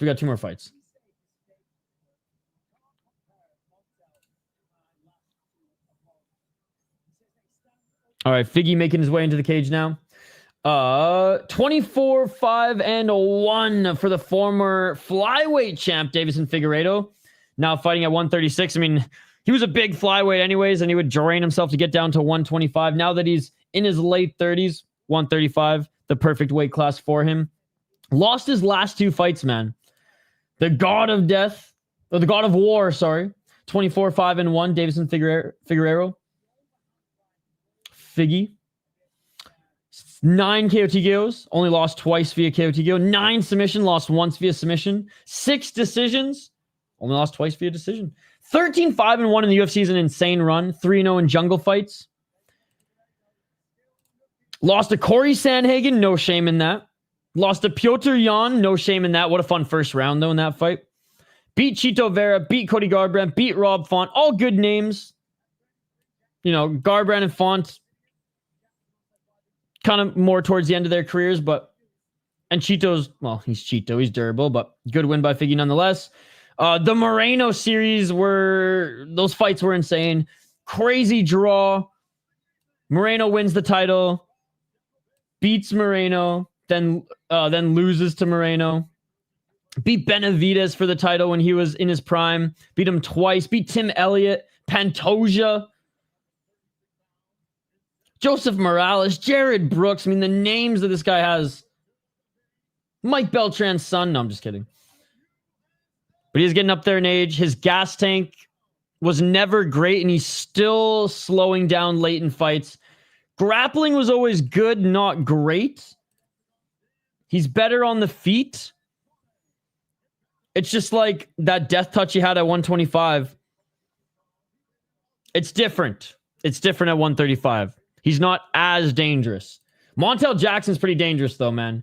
15-2 as a pro. 5-0 in his last 5 fights. 8 KO TKOs, 1 submission, 6 decisions. 9-2 in the UFC, 1-0 in Contender Series. He does have power in his mitts. 18-second knockout against Damon Blackshear. Good boxing. Good on the outside. He hasn't knocked out the best guys in the UFC, but I will say Damon Blackshear's a solid fighter. Yaya, taking a lot of damage in his career. Good boxer. Good takedown defense. Beats guys on the outside.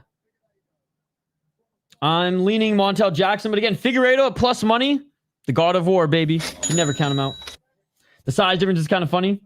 Got some Montel in gameplay, most significant strikes and normal strikes. 4 minutes and 55 seconds. Oh, Figgy. Underhooks here. Knee to the body by Jackson. 448. Yeah, dude, look how much taller Jackson is. It's funny because Sandhagen like towered over Figgy, but so does Jackson. Oliveira's fights after this, buddy. This is the co-main event.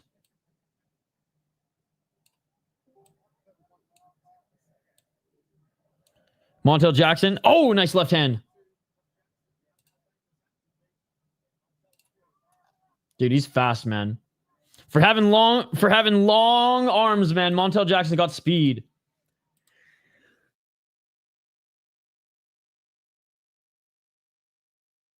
God, I've been sneezing a lot on stream today. Sorry, guys. Low kick by Figueiredo. Ducks under the shot by Montel Jackson. Figgy looking for a takedown. Hits the cage. Figgy with the takedown. Nice trip takedown by Figueiredo. Butterfly guard for Montel Jackson.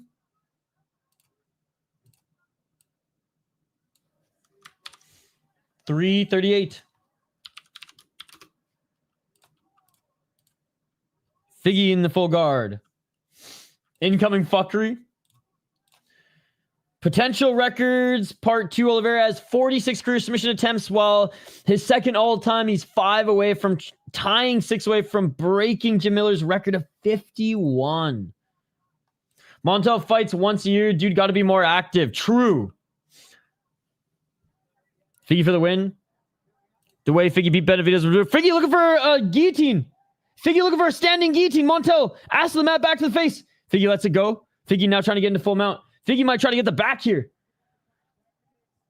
Montel Jackson having a hard time with Figgy here in the grappling department. Something I did not think Figgy would do. Figgy tried to get his back, and Montel Jackson was able to shake him off. Figgy was going for that superior rule set. 244. Hey, good start to the round by Deiveson Figueiredo. They separate back at center. 236.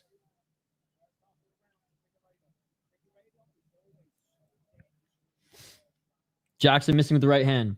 Figgy strong. 224. Low kick by Jackson.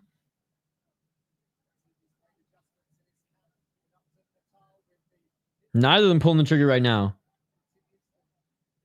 It's only time to Figgy lands. It's only a matter of time until Figgy lands that shot. He's going to sit him down at least once. If he can reach him. They're both looking for counter shots. So if you're right, it's probably going to be like a hook from Figgy. 148. Are you going to pick Jackson ain't built for this? I mean, there's a lot of time left on the clock. 140. Figgy swinging a miss with the low kick. If he doesn't sit down before the round 3, I'm going to... Jackson, 1-2, swinging a miss. Montel Jackson with a low kick. He is piecing that inside knee up of Figgy, but Figgy answers with a big kick of his own. Let's go. 116.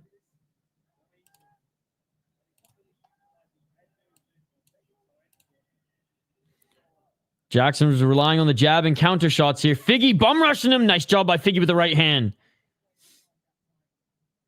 Figgy does look good, man. No, and he's winning this round. 100%. 1,000%. 10,000%. Montel's going to have to make some adjustments. He needs Curtis Clark in his corner.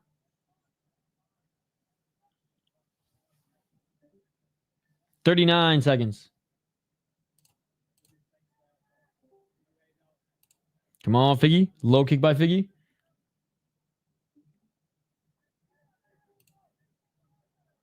$30 seconds. Jackson with the right hand.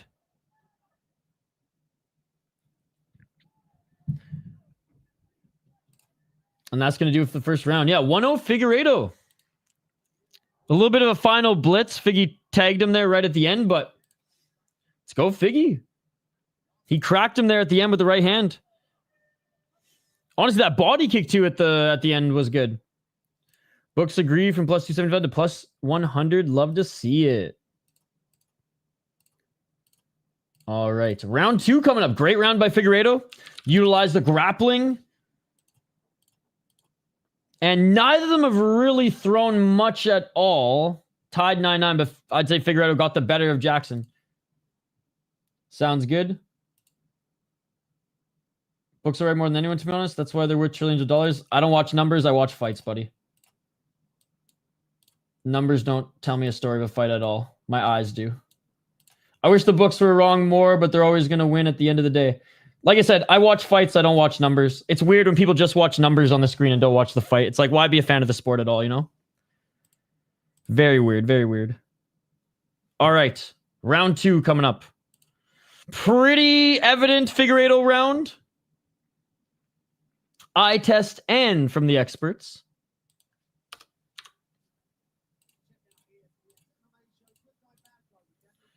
I mean, you got to fight on the big TV. I got the odds on my phone. Yeah, I'm not necessarily calling you out. I'm saying there's a lot of people who just watch numbers, and those people are fucked in the head, dude. And they're not real sports fans. Bisping is always arguing. Who is he working with? John Gooden is on play-by-play. For money. Nice takedown by Figgy. Right out of the gate. Side control. Full mount. Dude. Those are the D-gens. Full mount by Philly, the full degens. And then they get mad at me in the chat. You said he did this and this and that. I'm like, bro, I'm literally calling everything I see, man.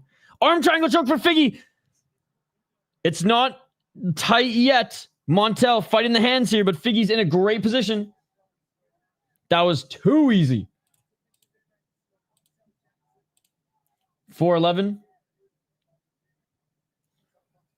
Yo, guys, we hit 60 likes on the video. Let's go. You guys are the best. Figgy back take again. 359. Body triangle's not secured yet. Montel might be able to roll out of this if he turns right. Easier said than done right now.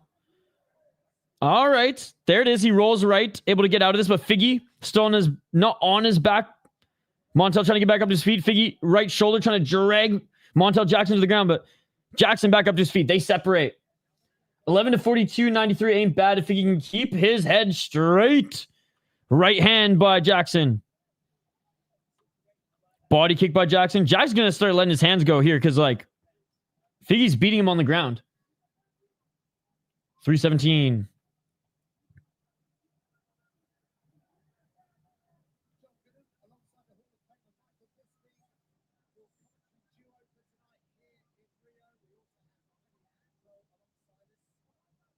.301.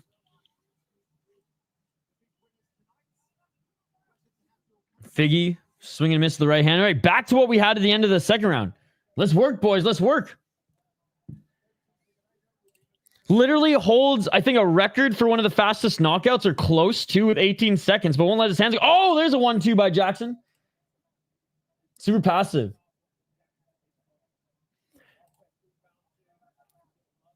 He was more dangerous at 125, though. But yes. We got one more round after this. This is 3 rounds. Main event 5. 219. Jackson with a low kick. I thought Jackson would be throwing more on the outside. Right hand by Jackson. Figueiredo. Nice counter right. I still think Figgy, if he landed clean, could drop Montel Jackson, but definitely not as much of a threat. Like, he had the death touch at 125. It's like he had fucking brass knuckles on. Breaking faces. 152. Which goes to show, like, how good of a chin Moreno had, man. Those fucking wars they had. 144. Figgy with overhand right.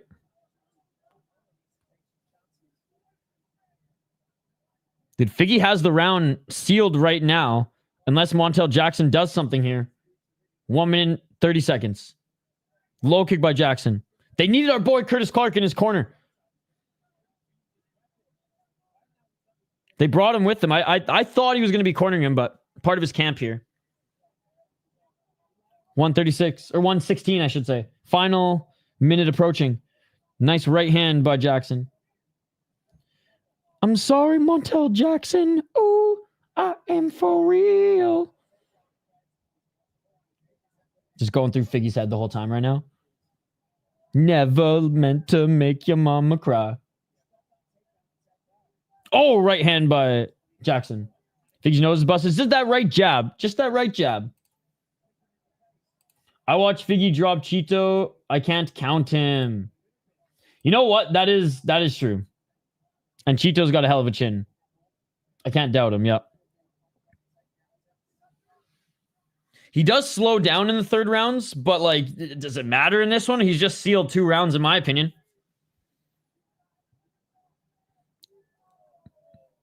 I don't think Montel Jackson's jab made up for... Oh, Montel with the 1-2. Figgy with the right. 10 seconds. Right hand by Montel Jackson. Figgy with the right hand. Obviously a closer round, but... Oh, Figgy with the big right. But I got to give right to the second round to Figgy. Like, more competitive on the feet, I guess, but... Passive fight, both of them looking for counter shots. Tell you one thing, man. Montel Jackson's going to have to go for it in this third round. Because I'm pretty sure Figgy's up too.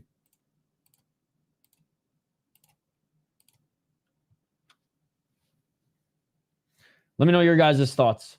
Did Montel Jackson do enough on the feet to negate the early control time in that round that Figueiredo put on him? Figgy 2-0 says Terrence. I agree. All right, we'll be back for the third round in just a couple of minutes here, guys.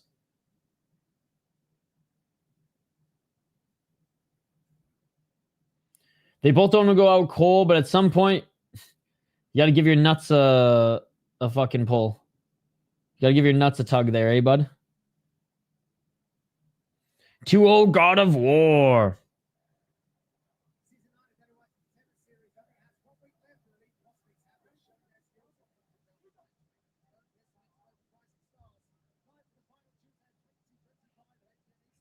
All right, round 3. Let's get it all.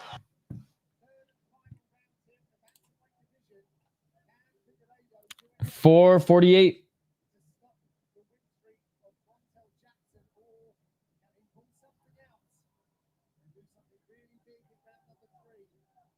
Figgy trying to find his entry. High kick by Figgy. Out of range.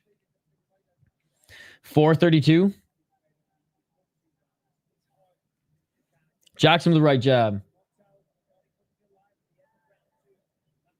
Especially in the third round. Especially in the third round in a fight you're losing. 4:16. Jackson with the right hand. Out of range. And Figgy still looks fresh in this third round, which is good. That's huge. Takedown with Sealer for Figgy. He's looking for that entry. Some feints here. 3:57.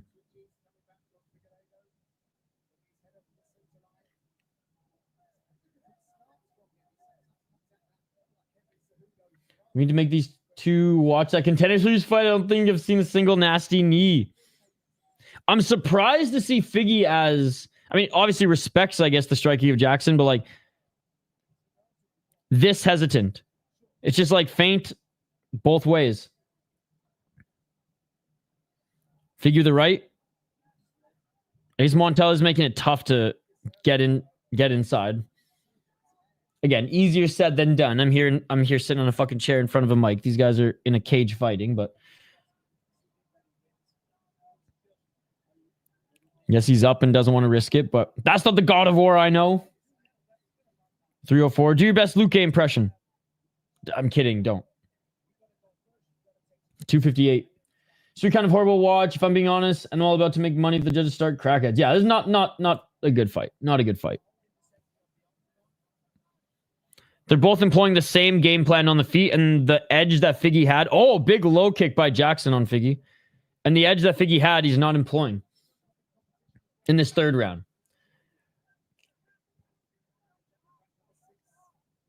2:33.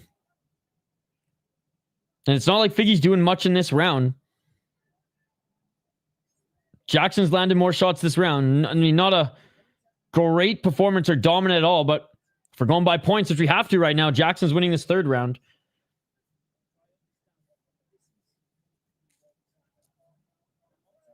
$210. I don't know, that's gambling, baby. If Figgy doesn't do anything in this round, this might be our first judges' little bit of hometown bias.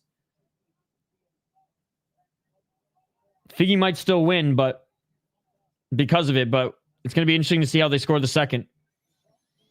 I still think Figgy deservingly is up 2 rounds.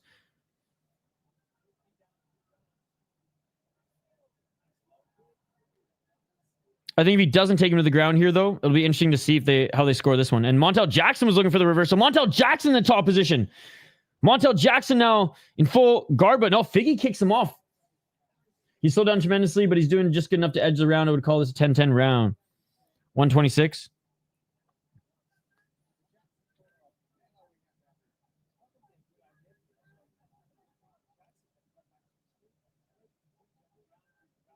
$114.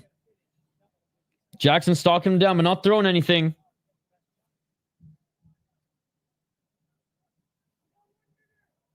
One minute left. Jackson, he's pressured Figueiredo to the cage, but he's not throwing. I don't know what the hesitation is. Jackson, right hand, doesn't commit with the left. Yeah. 100%. Both of them wanted to counter strike. And neither of them, other than Figgy, a little bit really adjusted. God, we don't say this often, but like, boring Figueiredo fight, man. 30 seconds.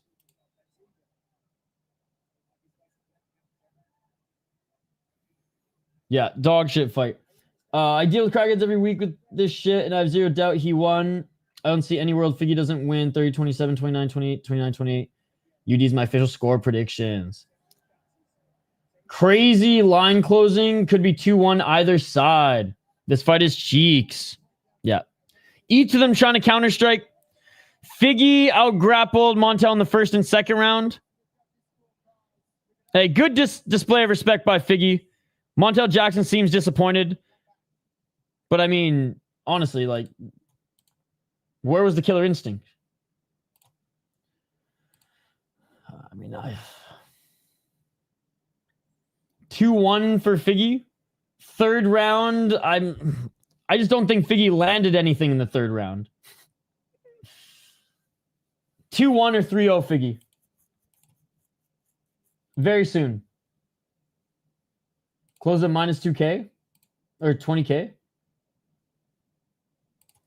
Think if this wasn't in Brazil, it could be either side. Second round, you can argue was a swing. I just, based on the way it ended. Man, when they each don't throw a lot, it's so tough, man. It's so tough. I can't watch, bro. I know. We wanted to burn our eyes with that one, too. Montel unranked. Fig stays at 6. 2-1 the hairstyle. Jackson first fight in Irina with no AC, at least at this level. Maybe he's burning up. That's true.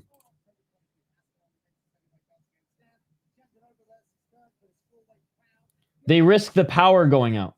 Split decision. No way. Again, these are tough to score because there's not, like, when there's not a lot of damage.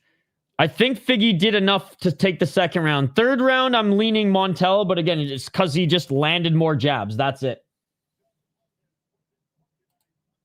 All right, I'm glad Figgy got it. I'm not surprised. I'm not surprised. That's gambling, baby.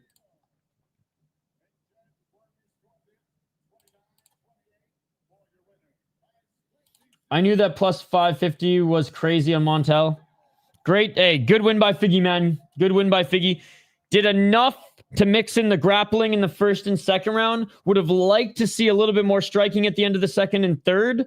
Little God of War style, but one judge liked what Montel did striking-wise at the end of the second, and I get it because, again, that was kind of torn on who was leading the fence after the second. Third, again, Figgy just didn't do anything. Swinging at air, and Montel out-jabbed him, even though it wasn't a lot. But I'm glad Figgy won. I don't think it's as bad as you're making it out to be. Did Dana announce this card? Didn't hear anything about these fights. Yes. You are God, animal. You should know about all these. Figgy versus Cejudo, please. And Ian Parker's goofy-ass 4-leg premium play is broken by Figgy. Again, we watch fights, not numbers. You watch the fight, too. Figgy, I mean, look, as much as the right guy won, man, but, like, Figgy did not do enough to, like, sway. Yes, he won that fight, right? Or won that round dominantly, other than the first round.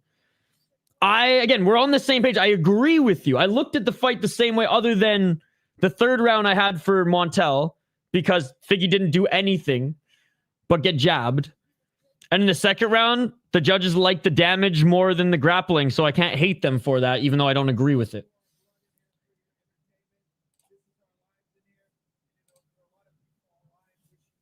If Figgy would have done more, I'd be just as up in arms over the split, right? But it's like, he just didn't pull the trigger enough for me to be like, oh yeah, he did more damage. His gloves are on.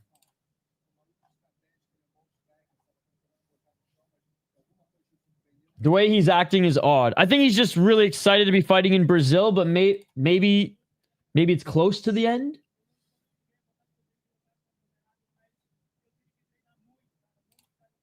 Broken by Figgy.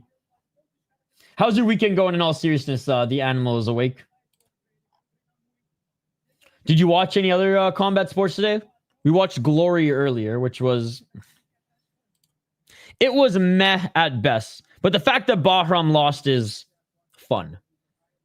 Apparently retired, which isn't great, but... Did you see that? Bahram retired?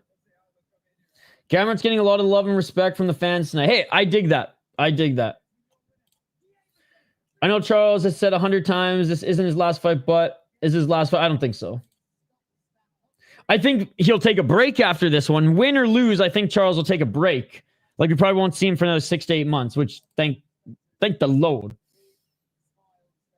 Not sure about the Brazilian crowd, though. I mean, the Brazilian crowd... If it ain't your own, they're booing you. Dude, Bahram lost, and not only that, he retired. Yep. Pretty good in from work. No, have to catch up with the boxing, though. Some fights went down today. Yeah, I'm not as big of a boxing guy as I am kickboxing and MMA. What were some of the big boxing fights today? Quandary, good to see you. Brazilians like French aren't a fair crowd. They're pretty shit. They're not a fair crowd. They're passionate towards their guys, though. They do each chant, which I like. Huge upset? Yeah, pretty big upset.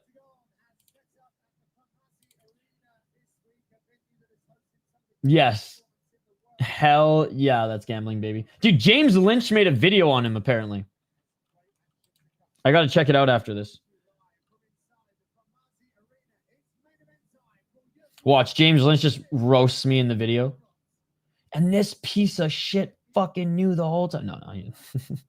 James Lynch is cool. All right, guys. Finally, we've made it. To Bronx! No big deal. They just chant death on you. Yeah. Yarn Enid's card tonight, I think, and the Dave Allen fight earlier. Sweet. I'm going to go to bed after this UFC fight early and wake up at 4 a.m., 5 or 3 a.m. my time for knockout, some kickboxing. I give kickboxing and MMA and Muay Thai like the green light over boxing. But I do cover boxing every now and then. I like every in-a-way fight. Most of the Japanese cards I'll cover. Figgy won, split decision. My heart wants Charles. I just don't know if I can put money on him. So I'll get into the breakdown. I do not know who's going to win this fight. I'm a fan of Charles Oliveira, but as you guys know, I'm pretty unbiased when it comes to fights. Yeah, I'm stoked Aswell won, but like I wasn't shitting on his opponent or anything like that, and I'm pretty fair when it comes to my breakdowns. And I'm going to treat this one the same because I don't hate Gamrot as much as a lot of people do. I know he's getting a lot of love this week. I don't hate Gamrot as much as our boy Denial, I'll tell you that much. Scamrot, I think he calls him. You know what? Mama didn't raise no bitch. 50 on Charles. Do not twin me. I do not recommend. That's how I am. I keep all biases out of my prediction. I want to see Gamrot win. Does anyone watch at 3 a.m.? Oh, dude, some of our biggest streams are the late night ones. We had like 100,000 people watch us during Black Combat. It's just a different crowd. Like, it's a Japanese promotion, so we get a lot of Japanese and North Americans who would rather watch kickboxing than mixed martial arts, right? So we just get a different crowd. So yeah, it's 3 a.m. for Quandary right now. There you go. Quandary's watching UFC at 3 a.m. Same with the UK fans. Let's go, Charles Oliveira. Poland loses over 1.5. All right. This fight was thrown together pretty quickly, guys. Originally, it was supposed to be Charles Oliveira 3 months after getting knocked the fuck out by Ilia Topuria. That was probably the worst knockout of Charles Oliveira's career, knockout loss of Charles Oliveira's career. And now that's up to 5 now. But it was the first one in a while.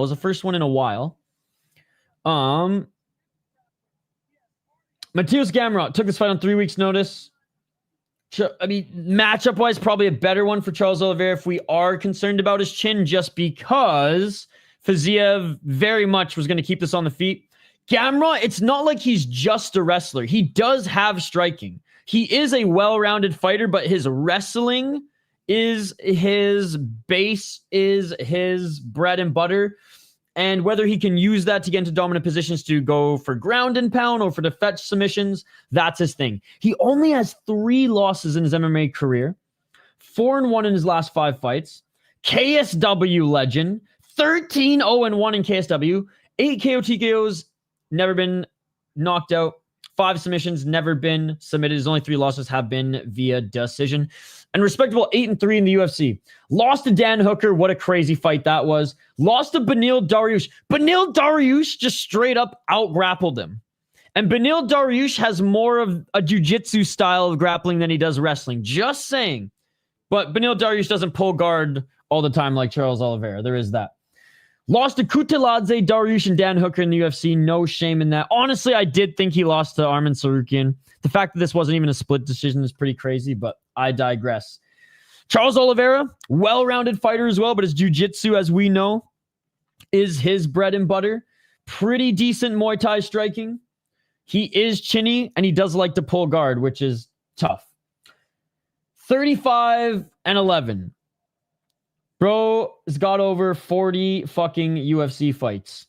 2-3 in his last 5 fights, which is crazy. And he's getting up there in age. Dubronx is 35, man. Dubronx is no spring chicken anymore. And he's been fighting in the UFC. Oh, Gamrot's running to the cage. Gamrot ran into security. Gamrot, by the way, took this fight on 3 weeks' notice. Wasn't in the United States. So didn't train with his normal training partners at American Top Team, but he seems fucking pumped for this one, man. Went for a little sprint for the cage. Charles Oliveira, 10 KO TKOs, 21 submissions, 4 decisions. Yo, what? $50 super chat? Respect your dedication. Bro, I'm sorry for cutting the breakdown short, but $50, bro, you did not need to do that. You did not need to do that. Are you kidding me? Are you kidding me? $50? Bro, thank you so much. You are far too kind. You already donated fucking $4 earlier, and now you're donating 50? Dude, thank you, man. Thank you. Holy shit.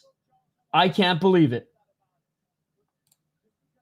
$54 from C4 San Diego. Man, I hope, if you gamble, I hope you win big tonight, brother. And if you don't, well, I hope you just have a great rest of your weekend. My God. Thank you so much, man. Seriously. I'm at a loss of words right now. Thank you so much, man. Thank you so much. Appreciate you, man. Wow. Okay, let's quickly get through this here. I'll continue to give you guys shout-outs to everybody who donated before the stream wraps up, I promise. 10 KOTs, 21 submissions, 4 decisions. 23-11-1 in the UFC. Bro, he's been in the UFC since I believe he was 19 years of age. It's insane. While he was fighting Jim Miller in the UFC, Khabib Nurmagomedov was having 2-round fights, not in deep, in some random promotion in Russia. I digress. Won the belt against Michael Chandler. Defended against Dustin Poirier. Defended it against Justin Gaethje. Let's be perfectly honest. Lost to Islam Makhachev. Came back and had a beautiful win against Beneil Dariush. Lost a very close fight to Arman Tsarukyan. Beat up Uncle Michael Chandler and then got murked by Topuria. I will say it didn't look like Charles was in the best shape against Topuria. He's far from that skinny Brazilian he once was, but he's usually a lot more yoked. And now 3 months later, I can't imagine he's going to be, unless he just continued training camp and didn't take even a few weeks off to recover. That's just the thing. It's like he cuts a lot of weight to get to 135 or to 155. And he's bigger than that skinny boy Brazilian he was coming into the UFC. So just something to note. Just something to note. Charles making his walkout now. Aura farming as he always does. So, Charles, in conclusion, and thank you again for the donations, guys. Holy fuck. Charles Oliveira, first time he got knocked out in a while was to Topuria. Before then, hadn't been knocked out since Paul Felder in 2017, but he does get knocked down a lot in fights. So an Oliveira who did not recover in time, or at least we assume did not recover in time, in here on short notice against a better matchup than Fiziev, but still probably just not as ready to go as he could be against Gamrot, who I'll say the same thing.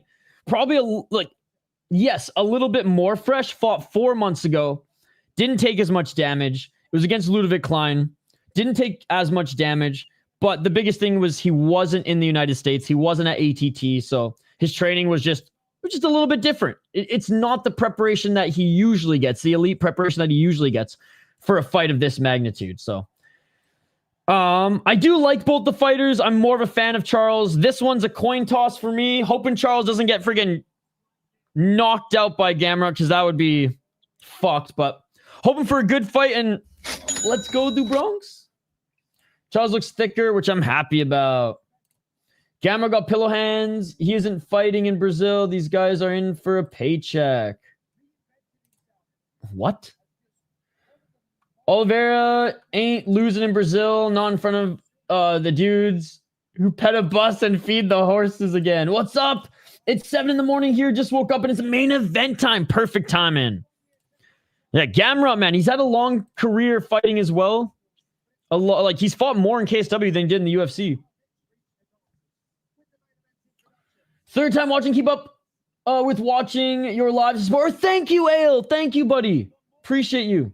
They're friendly. The fight goes the distance. Gamrot's intimidating. Last time someone sent me $50, I don't want to tell you what I did with it. Dude, seriously, man, you're the beauty. Thank you so much. Emmett bet on Gamrot.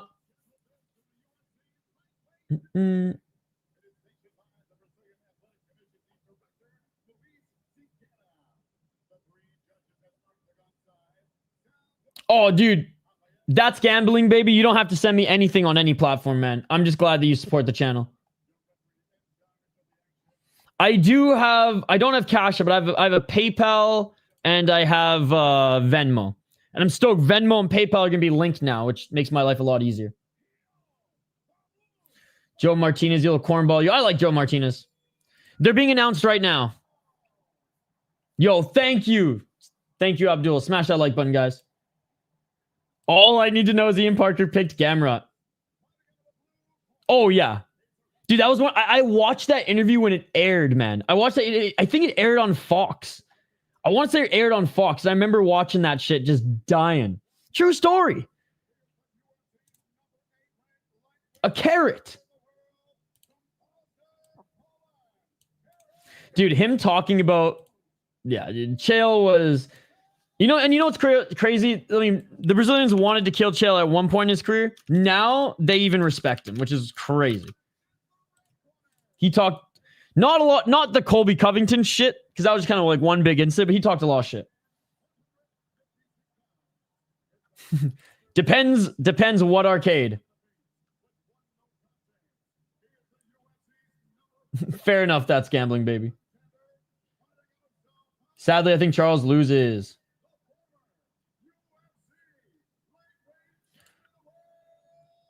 Wants Charles, is barely functional. I'll go with Charles. Heart wants Charles. Brain is functional. I'll go with Charles. Is barely functional. I'll go with Charles. That's me right now. That's literally me right now. Chael talks a lot of bollocks, but not cringe like Colby. I agree. No, but she's like ATT girl and fellow Polish chick. She travels to support her. She was at the last UFC event to support Jakub Wilklach. I know. But Gamrot wasn't in the United States. So it's not like Charles is the only one with a handicap in this one. All right, here we go, guys. Live play-by-play commentary, reaction, and of course, live interaction with all the amazing folks in the live chat. Round one, let's get it. What a stare down. What a stare down. Here we go. Here we go.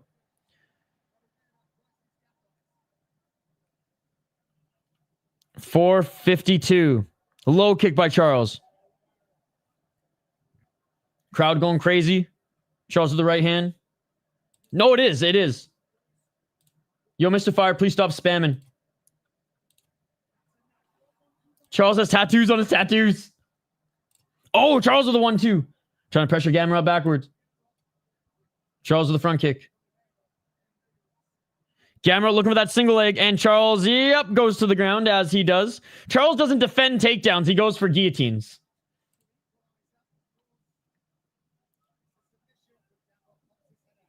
Gamrot pops his head out here. 4:10. Charles now looking for an arm. Charles looking for an arm bar. Charles locked the arm here. Gamrot using his right hand to lift the left leg of Oliveira.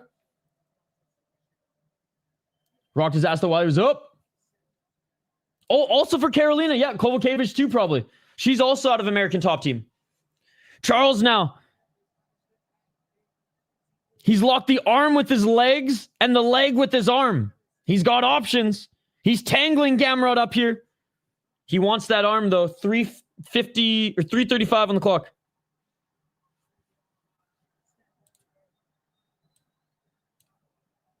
$3:25. I got Charles sub round 3. This is a 5-rounder, guys. Submission attempt number 47. Gamrot back up to his feet. Gamrot may want to fight this fight on the feet if Charles is going to be this crazy on the ground here early. She is gorgeous. Oliveira trying to lock that arm up again. Gamrot climbs over the legs. 2:52. They're literally tangled right now. Fight goes split decision, Oliveira. Now Gamrot's looking for a heel hook. Gamrot's now going on the offensive, looking for a heel hook of his own. He gets Oliveira now in the top position. Gets free. Oliveira on his feet. Oliveira jumps on Gamrot here. Oliveira trying to get the back of Gamrot. He is. He definitely is out of his prime a little bit. What's good? Gamrot think twice about going to the ground, right? Charles. 2:19. And he's been fighting in the UFC since he's 18, 19 years old. So he's been around for a while. Go Oliveira. Programming needs a finish. Judges going to be biased. Crowd. The judges haven't been biased though, sad man. The judges haven't been biased. Figgy won a split decision. That just shows. That shows they're not biased tonight. But maybe they'll be biased towards Oliveira. We'll see. 157. But overall, I haven't had an issue with the judges tonight. 150. Oliveira with the back take. Oliveira with the back take, looking for the rear naked choke. This is some prime looking Oliveira here. As far as the controlling of a grappler, of a wrestler. 133. Yeah. Mystic MMA was giving us stats all night. Oliveira still on the back of Gamrot. Gamrot back up to his feet. Charles is the king of finishes. Yeah, Rio isn't Riyadh. Gamrot bleeding on his forehead right now. And they go back down to the ground. Charles Oliveira looking for that rear naked choke. 1 minute on the clock. Good round for Charlie Olives. That's going to make Gamrot tired. Yep. Oliveira's huge for the weight class, so carrying him on your back for a little bit. And this is Charles Oliveira's wheelhouse, man. 43 seconds. Uwe Morer. Ain't no Riyadh is a fair point.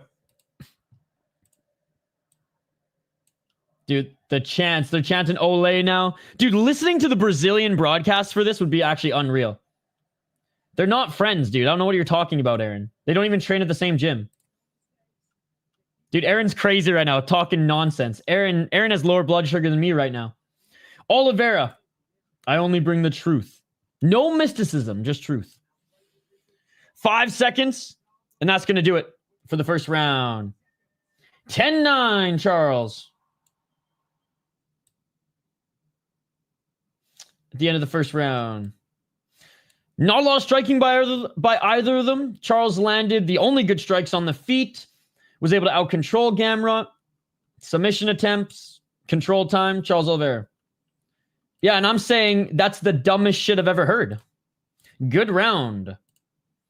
And that your blood sugar must be very, very low. Come on, Mateusz. Sleep that fucker.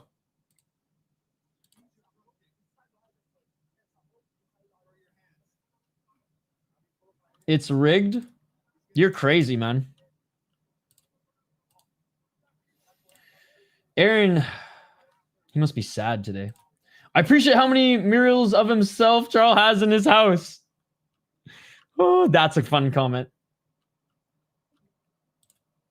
Perfect time to play the clip. I don't give a fuck if the decision's rigged! Aaron thinks he's watching WWE right now. All right, here we go. Round 2. Let's get it all! I'm not going to sit here and say that they're never wrong and there's not some collusion every now and then, but to say flat out rigged just means you don't watch the sport, right? So, Dustin, yeah, Jones versus Reyes was rigged though. Charles' first round was great.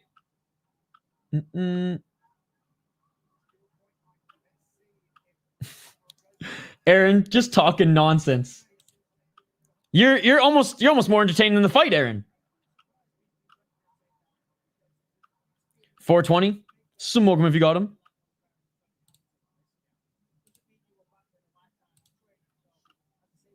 Gamrot with the right hand. Yes, we're in the second round. Oh, 100%. I'm not here saying it's perfect. I'm just saying, like, rigged and scripted is hilarious. Aaron wants to hear the drop. Second round. Aaron writes the script, apparently. Oliveira at the left hand. The fight has started. And I don't think a decision's a bad pick at all. Oh, Gamrot with the right hand. And Oliveira with the right of his own. Who's John Cena? No, I'm kidding. I know who John Cena is. I didn't know he was still fighting. I thought he was doing movies and stuff. Oh, Gamrot with a nice 1-2.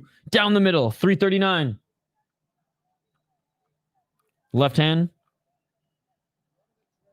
By Charles. I'm literally giving you play-by-play, buddy. Oliveira's not bleeding yet. Gamrot was cut a little early in the first round, but hasn't opened up here in the second. 332. Oliveira stalking him down. Gamrot with a nice right hand. Gamrot's got some good boxing in the clinch right now. Charles. Right elbow by Charles. 312. Gamrot with the left jab. Oliveira with the right uppercut. 302. Oliveira looking for the takedown. Body lock. Let's see if he can get the trip. Oh, tried to slam Gamrot. Couldn't do it. Now he's just going to try to get on his back, and he does drag him to the ground. Let's see if Gamrot can roll out of it. He does roll to his right. Charles trying to stay on his back. They're both landing to be fair. 240. Gamrot landed shots straight up the middle. Oliveira's landing hooks, uppercuts, and elbows in the pocket. Well, one elbow. Charles he has both hooks in. It's not under the chin. Gamrot's trying to push the arms up. Oliveira squeezing here, but it's not under the chin. It is all over! Charles Oliveira beats Mateusz Gamrot in Rio. Do Bronx. Everybody, go to Idaho Skate stream. We're going to do one more raid. His second favorite fighter outside of Michael Aswell, Charles Oliveira. Do Bronx. He hates Oliveira fans. I got to see his reaction. Do Bronx. Yo, guys, everybody, go raid my buddy's channel and say, Do Bronx. Jumping into the audience. Unbelievable. The Prince of Rio may not be the King of Rio. That was dominant as fuck. Let's go. Charles sub plus 300.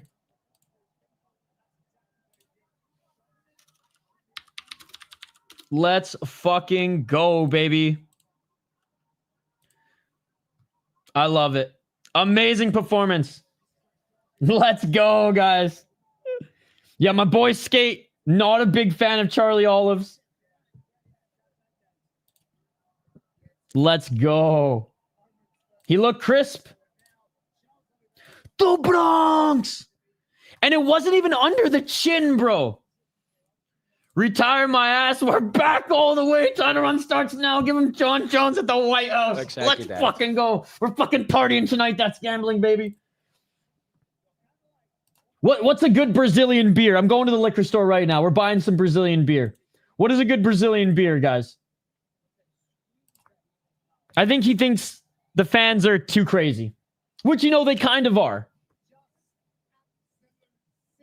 I don't believe either of the statements. Vai Caval Brazil. Charles is crazy. My excuse, short notice, man. I mean, it'd be the excuse for both of them. Bro, that's gambling, baby. You're the fucking man. Hey, either or works. I use PayPal more, but you don't have to do that, man. Tie game. Yo, what's the score? What's the score? 2-2-2? Okay. How are the young guns looked? I know they didn't get much time in the first game. I mean, Zeev looked pretty good, but 2-2, let's fucking go.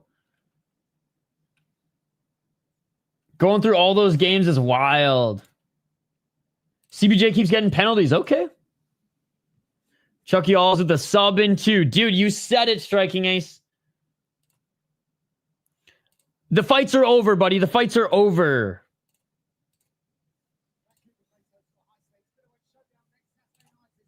Oh, yeah. Tomorrow or next Saturday, they're back in Vancouver. Oh, Canada. Where Charles Oliveira beat Benny Dariush. Boom has flashes, but struggled to hold the blue line a couple times. He looked good up against the boards. And actually, and Charles has so many kids, man. I can't even keep up with how many kids this motherfucker has. But they're all in the cage right now. Didn't notice Ogren much. Damn. Cubs losing. The Bronx. Yo, what's up, Chester? Dude, literally, Charles is holding his baby up in the air. The aura. This kid doesn't understand. This kid doesn't understand that he's going to be on, like, fucking pictures forever. Him and his dad. That's I mean, it would have been crazy if it was for a belt, but still a crazy moment in Rio.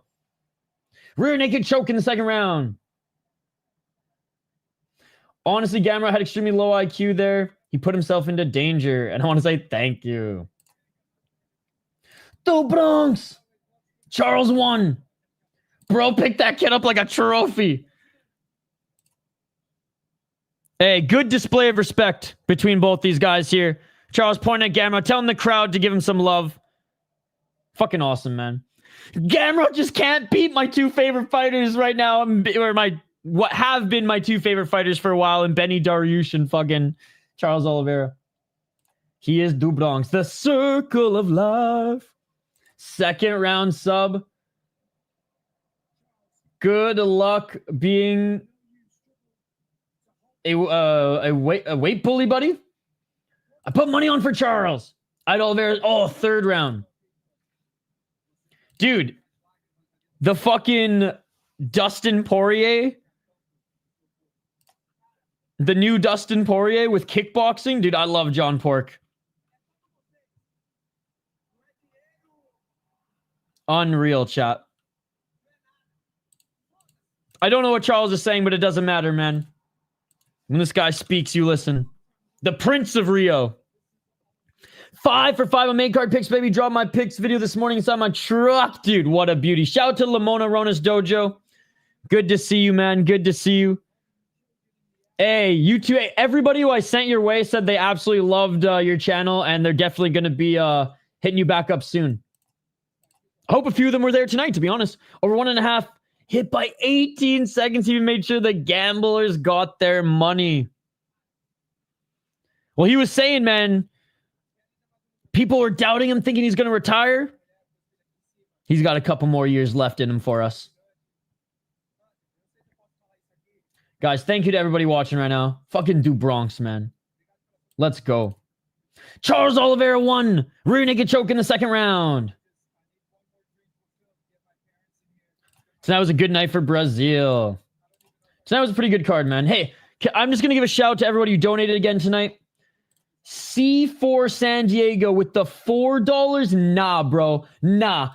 $54. Thank you so much, C4 San Diego. You're an absolute beauty. Ricardo gifted a membership and bought one for himself. Morpheus gifted 5 memberships, ladies and gentlemen. That's $25. Thank you so much, Morpheus. Chris Cushman gifted a membership as well. Thank you so much, Chris. Notes with his typical, I'm just going to drop a donation before I even say hello. Thank you, Notes. Spinning Bird Flip became a member as well. Captain Rafucho with the $2. Thank you guys so much. And to all the members in the chat, thank you so much for your ongoing support, guys. I guess he's Gamrot. Bro, Denial was right. Denial was right. Yo, that's gambling. I'm scared to watch it because I feel like James Lynch is like probably just going to go after me too. But I hope not.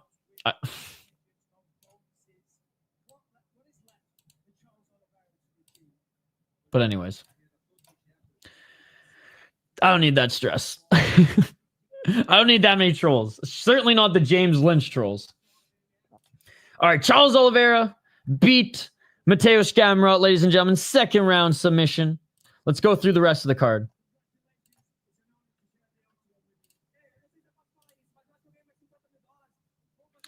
True, I'm gonna watch the disc video now. All right, Oliveira beat Gamrot. Figueiredo beat Montel Jackson in one of the worst fights I've seen in a while. The Bronx getting the crowd going. Joel Alvarez beat Vicente Luque. Probably should have ended in end of the second round, but whatever. Pinto looked amazing against Jhonata Diniz. Kaan Ofli with an upset, I'd say.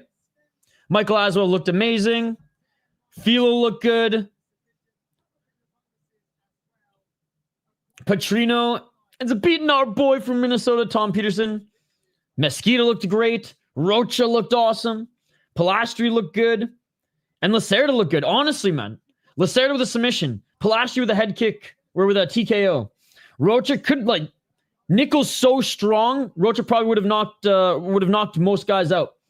Mesquita, so strong as well. Beautiful rear naked choke. Petrino ended up getting it done, but man, that guy's cardio issues. Filho looked great on the ground as well. Broken hand or not. Talented striker. Very excited to see his next fight. Ofli, great back take. Great rear naked choke. Pinto, honestly, this guy's a dangerous heavyweight, man. I'm very excited to see him against better competition. Alvarez, decision. Figueiredo split. Rear naked choke. Do Bronx. Ladies and gentlemen, before we let you go, we're going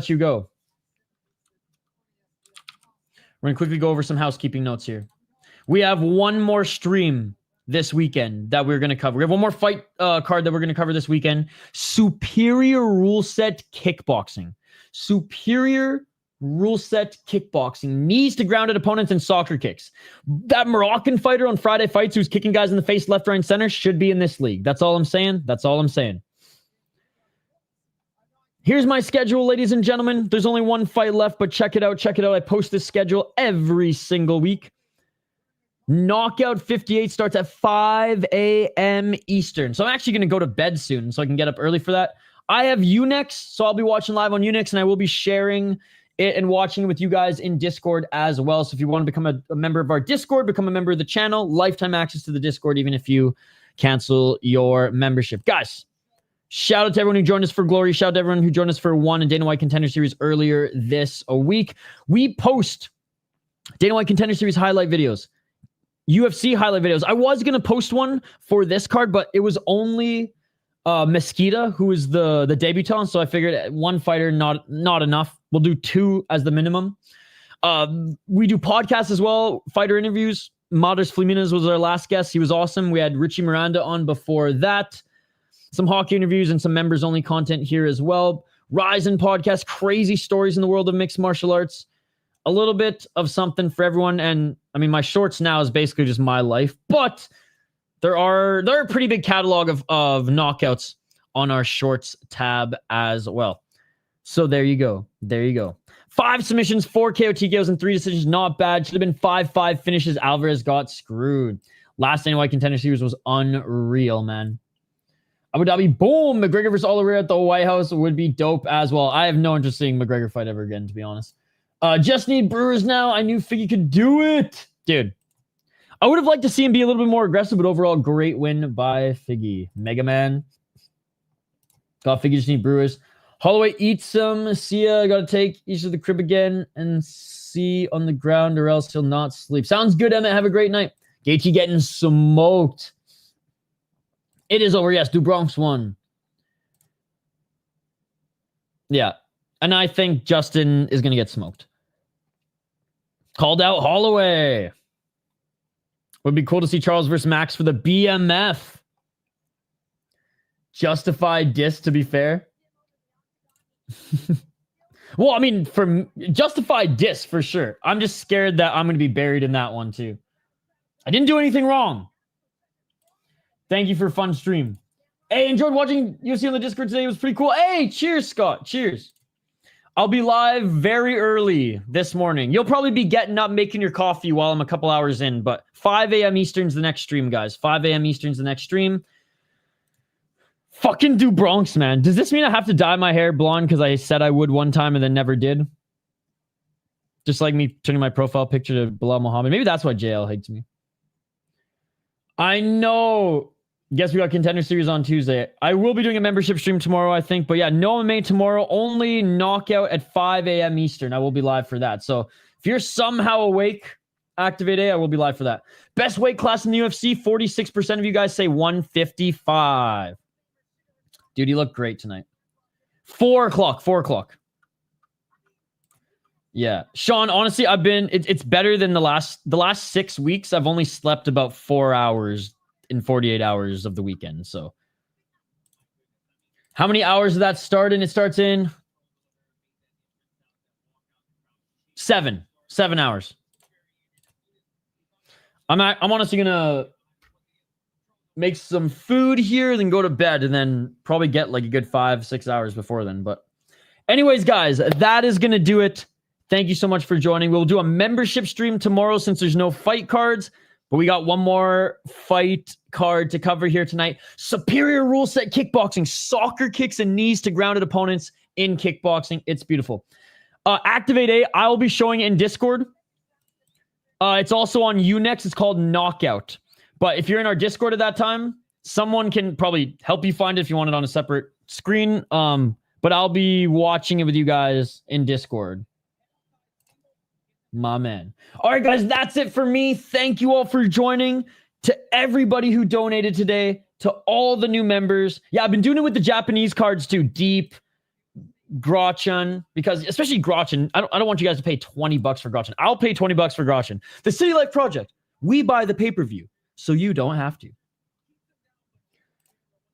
Hey, what's up, Rodell? That's it. It is over. It is over. Thank you guys for joining. I appreciate you all. Smash that like button and subscribe, and we'll see you at 5 a.m. Eastern for some soccer kicks in kickboxing. Always remember, Just because you get more picks right doesn't mean you're better at predictions than me. and one more time for the boys in the back. I don't give a fuck if the decision's rigged! I'm out of here, baby. Yeah.